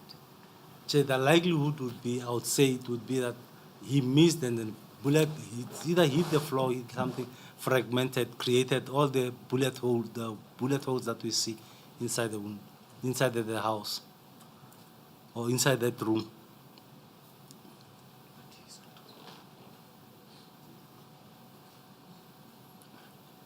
And when a statement such as this is made, where an officer says, I used an R5, we know that R5s are not used by the police, am I correct? The R5 are used by the police. Used by the police. That's correct. Yeah. Shouldn't this firearm have been taken for testing? It would have been taken for testing also. As well as the pistol that was pistol. used by Mr. Mostert. That's correct, yeah. Were they? I am not sure. I'm not sure. Meaning Because that I went to the scene in 2012 and the incident occurred in 2008. So I would not know. In 2009, I'm not sure if it was taken to the lab.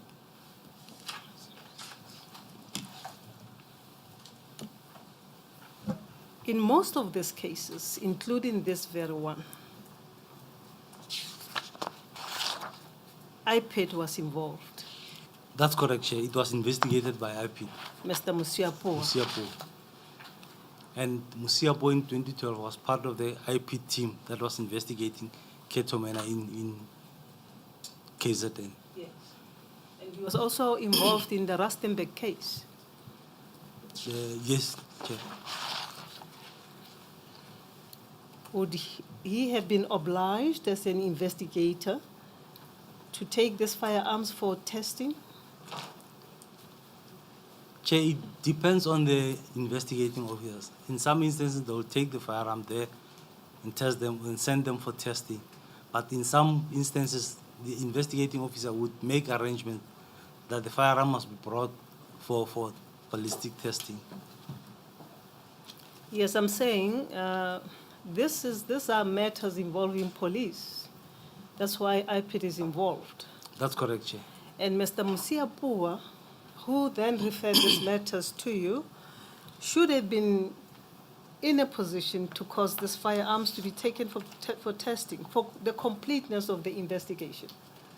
That's correct, Chair. I think if we can go back maybe, because I don't have all the documents, it probably was taken in 2009 to the lab for examination. I cannot recall if it was taken or not, but it might be that it was taken in 2009. And when we're doing the cases in 2012, the firearm was already there. It's possible that. But if that were so, still, the testing may have been done in 2009. You would expect the results to be included in the docket? That's correct, Chair. I would expect the results to be in the docket. But there are no such results in the dockets that, before us? I'm not sure if they were in the dockets, but here I don't have those results.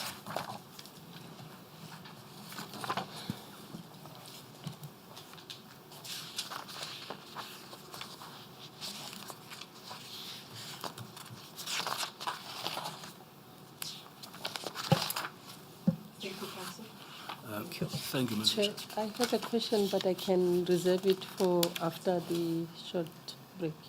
Yes, thank you. May my sister just park the question and we will continue after a tea break after 15 minutes. That will take us to 22:05 and we will adjourn at 5:15. Thank you.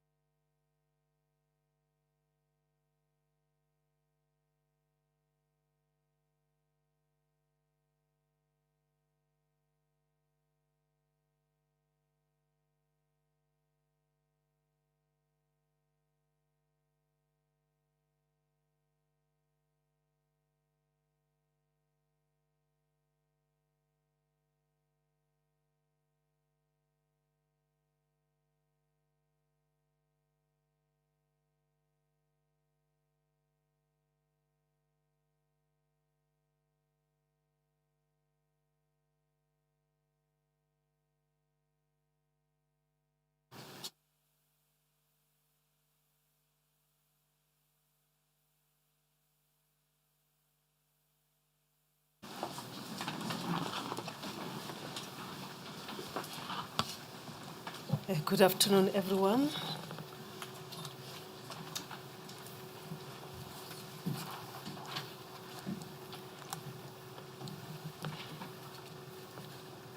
Good afternoon, Colonel Mangena. Director Chauke, good afternoon. You are still under oath, sir. I'm still under oath, Chair. You may proceed, Counsel. Thought there was a question from the panel. Yes. Please. I have a question. Oh, by the way,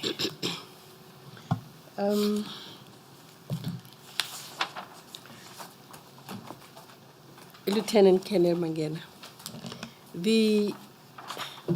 I assume, and correct me if I'm wrong, that the person or official that is more qualified to tell us about the wounds on a deceased body is the doctor who, the pathologist. Am I correct? Chair, you are correct. Okay. I'd like to refer you to RB 0059.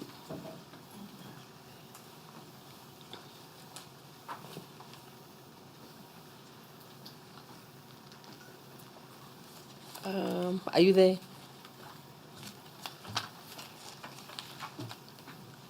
Okay. Yes. If you can assist us to reconcile, and this comes as a follow-up to the question that was asked by my sister about the rifle allegation. So if you can assist us, because the pathologist obviously handled the body and checked and recorded all wounds. Can you go through that, see external appearances of body and conditions of limbs, and assist us whether there is any indication of a wound that was inflicted by a rifle, or whether this summation accords with the conclusion that you came to in your own report?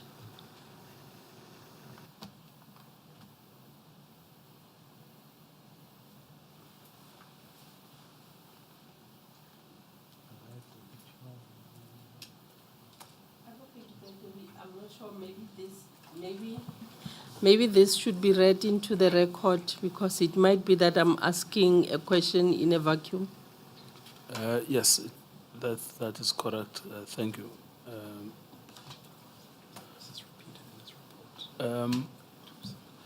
Yes, in your report, Lieutenant Colonel, at 279, well, I'm not sure whether you just replicated it or summarized the post-mortem report at paragraph 7.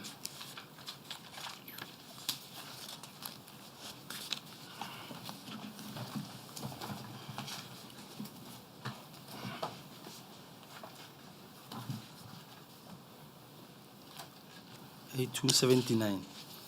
2A, 279. 279. Yes.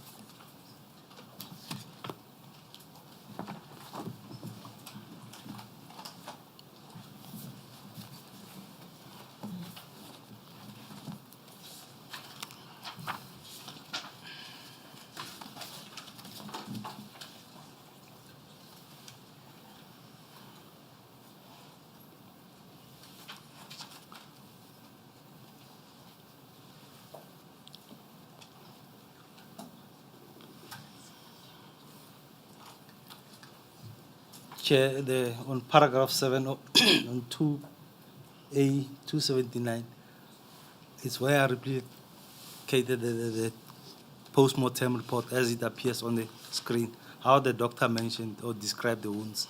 Yes. Could you read out then the contents of paragraph 7 into the record? Right. According to the doctor, the wound 1 on the right orbital region, lateral and entrance wound with abrasion ring beveled into the inside, and it's 1 by 1 centimeters in size. Wound 2, the right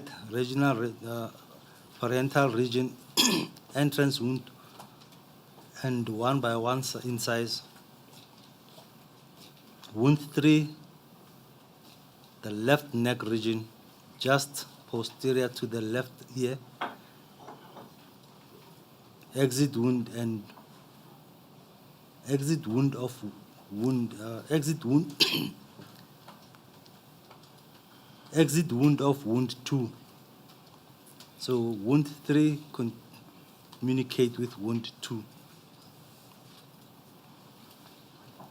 Wound 4, the left shoulder region on the upper tip of the shoulder as entrance wound with abrasion ring beveling to the inside, and abrasion ring which is 1.5 by 1.5 centimeters with the wound itself 1 by 1 centimeters in size. Wound 5, left bicep region, anteromedial as exit wound of wound 4. Wound 5 communicate with wound 4. So these are the wounds that I have mentioned on the left hand side from the side right. And then Okay, so just stop there. You 7.6. remember the question was whether that report is consistent with your findings. So you say wound 1 up to wound 5 is consistent. it's consistent, Chair. All right, thank you.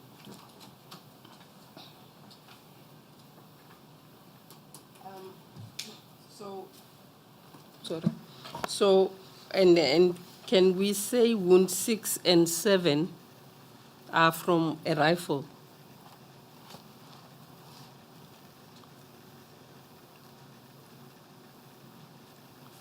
Chair, I would say from the rifle because on 7.6 he said wound 7, it's a grazing wound with bullet coming from the left side of the patient and the wound is 2 centimeters to the left of the spine and just grazed the epidermis. So meaning it did not penetrate. This one did not penetrate. It only grazed the side, the back side of, on the left hand side. And then wound 7 on the right spinal region caused by same bullet. As for wound 6, bullet penetrated beneath the skin, then moved through the skin to exit 7 centimeters from wound 7 and wound 8. All 3 wounds, that is wound 6, 7, and 8, are 8 centimeters above the condylar region. From what you've testified on, you indicated that the rifle bullet, when it comes into contact with an object, it fragments. So what is being described at wound 6 and wound 7 would not be a rifle bullet. It might not be a rifle bullet because it did not penetrate. It only grazed the screen, creating a graze and then along the back of the wound. But it's not. It would not be. If it was a rifle, I would expect a bigger wound than what the doctor is explaining here. So this then confirms your conclusion that I don't want to miss. Well, I don't know, Padayaki. I think he's a warrant Spanish. officer.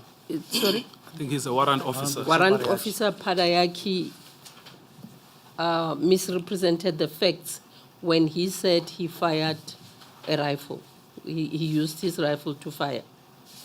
Chair, I wouldn't say, or I wouldn't confirm that he misrepresented. It might be that he has fired, but he has missed the target. He has missed the deceased. It's also possible. But we can accept that from both your report and the pathologist report, there were no wounds on the deceased created by a rifle. That's correct, Chair. There are no wounds described by the doctor that would fit the wounds sustained from a rifle. Thank you. Thank you. In fact, on that, back to that report of the pathologist of Dr. Makate, it's just something there to be completed, which is at page RB 0059.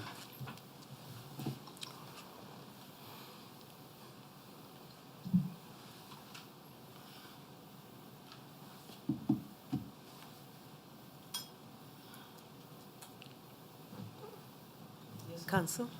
I just want the witness to have it in front of him. It doesn't look like he does have it right now.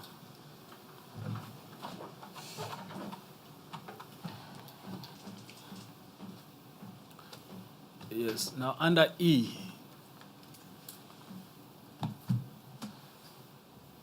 Under E is a cause of death. What is the cause of death? The cause of death is gunshot wound to the head.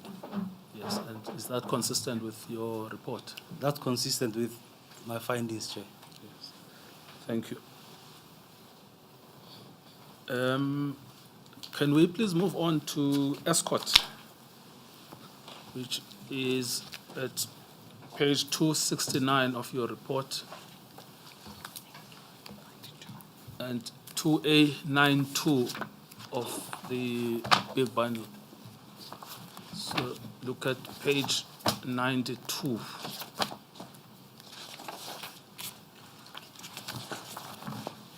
is it 92? No, sorry, 2A91.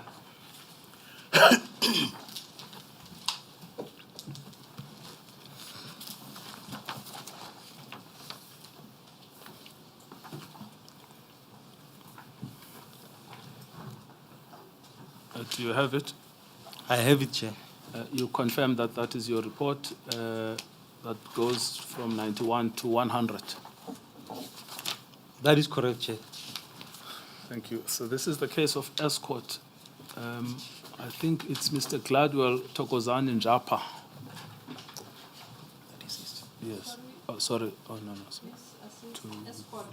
Yes, escort CAS 3408 2008. Sorry. No, Madam Chair. Yes. Yes, 2-69. Oh, yes. 2-69. I thought we were talking about the case reference. Sorry. No. I apologize. The name of the deceased is Musi Sanele Majola. Is it Muzi?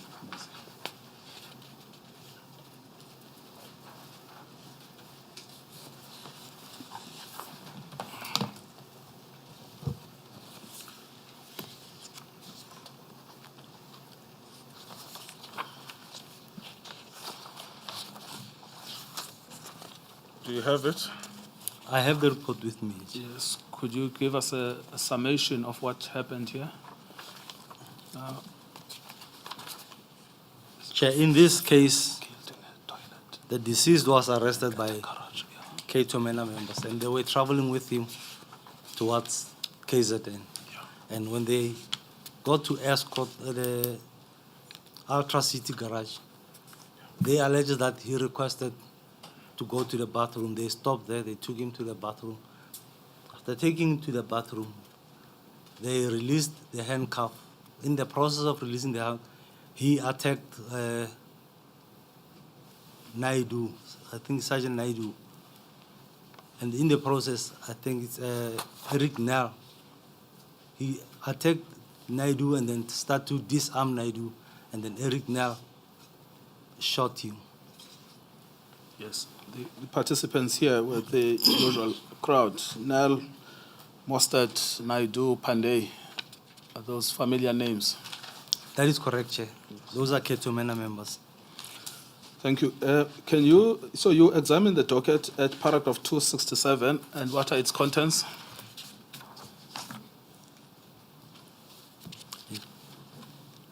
.267, Paragraph 267 of your statement.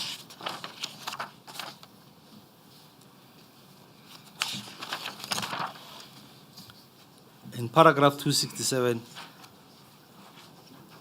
in the docket contained, among other documents, the post-mortem report with Peter Marisbeck PM 183/822/2008, compiled by Dr. Gastev, I don't know how to pronounce that, and was signed on the 13th of August 2008. And the following statements by Detective Inspector Eric Nel, by Detective Inspector Mukesh Pandey, Detective Inspector Paul Mostert, and Constable Naidu, Ruben Naidu. Yes. Now, I mean, we can go through the statements, but your recollection is accurate about what they say happened. But you can give it now, or we can go through the statements. Okay, I can go to my statement. I'm saying the statements of the police officers about what they say happened that resulted in them shooting the deceased. I don't have their statement. I know we have it, but you recalled it earlier, and it was pretty accurate. Okay. But I'm saying if you want to go through the statement to confirm it, we can do that. Or if you can tell me I'm confident with my recollection. Chair, I'll go through my statement, but what is important here is the post-mortem report. If you can have the post-mortem on there. Yes, all right, that's fine. We'll find it now. The summary you gave earlier accords with what you have stated at 268. That's correct, Chair. Yes.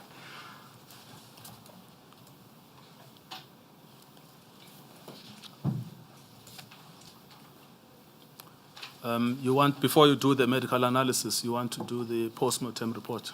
Yes, let me look at the post-mortem report. Okay, it is at ES 0038. 0032, yes.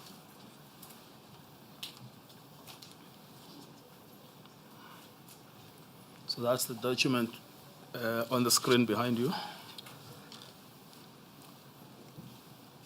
Is this what you are looking for, the document by Dr. Gancho Prodanov Ganchev? Yes. That's correct, Chair. Okay. What do you want to see here? If you look at the description of the wounds by Dr. He said, let's start it there. The chief post-mortem findings made by me on the body. He said multiple gunshot wounds to the body, as the fatal ones are the wounds on the right face and left posterior armpit. The wound to the left anterior chest, perforating left upper lobe of the lung, and was produced while the body was lying down on its back. I think it continues. Two additional paragraphs. The wound on the right anterior face appears to be close-range gunshot wound and was linked to left lumbar back exit according to the bullet canal. Appears to have been produced while the victim was lying down on his back. The wound on the posterior armpit was linked to the bullet on the right side of the neck according to the bullet canal. This is the gunshot wound which fractured 6th and 5th spine bones and causing the body to fall immediately due to the bullet effect on the spinal cord.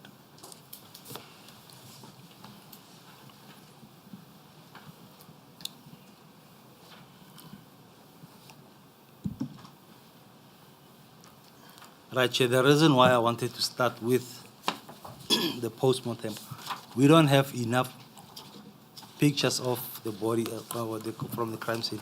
We only have the position of the body as it's shown on the photos.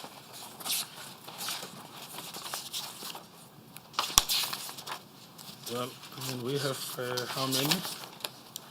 We've got 10 from your report, starting at page 2A, 94, photo 1. Yes, on photo 1, it shows the position of the body at the crime scene, how it's lying.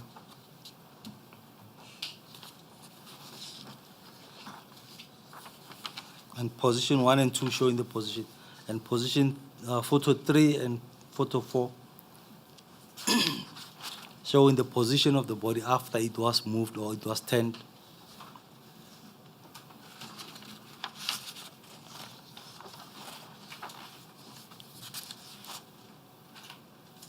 And photo 5 and photo 6 showing the position of the wound on the chest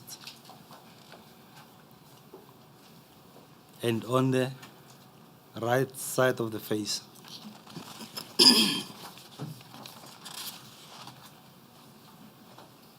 And photo 7 and photo 8 showing the exit wounds at the back.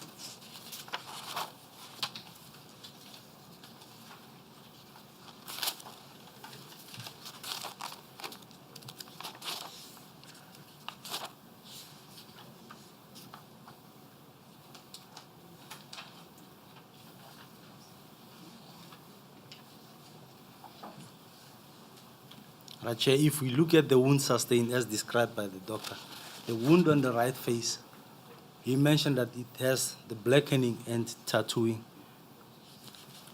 So just take us to the. So the wounds on the face we see at photo 5 and photo 6.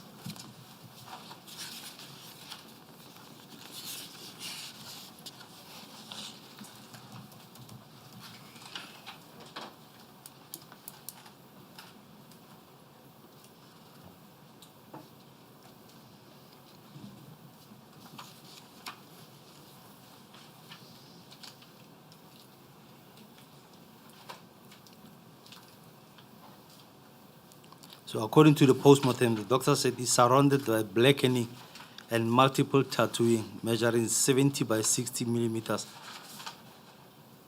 commencing at 15.1555 millimeters up the heel, meaning from the heel measuring upwards on the face of the deceased.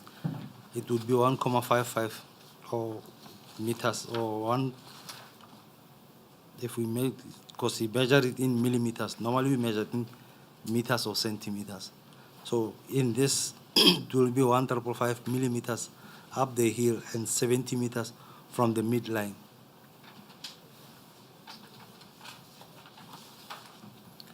This Why is that consistent important with for the your close analysis? range. Why is that significant for your analysis?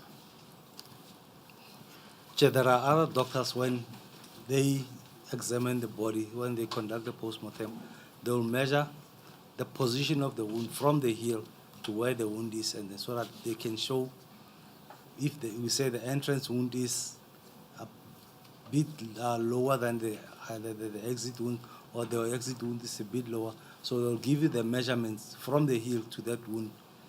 Then you can be able to tell whether the entrance is above the exit or the exit is below the entrance. All right, no, that's fine. I was asking you a slightly different question. I mean, if you look at photo 5 and photo 6, and you were saying that the wounds are surrounded by tattooing. I'm asking, why is that important? That is important because if the wound is surrounded by tattooing, it shows how close the firearm was to the target or to the face of the deceased when the shot was fired. In this case, what can you see? In this case, it's mentioned that the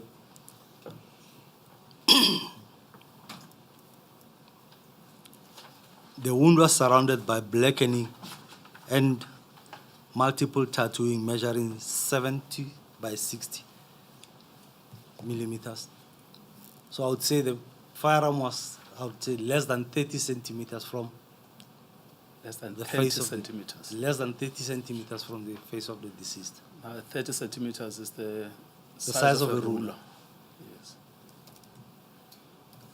Now you remember the version given by the killers is that, firstly, this man was in handcuffs. Then, for reasons that they can't, they say, well, he requested to be, for the handcuffs to be removed. They go with him into the toilet. It's when they claim then that he tried to attack them. He tried to attack Naidu, Yes, and then Eric Nell shot him. yes. But he was actually 30 centimeters closer to him. It was centimeters from, and if you go through the post-mortem, where the doctor mentioned that some of the wounds were inflicted while he was already down. The wound that he's talking about that fractured the spine, the fifth and the sixth spine, that will immediately make him collapse, because once the spine is affected, it's damaged, it immediately incapacitating also. So with that wound, I think you immediately fall down, and then the other wounds, when you read the post-mortem, is that they were inflicted while he was already down, while he was lying around. The part that we read on the post-mortem. Well, yes, look at photo 7 and photo 8 and comment on those.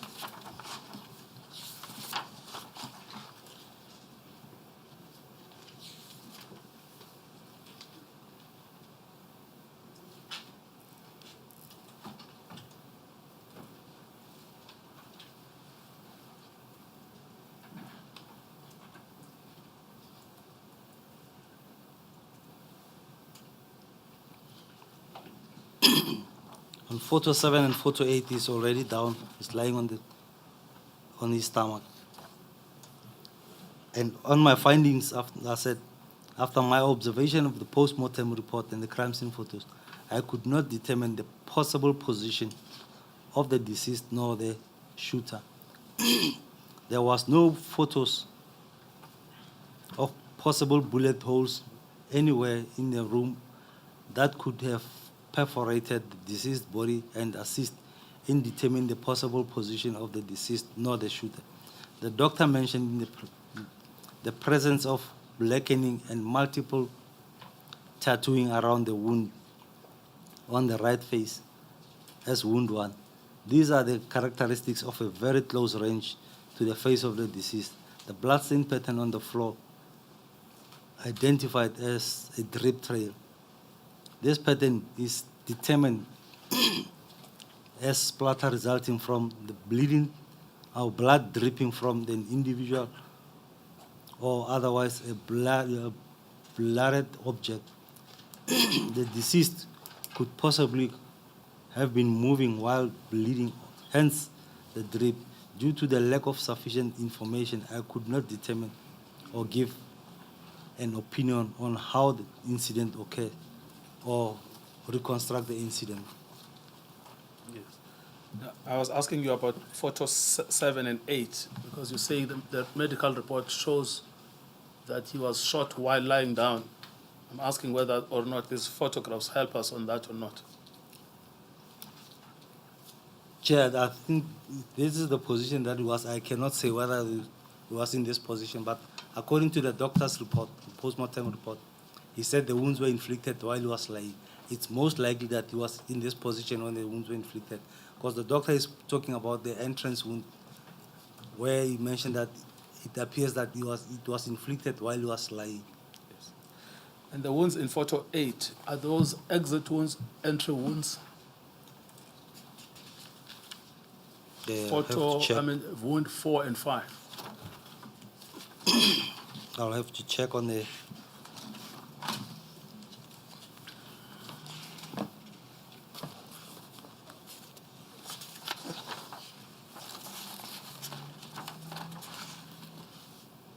Perhaps So you look can at look your at report. paragraph 273 of your statement.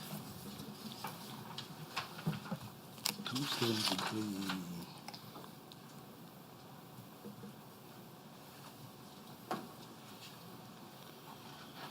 Right, so on wound number, on photograph 8, Yes. wound 5 is on the left shoulder region and is consistent with the exit wound. In that the entry wound would have been somewhere in the Entry wound front. would have been somewhere in the front. So,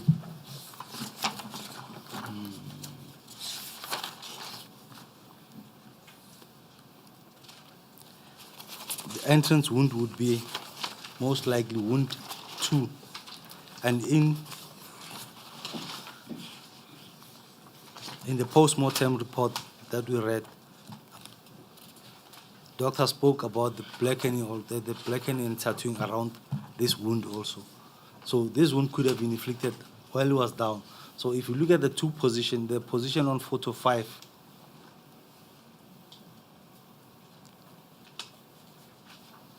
Photo 5. photo 5, yes, photo 5 and photo 6.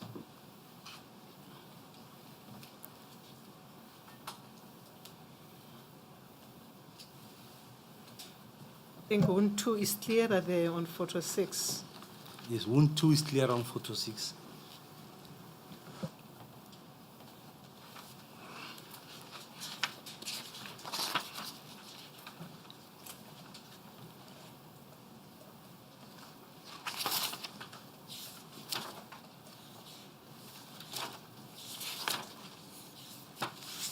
So I'm trying to reconcile 6 and 8.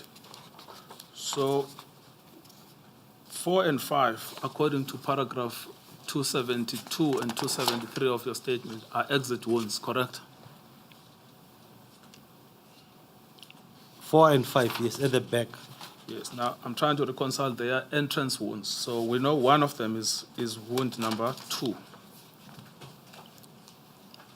That is correct, yes. Because we know wound number 1 is in the head. It's the one on the right side of the face. Yes.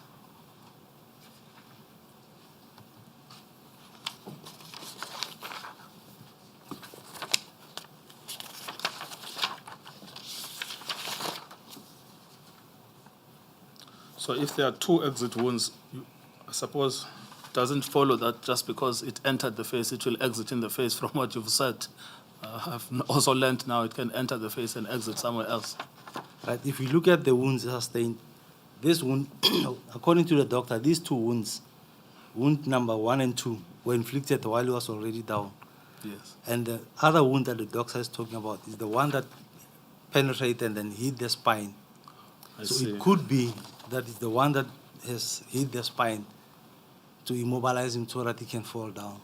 Or it could be that is 4 It could be that, it could be or 5. 4. All right.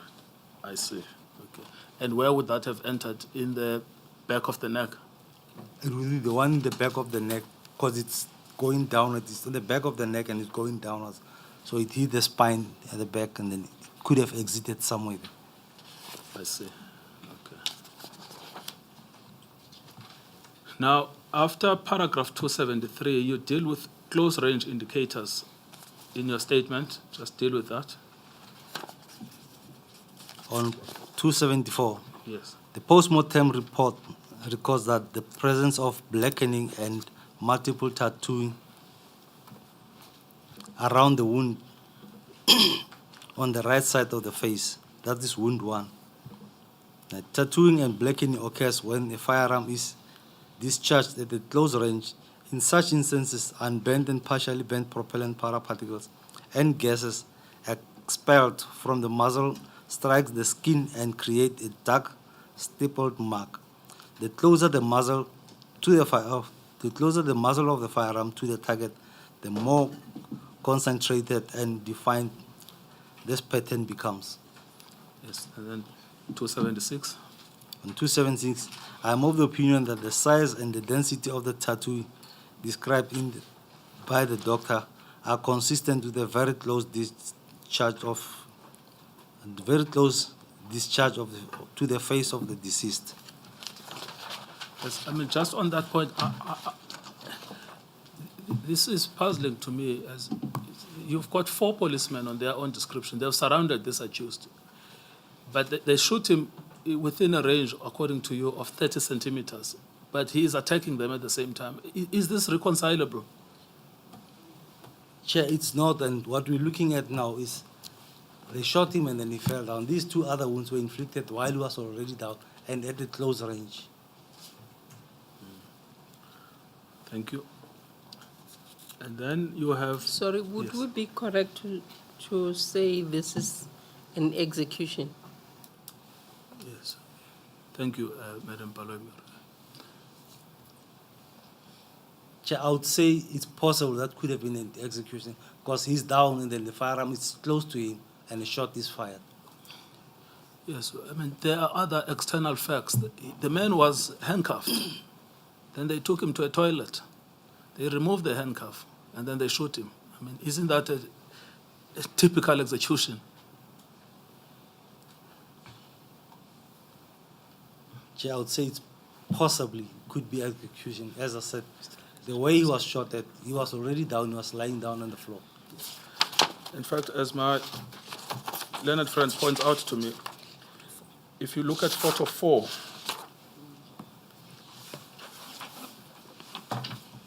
yes, and photo 3, actually, that's clearer in both 3 and 4. If you look at his left hand on both of those photos,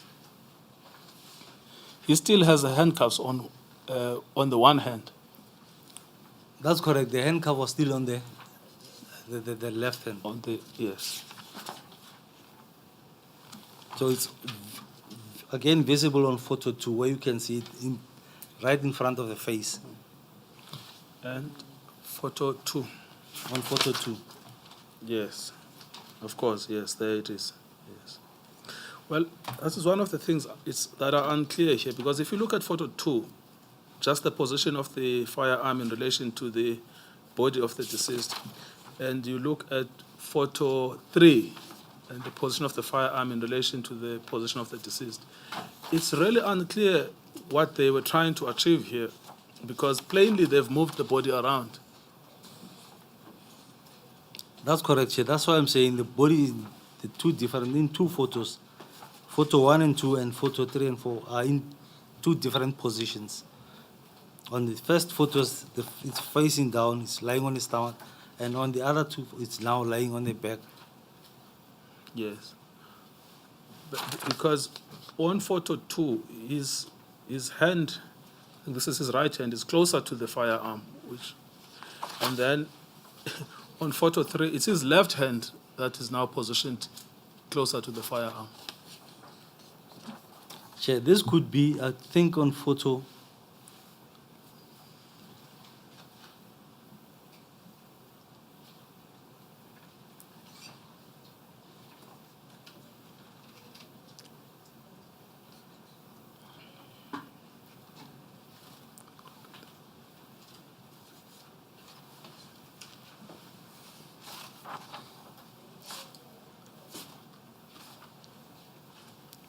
at some stage the body was turned, but I cannot explain when and how and why.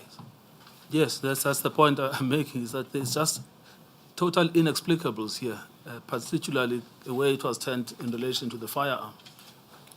Yes. There's photo 4. If you look at the blood pattern on photo 4 next to the left hand, is there anything to be made of that? On photo 4, Yes, photo 4. yes, on photo 4 you can see that they've turned the body, moved it from where it was lying on its front to where it's lying now on its back.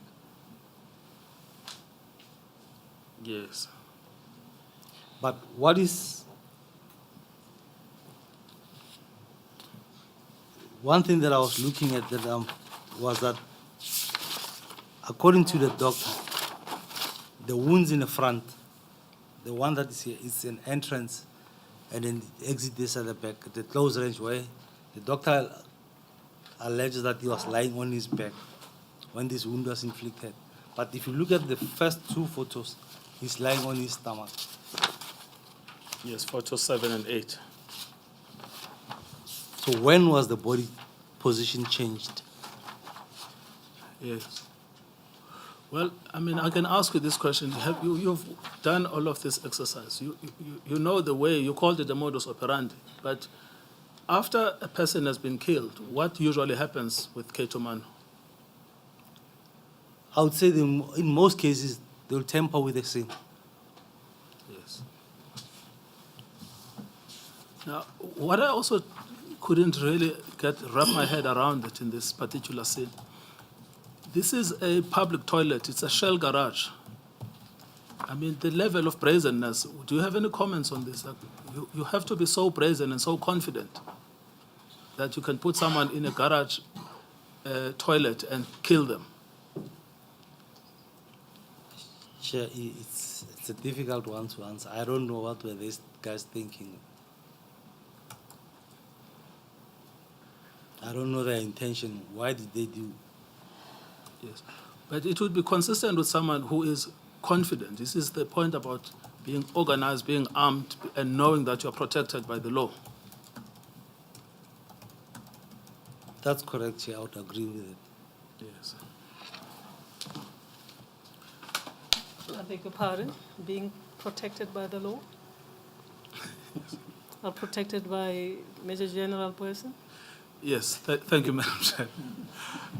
Being protected by the law. Individuals in control of the legal system in that particular area. Let me qualify my statement. Would you withdraw your agreement and confirm? I won't comment further, Chair. All right, I withdraw my question as well. So just for clarity, this deceased was arrested and he was being transported. Now, I know you specialize in ballistics and other things, but you've had police training. That's correct, Chair. I'm curious to know whether, because I see here there is a gun somewhere, someone who's under arrest, would they still have a gun on them if they are under arrest, or how does it work? Chair, the gun that we see here, it belongs to Constable Naidu. According to them, they released the hand where he was handcuffed, and he attacked Constable Naidu and grabbed Constable Naidu's gun. Now, in the process, that's when Warrant Officer Nell shot him. So Constable Naidu was overpowered by this the deceased. That's the allegations, Chair.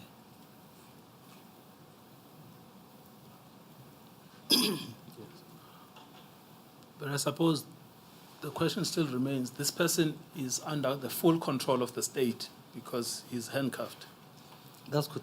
Why are they correct, Chair. stopping at a garage? Don't you take a person to the police station when they've been handcuffed? Child said, because they said he requested to go to the bathroom. That's when they stopped. But normally, what I've seen, if you are transporting a person who's under arrest, he requests the bathroom, not the one person will take him to the. It's either 2 or 3 people will go with him to the bathroom. No, but I mean, there is a bathroom at the police station. That's the point I'm making. The person is already in handcuffs, so you send him to the police station, they'll get a bathroom there. But Chair, I think in transit, I think if they were on the highway, there's no police station. They'll stop at the garage if the person wants the toilet. Well, yes, it depends on where we can. Have you checked if this particular garage, there was no police station nearby? It was on the N3. Yes. There are so many police stations there. I can't speak for them, Chair. I tried. I can't Because speak for it's them. very puzzling what they did, because it's only consistent with people that had an intention to just execute him. Thank you. Is there anything, your conclusions are at paragraph 282. Yes, Chair, as I said, I don't have enough pictures to can draw complete conclusions on this one. Yes. It's only the post-mortem report and those few photos of the wounds that I could see. Yes. There are certain things you can discount that you've already alluded to That's correct, Chair. that probably didn't happen. That's correct, Chair. Thank you. Madam Chair, I am finished with this reconstruction. Perhaps we can commence tomorrow with Thokoza. The Thokoza case. Yes, at 272. Yes, the Thokoza case, and I can elaborate more on that one because I attended the crime scene immediately after it occurred. I was at the crime scene. Well, let's wait for the direction by the chair. I know you want to elaborate. No, I'll do it tomorrow, not now. Thank you, Lieutenant Colonel. You'll proceed tomorrow. We adjourn now until tomorrow morning at 9 o'clock. And remember, you are still under oath. Yes, Chair, I'm still under oath. Thank you, sir.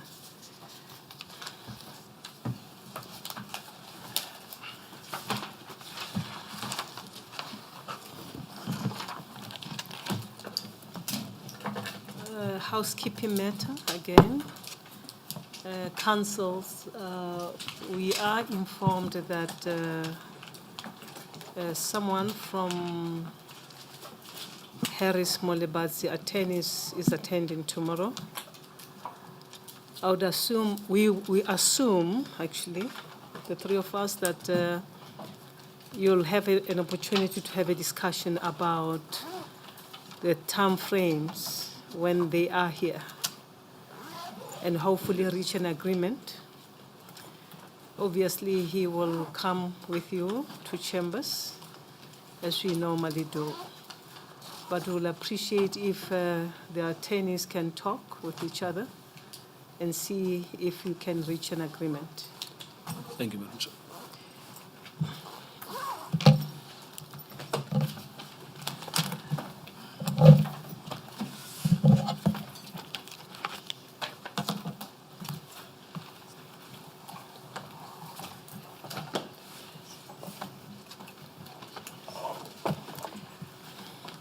I'm indebted to my researcher. He reminds me that a feedback need to be made regarding the decoupling application. Remember that Advocate Ngcukaitobi had indicated that they will file tomorrow. And yourself, Advocate Chauke, tomorrow. And we'll make a determination after you filed your heads of arguments. But we are of the view that oral arguments should be made. We'll afford you time once you have filed your written submissions. Yes, thank you. We adjourn until tomorrow morning at 9 o'clock.